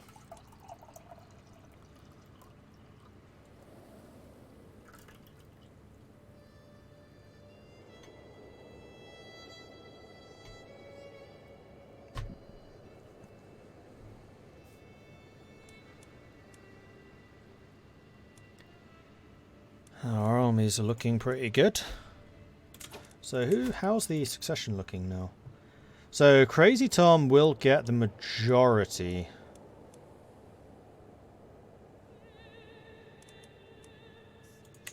However, he does not get Niani. In fact, Siguri right now gives even more.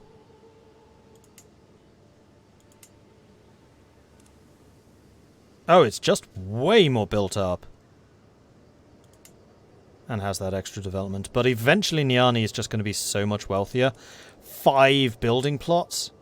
Like, this has actually got to be one of the best duchies in the game. Like, this is the same size as Flanders, but there's a lot more building slots in each of the counties. Like, there's 2 of them with a 5. It's not as flat land, admittedly. So you do have to contend with a couple that are in the hills, but still. That's not necessarily a bad thing. You just stick your castles in the hill areas. And then all your cities in all of the wetlands here. Declaration of love. As I push aside the sheets to lay down, I find a little scroll resting on my bolster. Somebody has entered my chambers unnoticed. A chill runs down my spine as I carefully unroll the thick parchment. My graceful agent, lord of my heart. I can keep my fine feelings secret no longer. From this day on, I will do everything in my power to prove my loyal affections. We will see each other soon. Until then, dream of me, my love. Eternally yours, Adja. You're not my wife. No. I don't need that. We're not lustful. And peasant uprising. Ooh, that's a fair few of them too. Alright. Rally the troops! Now, where are they going to attack first? I mean, if they stay this divided, then... eh. Are they just going to run to somebody else's land? Yeah, this is what they ended up doing last time. They just ran away to somebody else's territory. Oh, it's over. We won. It's fine. We can go home. Don't need to spend any more money. Faction defeated. Tankstuck died. Oh no. Shadia converted culture. She's become Norse. So in gratitude for my not having cheated on her, she became Norse. Brilliant.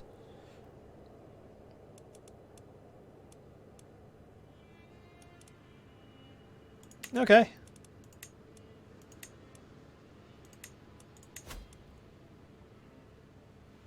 This independence faction is gaining a bit of strength.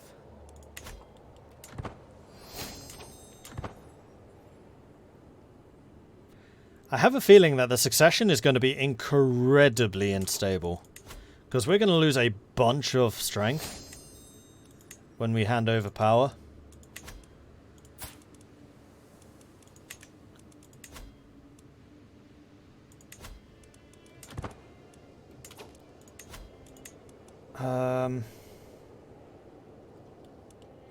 I can't give my heir land, can I?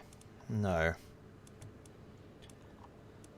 I really wish he had a bit more control over who actually got what. I'm happy to give out land to children. That's part of what the game is. But I really wish I could control what they get. Like splitting one of them off into their own duchy? Brilliant, we'll do it.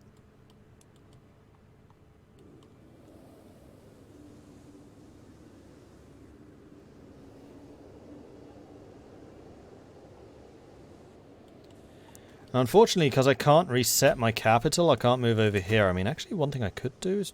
Ah, so expensive, though. Nope.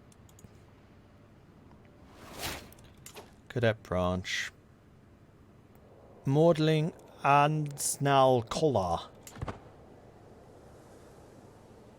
Where are you? Too late. We can do some ransoms. Let's take a look. Sakura. No. Nyakes. No. Diara. No. Mariam. No. Mariam's never going to be able to pay that back. Who are you married to? You're not in my jail. You are not a great fighter, but also you're not terrible. Oh, you're a zealot. Henda.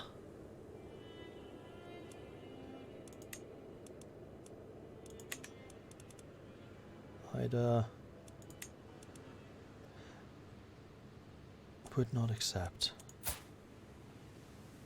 30-year-old, you're not a terrible fighter. Oh, but you're a zealot.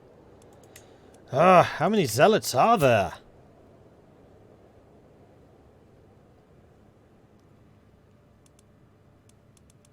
How is my cadre of champions right now? We have nobody lower than a 12. So you're not worth bringing in. I'm going to go through all of my prisoners, just see if there's anyone worth recruiting. Looking purely at prowess at the moment. That's a no. No, we're the highest level of petition at the moment. We have high petition. Which means that the majority, or at least half of the titles go to the heir, which they are. 4 of them are going to him. But all of these are going to the other kids.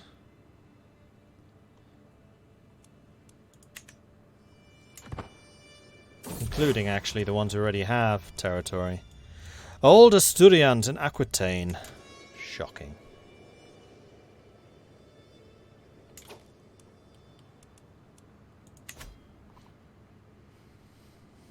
It's unfortunate it costs gold instead of prestige to make a title. Because, yeah, losing Niani is going to be really annoying. Like, I'd really like to give Buran and Niani to my main heir. And we can give some of the other ones away. I just hope that I last long enough to build all the towns that I want to build. Right, time to do some extorting. The very purpose of my vassals is to support my efforts. While they already pay taxes for the privilege, I cannot help but think how much more I would earn if they chipped in just a little bit more. Great wealth for me, at barely any cost to them. What a perfect solution. I gain dread, the vassals gain extorted, which is a -10 relations. I gain 170. And tyranny. And fine.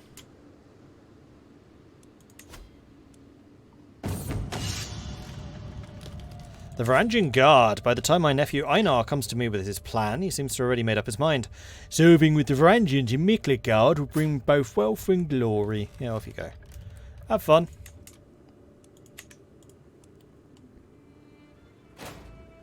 Can't raid anymore. We're feudal.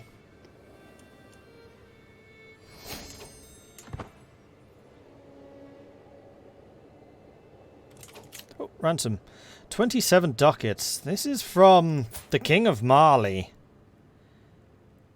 who's really not earning a huge amount of money. Fine. I'll allow it. Still need another 100 and something to build another town.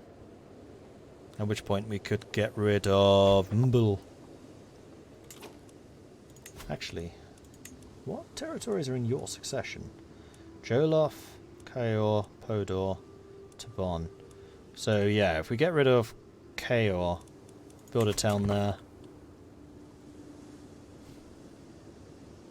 Like, once these places have got cities, they should be able to build the temples pretty quickly, because they'll be earning significantly more money.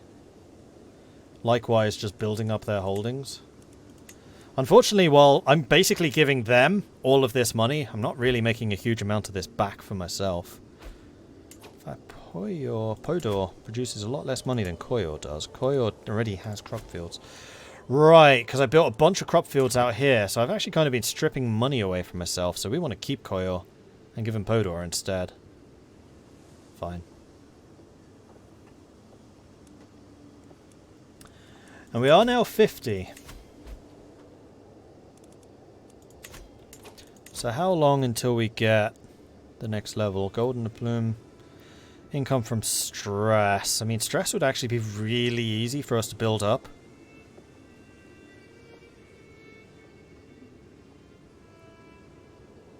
I'm going to try and get at any cost if I can. Because I'm shy. I can get fear. Oh, sorry, I can get stress really easily just by inviting people to the court. Loved your rating video, by the way. Really funny. Well done. Thank you. I had quite a lot of fun making that one, I must admit. Siaba TV, thank you very much for the follow. Welcome to the channel. Good to see so many of you joining us today. Hello to everyone.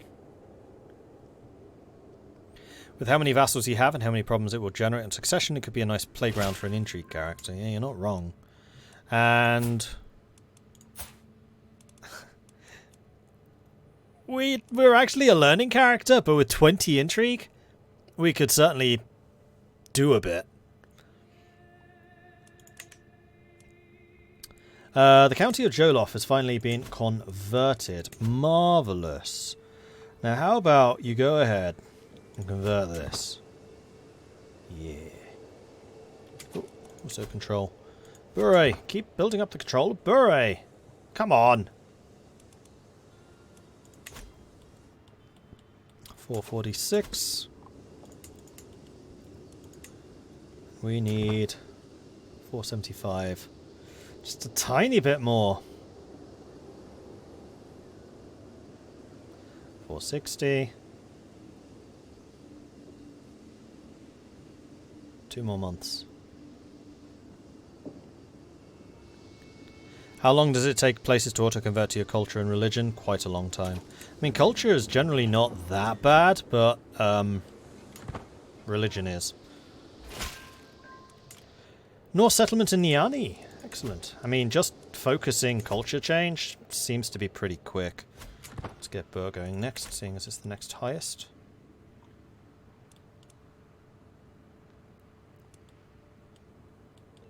And now that we've given that land away,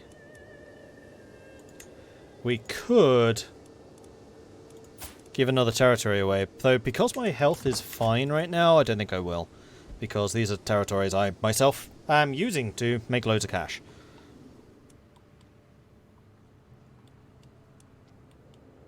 I'm a little bit surprised we haven't had more of the counts fighting each other.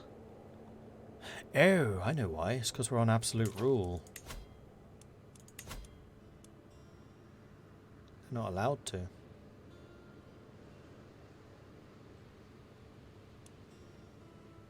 I mean, that would probably end up with our one and only Duke grabbing a bunch of territory, which I would really rather avoid. So at the moment, them not being able to consolidate power is actually kind of a good thing for us, because we are very much ruling through divide and conquer. It's just a real pain that this guy can't sway, because he's shy. Shy is such a problem. Unfortunately, oh god, our heir is also shy. Alright. Faction created against us. That's just populists.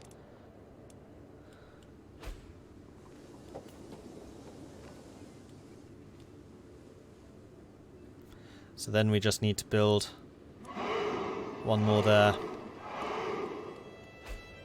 And then hopefully we can concentrate more of our power here. Religion's fast if you have high fervor, but you never have high fervor if your religion's big. Yeah, that's true. We currently have 51 fervor, and it rarely seems to rise above that. I'm a little bit surprised that we've not had more heresies appear. King class has become the new dynasty head. Okay. That's not me. Another leadership perk. So we were going to get... Actually, Herogeld would be good, because the vassals would then pay me more money. Yeah, we'll get Herogeld. Thank you. That definitely helps. And the vassals aren't paying me a huge amount, but money is money. And part of the reason I have such a big army right now is because of the absolute rule. Okay, I'm kind of dancing on a tightrope here. We might well find that our incredible genius son isn't going to have much of a realm to rule.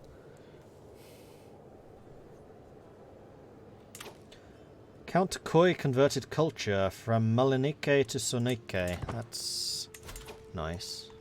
Still the wrong religion. Speaking of which, do we have any power over our vassals to get them to switch right now? Those of you who aren't, like you. We can ask. Because I will pay anything for the faith. 65 ducats, done. Because if we get you, the vassals, to become Ursaturu, then that's actually an even better way of, like, getting conversions going faster. And actually, it looks like many of our vassals already are Ursaturu. A bit surprised that you wouldn't just say yes.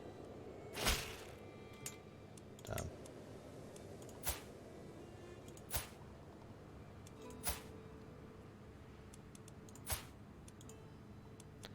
$56 ducats. How much do you earn? 0.7.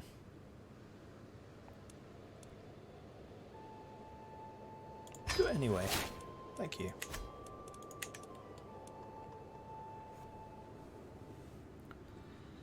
I can see that intrigue plus avarice would be very powerful. Use intrigues to fabricate hooks and then just demand money from everyone.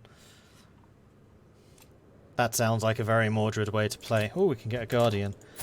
Tarkus, who is hale and rowdy.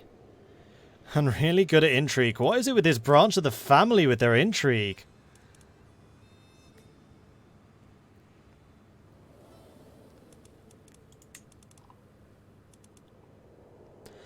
Adja is very good at the old intrigue. Brave, paranoid, temperate. You know what? You're actually a pretty good example as well.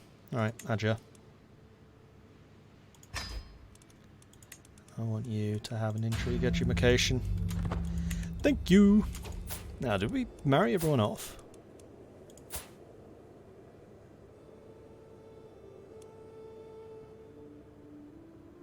Why are you not married?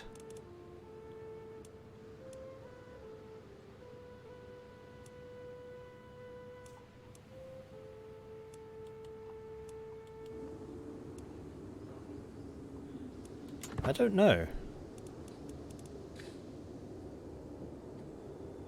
Oh! It's because his grandson. It's not actually Crazy Tom.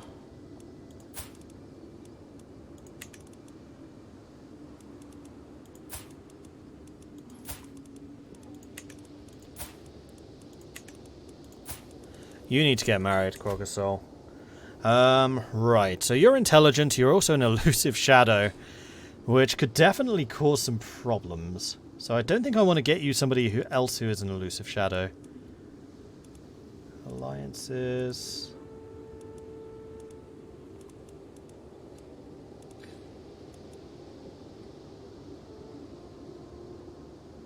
I think I'd like to marry you to somebody who has decent stewarding. Like, all round, but decent steward. You're a very young-looking 18-year-old. Ooh. Hunchbacked, but really high learning. Good martial, good stewarding too.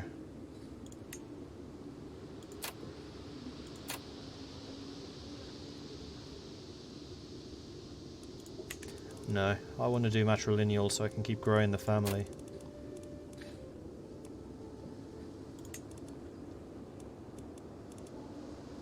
And I don't want to marry a zealot who's not of our faith. That's why I keep looking away from him. We could get the forever young kid.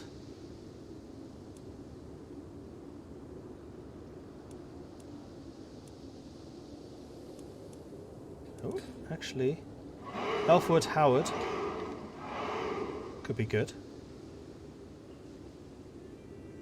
And in fact, Burko would be even better because terrible intrigue. Let's go for that. Off you go.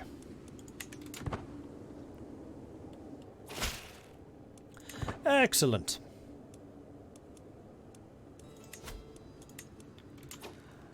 Alright, so we still have a whole bunch of hooks. How much money you got? 76. You will be able to pay. Thank you.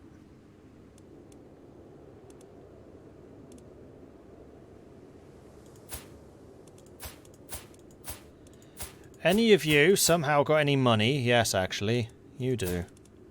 How about you pay me some money? Thank you. And none of the rest of you do. Obligations paid off. Mariam died. My alliance has ended. That was not your wife. It's fine.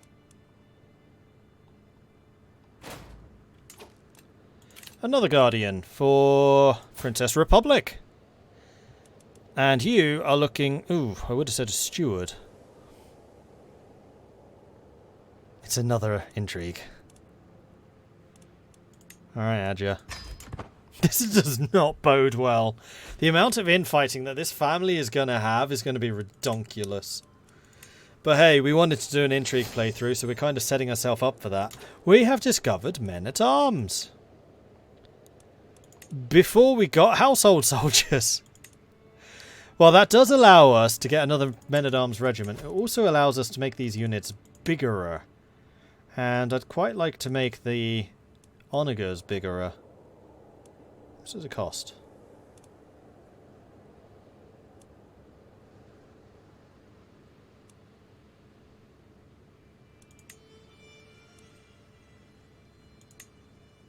Doesn't it cost something to increase this? Oh, there, 80. No, don't want to pay 80. And yes, that's a very good point. We do want to replace the onagers with trebs, but I also don't want to pay for that right now. Right now, my full focus is on building these cities. Spiteful acts. Adred's wickedness has always bothered me, but recently it's been getting on my nerves more than ever. I want to get back at him for this behaviour, but what form should this reprisal take? Spread scandalous rumours. A witty poem, or nothing? The witty poem. It has a 96% chance of not blowing up in my face. And that's all I can really ask for. Poem rejected. Just glad I didn't put my name on it. Vikings taken prisoner. New temples established. How's this doing? 17 more months for extra control in Burr, which is going to be paying out more. Good stuff. Oh yeah, Burr really does pay out. Declaration of love. Wait, is this that same woman? No, this is somebody else. I guess I just have that effect on women. I am walking the gardens with some of the lords at court when I notice my champion, Jenber, approaching. I step aside to let her pass, but to my great surprise, she blocks my path and kneels before me. No, go away. I am loyal to my wife. And she, probably, is loyal to me. Probably. King Trigrave created the cadet branch Mordling Aachen. That's entirely reasonable for you. Although, haven't you already created one? I feel like you've already created one. It's just taking the crest Ealdom of Holland and just like printing it all over. Mike BR comes of age. He becomes a Grey Eminence. A hale, quick Grey Eminence. Who's bloody good in a fight. Oh, we have a holy site. Where is Leger? Zeeland is Holland. That might be a Brunswick, which I haven't seen before. Okay, we wanted to... I mean, we will eventually give you land, but not yet. The other thing I need to do is get you married, actually. That's the real pressing matter.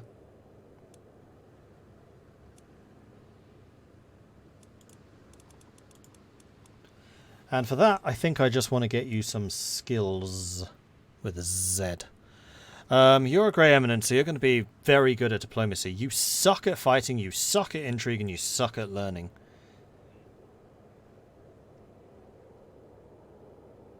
So we should probably go for somebody who beefs you up in some of those other areas. Like Sereth. Who would at least cover your learning and especially your military. She is a zealot, but that's okay. Because she is Osteru. She's also just. She's actually really... Just, calm, zealot. It's actually a really good combo for a Viking. For an Osteru. This is not matrilineal. Done.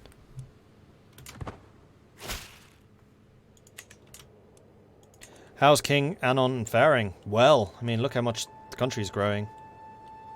We are pretty strong. The Mel Band of Nalu. Are you a mercenary? No.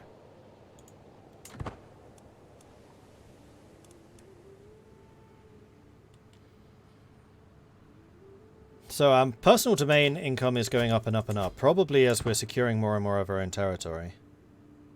Yeah, we're just a year away from fully controlling Burr, which would be good.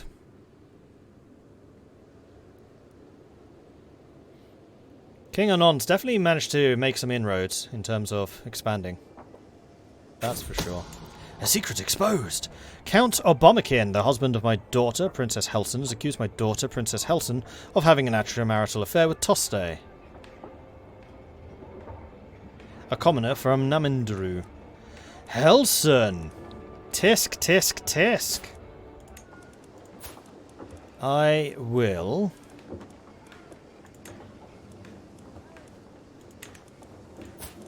release you.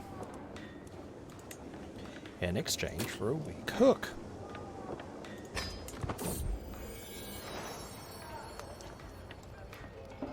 Did you just go back to No, you didn't. Okay. You're now pregnant. That's very naughty.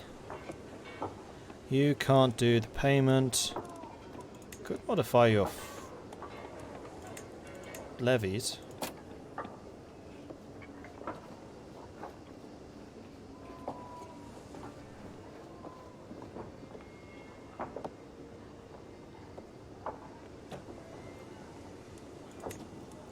No, I think I'm going to keep that hook for when you know, earn some more money. It's the main reason I released you. So that you can get out there and earn, earn, earn. It's for the good of the family. Hey, Lisi. Or LSI. Lisi. Lisi. Lisi. It, done. As in, dead. And we have enough money to build a city there.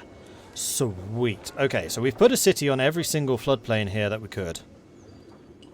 So this area we are now ready to just give away. And now we can start focusing on building this area up, which is actually going to be our main territory. Now I do wonder if I give these territories away to my other heirs, whether that's going to cause their wish for territory to actually go down or not.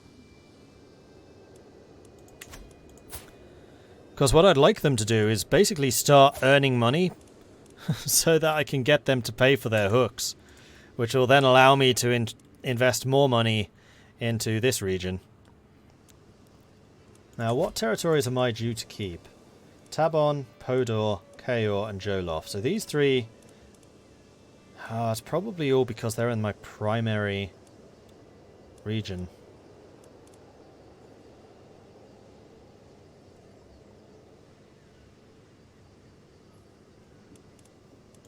Yeah, good save and try. Why am I building cities on the floodplains? Because cities have massive development growth bonus, and these have a plus 20 development growth bonus. So I want to make sure that the cities are put there, although I just realised that for this, yes, for the whole... Right, yeah, it's because I want them to build lots of stuff and be really big. It doesn't matter as much because development is for the whole county.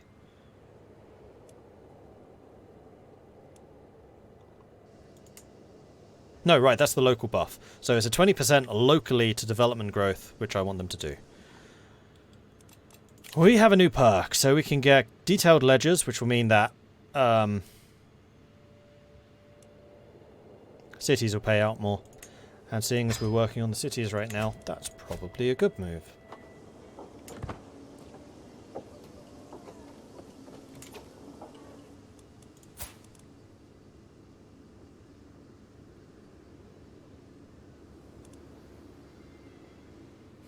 Getting plus 10 stewarding from her. Impressive.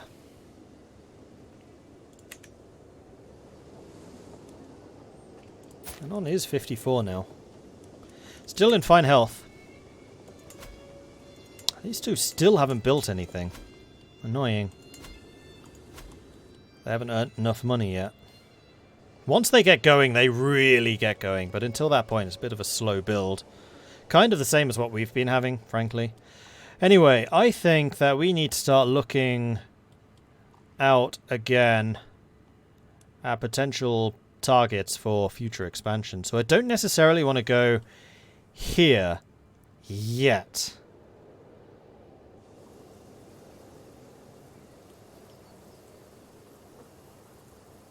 Except that this is a county with 3 different floodplains. 20 development to start with. You're a county with just 1. You're a county with 1, 2, 3. And those are just wetlands. Wetlands are bad for me, because I do cavalry. But what duchy is this? Is the Duchy of Gen. So Gen's probably going to be as good as this one. And because most rulers can have up to 2 duchies before their vassals get pissy, we'll probably take over these 2. So how many counties is this? 1, 2, 3, 4, plus these 6. So we'd need to maintain up to 10 counties for full efficiency. Discovered that ancient Egyptian still exists in Kush. At least a version of it. Interesting. How far into the run is this? A long way. I mean, it's 1246. We started in 867. Cosmic Panda and Catfish, thank you very much for the follows. Welcome to the channel.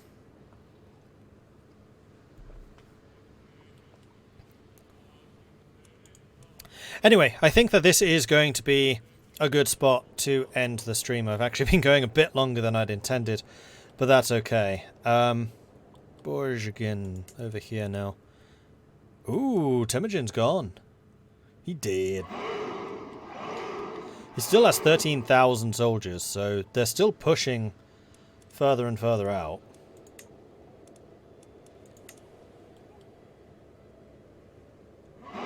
We have a couple of Mongol cultures out there now.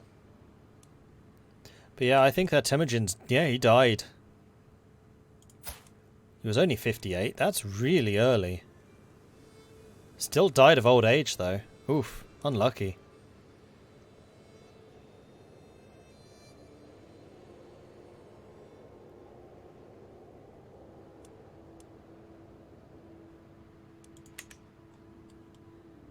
So there you go.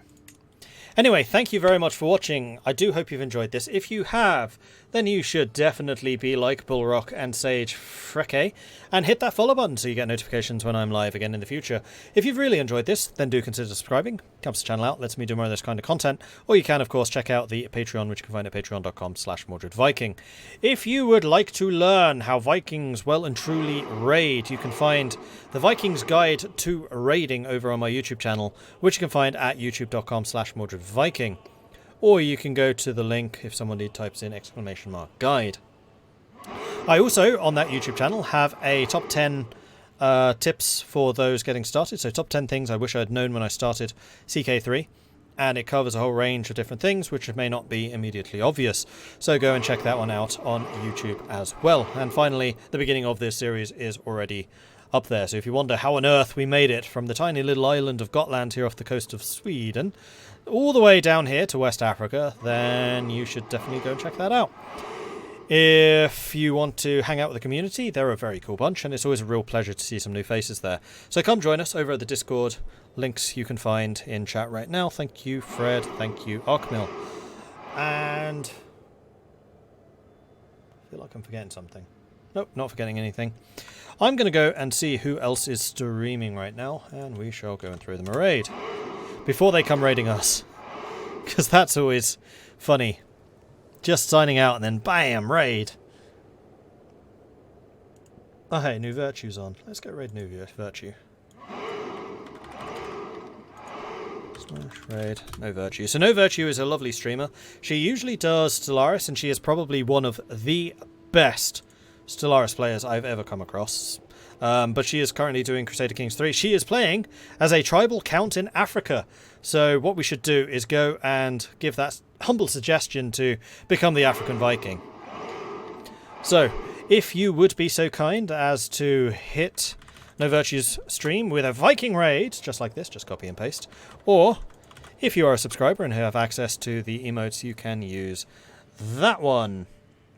In the meantime, Omicron EXE, Joan, Wheezy Pigeon, Spaghetti Snakes, Puma Cat, Mordigo, Mumba-san, Guad Hot Dog, and Wet Paper Tree. Thank you very much for the follows. It's been a real pleasure having you with us today. I'll be back again tomorrow, 5 PM, British Summer Time, for more of the African Vikings. Until then, goodbye. Thanks for watching. I'll see you next time.